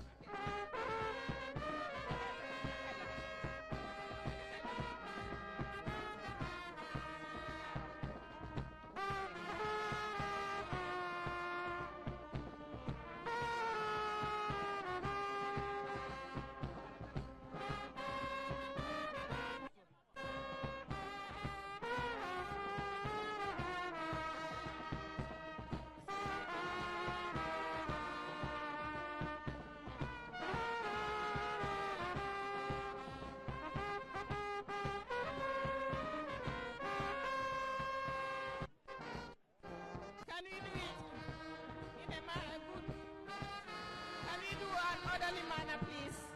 Can we do it in an orderly manner? Def leen ndànk rek ñëpp dinañ mën a nuyoo def leen ndànk rek dañoo ñaan rek ñu def ndànk in an orderly manner. Please. Thank you so much. Thank you. Thank you so much. Thank you. Thank you for coming.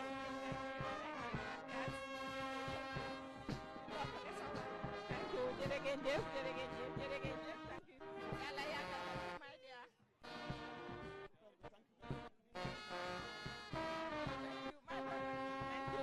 Well done. Thank you.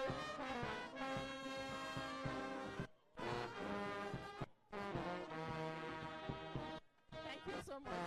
Thank you for coming.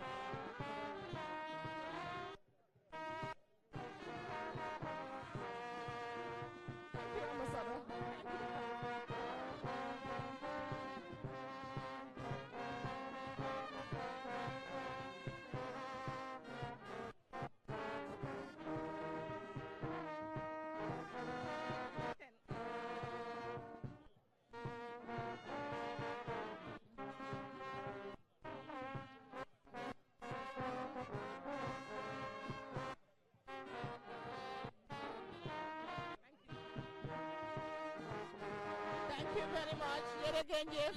Thank you. Ku nuyoo rek nga dem. Thank you, thank you, thank you. Yes, thank you so much. Thank you. Thank you. Ambassador, thank you.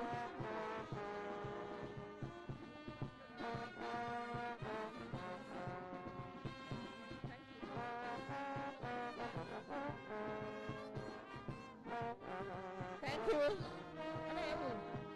Thank you so much. Thank you.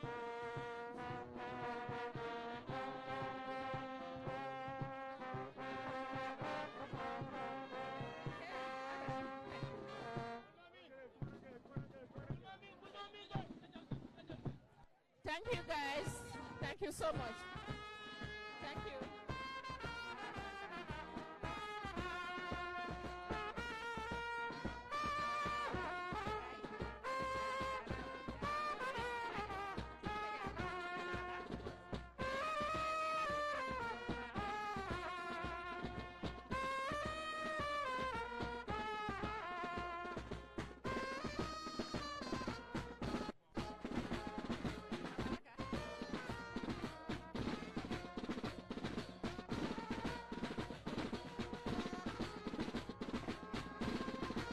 Thank you so much.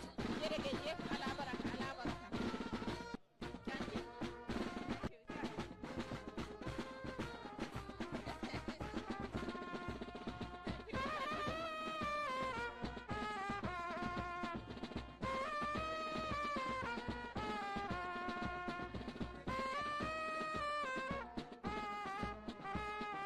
Please, can we do it in an orderly manner?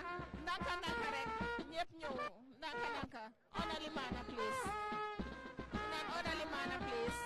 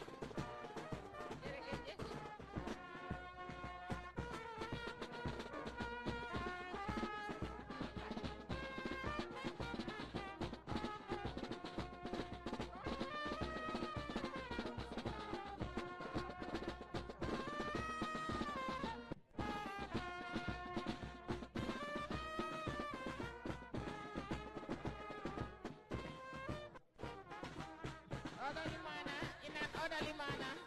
Def leen danka rek. Aja ba.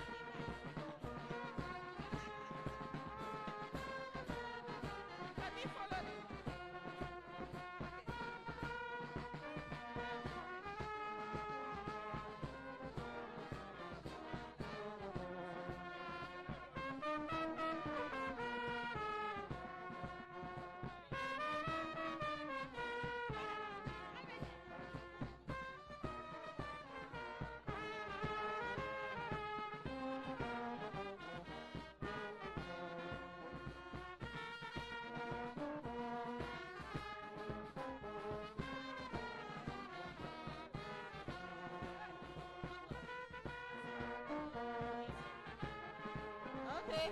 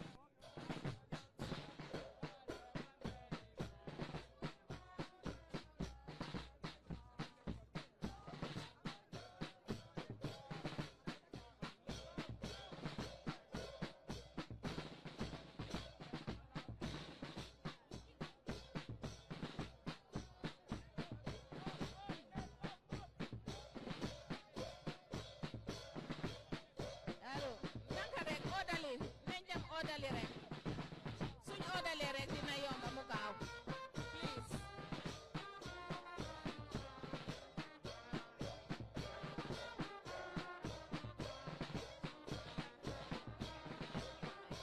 Thank you. In an orderly way rek.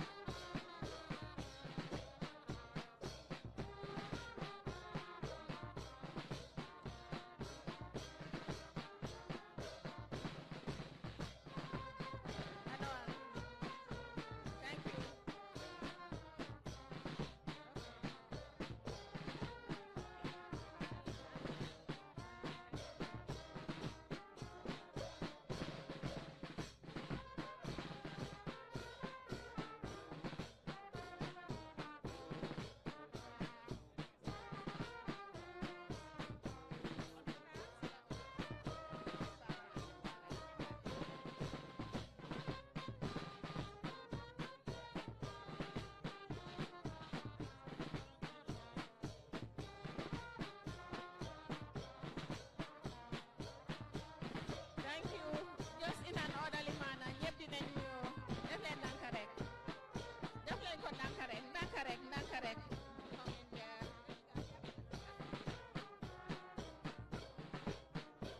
Thank you.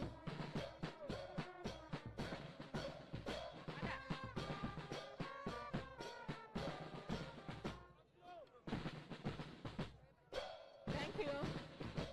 Ndànk ndànk rek, ndànk ndànk.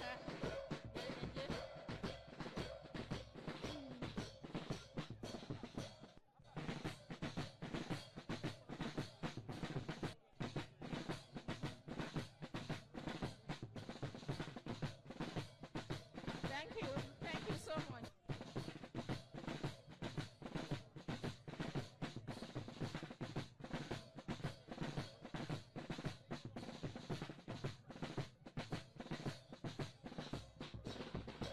Thank you. Jërëjëf si ñëw bi ala baraka.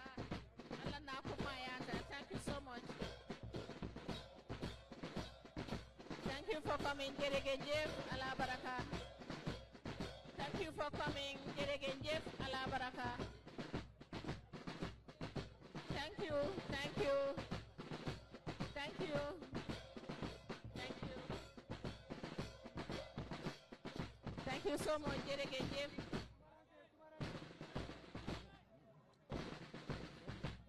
Thank you. Thank you. Ala baraka.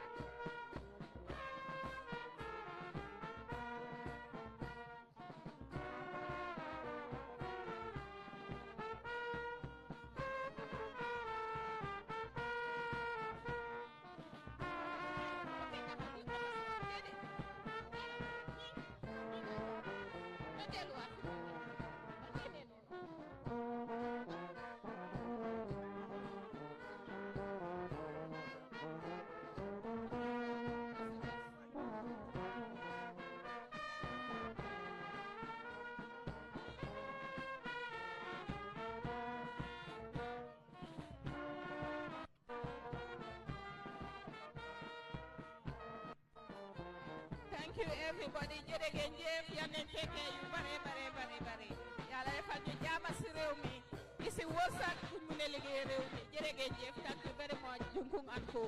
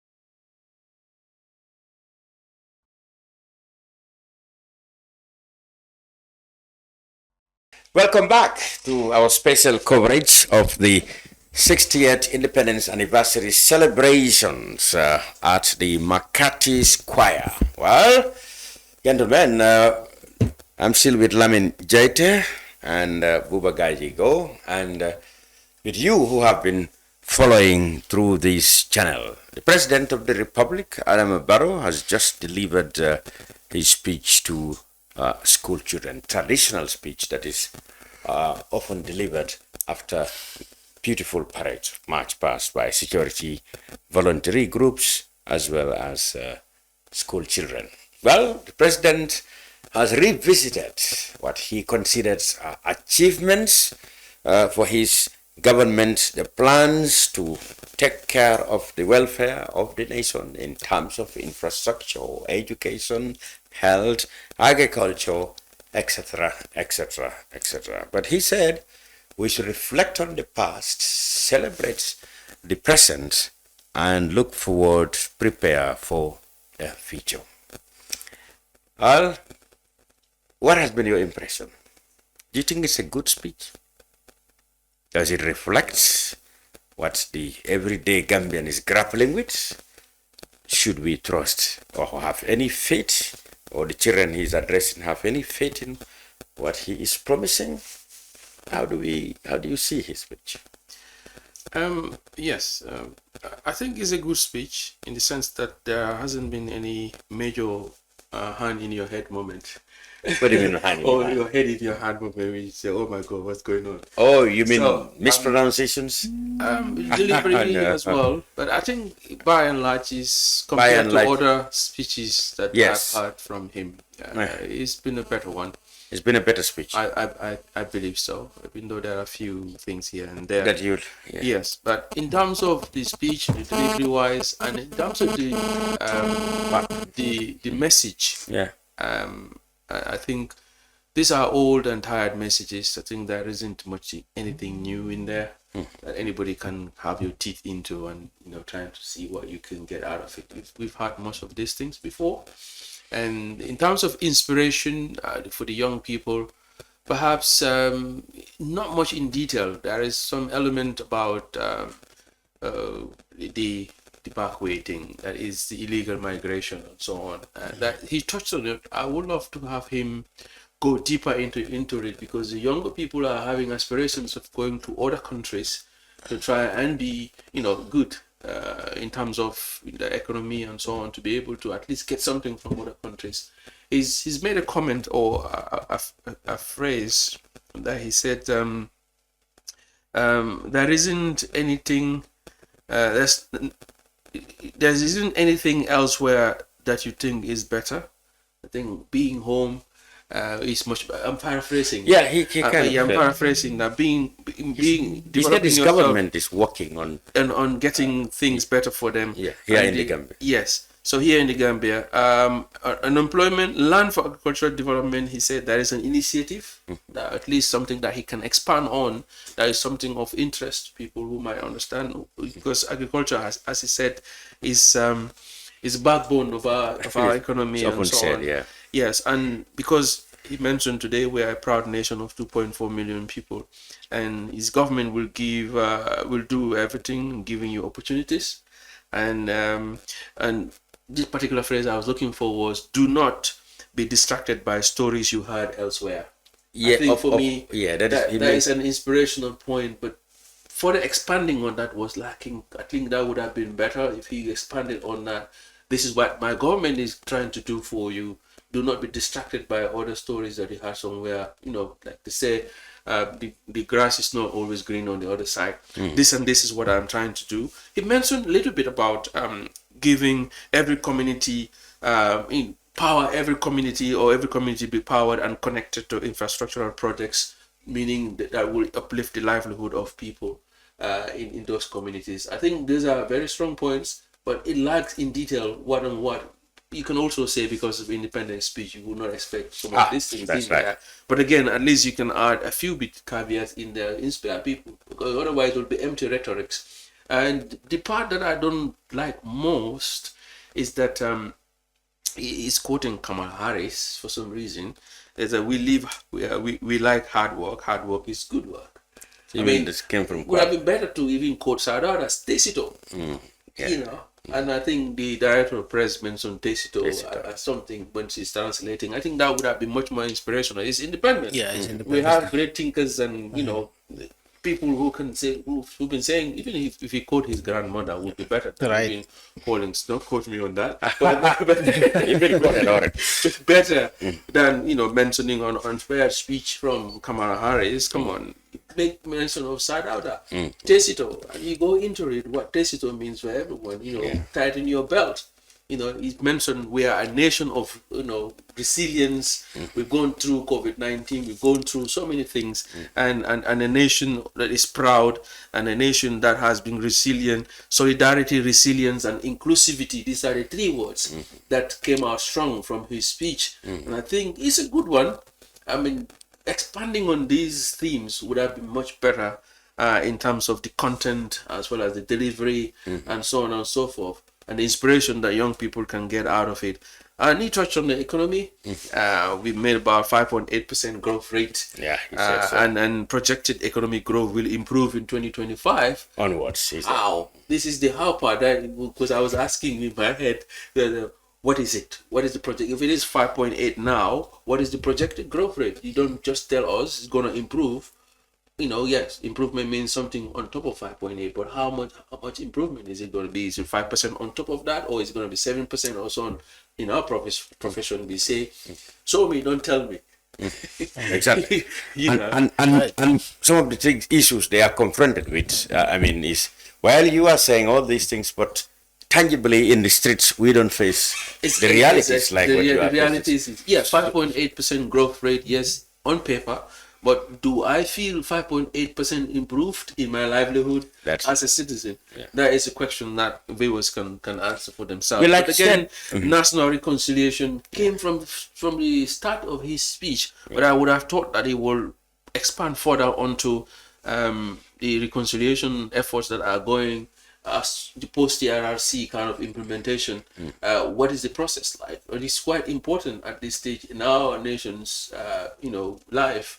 Because, TRRC, whether you like it or not, is an important fact in our country that needs to move us forward. For any meaningful national reconciliation or development that should happen, these recommendations have to be implemented. Not only just implemented, but to be seen to be implemented.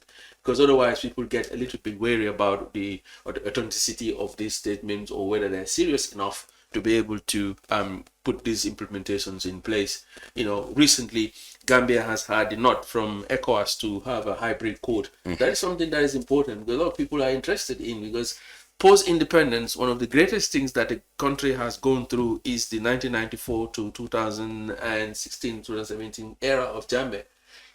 During that period, a lot of atrocities have happened. Where do we go from here as a nation?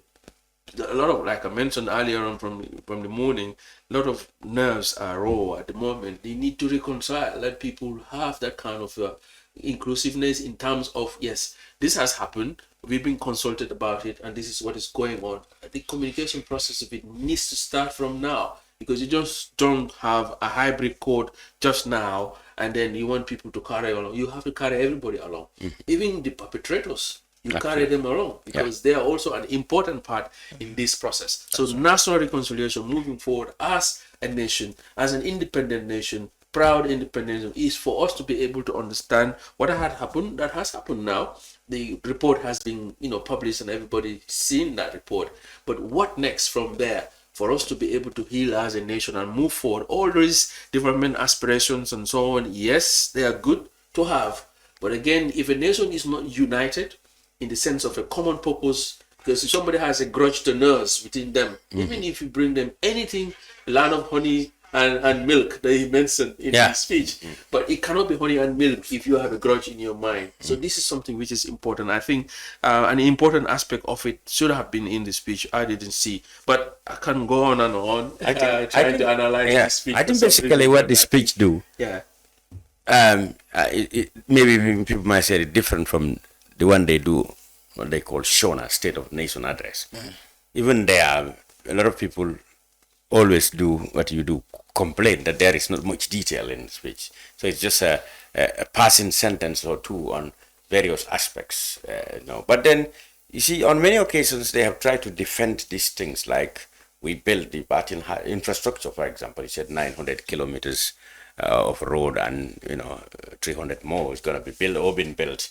They've cited the Batil Hardin Highway, the OIC roads, and other projects that have been implemented through, government-owned funding projects. Those are the areas they have said, the Hakalang Road, the Kabada roads that are coming. These are examples, he gave, and these are the ones he's referring to.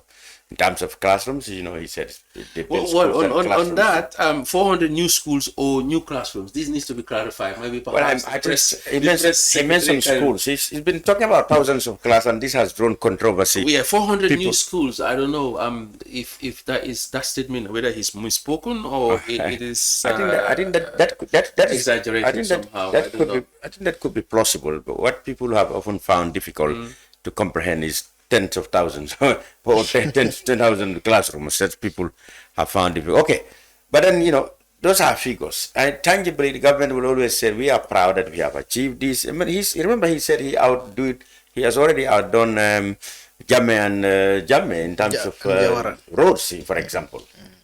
He always said that. Outdoing health, he mentioned health, but, you have to point out that recently there have been scandals in the health sector.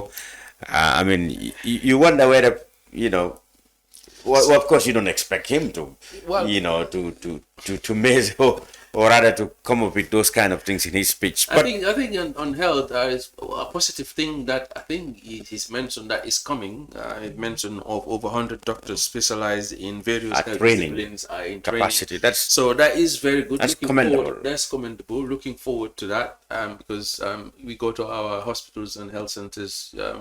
We lack so specialists in these disciplines. So in different various sectors of the health sector, the jobs that the doctors do. So it's important. So if we can get the more the merrier, basically, the life expectancy will also be improved. Yes. When we have these things. Finally, Buba, what do you make of the president's speech and the independence? Is the normal Barrow speech, these are the speeches that we are used to. Are you sure it's not the normal, even President President Jawara's speech? Common phrases like, my government, done it, my government, boys and girls, that have been... I did not witness Jawara's government because I was born in 1991. I was so young at the time, so I couldn't. But then... we are used to this one for President Barrow to talk like this. He always mentioned some of the achievements that he get, that is the infrastructure and some of the things that he did. But most of the things that people are interested in is how are we going to do better economically, our economy, how is the economy going to do better? So they keep making us believe that the economy is doing better, but in reality it is not happening. So people are very interested in knowing some of the things that are happening. I also think you've mentioned something about the classrooms that he keeps mentioning. I think the president is misled in so many areas that he himself should try to confirm with some of the people, the technocrats that are on the ground, so that they can give him the right information. I listened to him the other day when he bought, I don't know whether he's the one or whoever bought that OV van for his media. Oh, and he said, yes, outside broadcasting van, he said this, NPP. This OV van can connect, I think, 10 televisions. He said 30 televisions. 30 televisions. You see, this is the information that they give to the president, and he will always come and say this publicly. Okay? Some of us in the media, we know how OV vans operate. So you know one OV van, how can you connect 30 televisions? OV vans means outside broadcasting unit. You must have a television station. Exactly. So, and you look at that OV van, the channel that they open it for is less than 1,000. So you give the president this information, he is going out with this information, and he will tell people this is what is happening.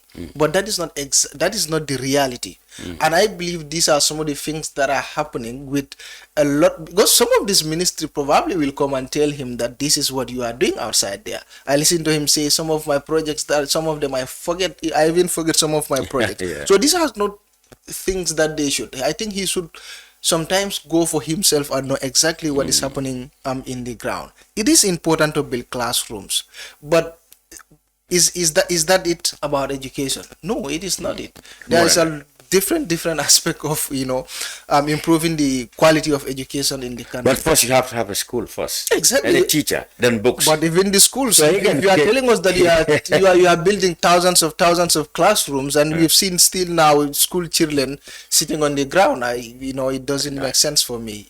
So I think it's important health wise. As he mentioned, there are a lot of scandals in the health sector. Mentioned them. I think you should be bold enough as a president to stand and say, look, we are going to fight corruption to the core. We are aware of some of the scandals that are out there, but we are going to fight them. Is it? I think that was missing from the speech. Exactly. I didn't hear anything like corruption. No, I didn't. Well, maybe it is not the occasion. Not the occasion, but people are interested at this one is to celebrate. At this point, but the occasion is not also for some 1,000 or 3,000 classroom or 5,000 classroom. It's for achievements. If you are able to mention some of these things, so you mean our achievements and challenges? Exactly. Okay. But look, the cost of living is very, very important. Yes, that is important. People are interested to know. We are approaching Ramadan in just few weeks. I don't know, or few days. We into Ramadan.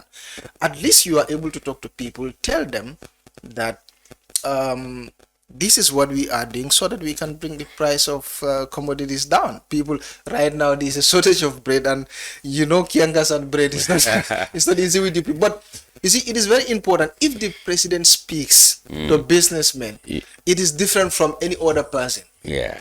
At least they tend to listen. This is what the president that's been tackled through other government agencies. You expect him to the president is always different. I know. Look, what about today coming out and saying we are approaching Ramadan, but please, I want us to do this. This is what my government is doing, but this is what I want my minister to do on this. You see, these are some of the things that will encourage people, at least, to have that sympathy for people. But we are not seeing some of those things. So it's for me, it's a very normal speech of the president when he goes to the National Assembly or any other gathering. This is something that is drafted and you just read it. You just read it, and I don't think it is people, much of a difference. People, of course, come up with analysis such as, well, is this really practically the reality on the ground, and etc. etc. But what do you make of the general organization, finally, gentlemen? The general organization. Does it just give you razzmatazz of a traditional independence anniversary celebration?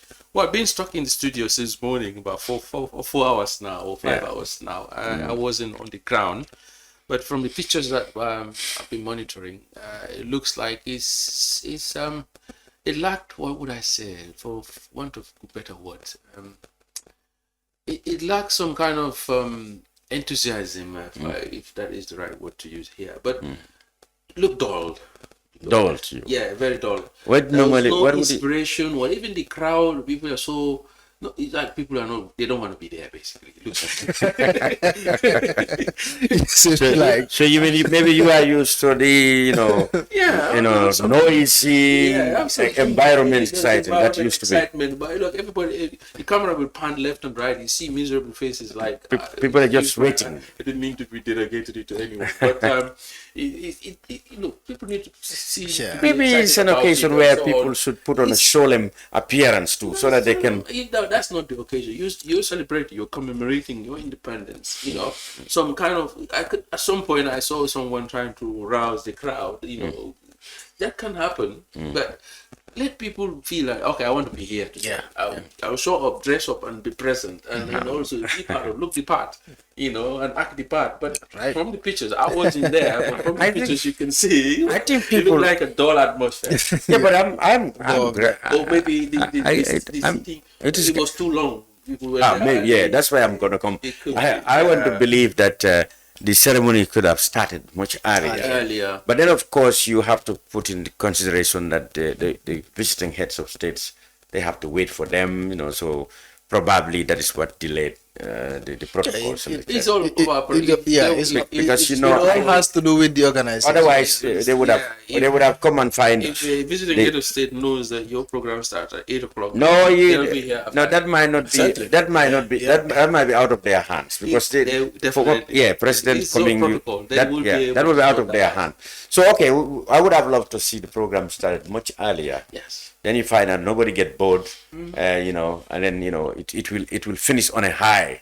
And everybody, yes. High note. Even the speech itself, and also the number of with a very low note. At least you end your speech in a very high note. Okay. Not everybody is endowed like a Badibunga, or to have strong oratory powers. So that kind of thing. Things are inherently developed as some with time. I always spent 8 years in presidency. I think civil servants whose job is to make sure that he is there could have done a better job in. So you see, we've now celebrated Silver Jubilee, Diamond Jubilee, and now this. What was it? What Jubilee was the other one? The 50th anniversary, Golden Jubilee, and now Diamond, Silver and Diamond. But it looks like for most people, the Silver Jubilee stands out still as the most. The most profoundly entertaining or eventful event that was in 1990. Absolutely, because the amount of effort and time that was spent in organizing that, and also making people and there were few. One would argue there were few resources at the time. But still, I mean, the resources not only financial. You have to have human capital. Yeah, human capacity went there. Like it also coincided with the ECOWAS summit of that year. The country was preparing for ECOWAS summit. Yeah. They organized a Mansa Bengo. It brought back the Mansa Bengo, and there was a visiting head of state, General Babangida of Nigeria. George Bush, who later became president. Yeah. Was sent here, Princess Anne, the daughter of Queen Elizabeth. Jaliba mentioned it at the banquet that he was part of the Silver Jubilee, which was true. Absolutely. People still think that, even though that's quite a while ago now, that event still stands out one of the best Jubilee celebrations. And a lot of effort was put into it. That is the bottom line. I see. So for this one, I don't think much has been. Yes, a lot of money has been. Jamu's 58. From what we heard, a lot of money has been pumped into it. But effort-wise, I don't think so. And yes, there was a national dialogue that was done at a hotel in the Combos. Like you said, the Mansa Bengo. I think what could have also been a state of our nation moving forward. We are 60 years. At least if you trickle that kind of inspiration or kind of program down to the local levels, you will see delegations from different places. If it is a political rally, they bring people on delegates from all the way from Bassa Santos down here. Why can't you inspire the nation to say this is 60 years? Bankola, Fransoto, Sanki Taworo B. From the village down from Kolior down to Sarikenya, down to different places. Get delegations, so let people take part in that. This is our nation. What do we do? The national dialogue, yes, you had that. Who are there? The elites, basically. Okay. Did you invite people from the provinces? Exactly. Very important. That needs to be inspired. Everybody will also, from the village ward level and so on, they can all take part. In that regions used to come with their delegates and this stuff is like that. This is the nation, state of the nation. So moving forward 60 years, what do we do? You will hear brilliant ideas from the people. Excitement will, when you call your say, Saman Kata Kombo, independent Euro. So the excitement will be there. But I know the effort and the planning somehow, in my opinion, it was lacking. Good. It could have been better. Anyway, happy independent anniversary. 60 years to the nation and to all Gambians anywhere, wherever you are. We wish you a great, great, great independence, and we pray and hope that we are here for the centenary. Inshallah, that will be in 25 years time. In 40 years time. We will have the centenary. I hope and pray that we are all around to to witness that, inshallah. I would have been a very old man. Yeah. And you would have... in the next 40 young years. man. Young man? Probably Buga would have been younger. He would have been maybe... I would be younger. He would have been guiding holding our sticks for us. Yeah, that time. You're so yeah. in the next 40 years. We will be back, inshallah, next year perhaps with more independence coverage. Until then, on behalf of Buba Gajiko of Kerfatu, our good friend from London, journalist Lamin Jaite, formerly of GRTS, I'm Lamin Jam. And please have a good week.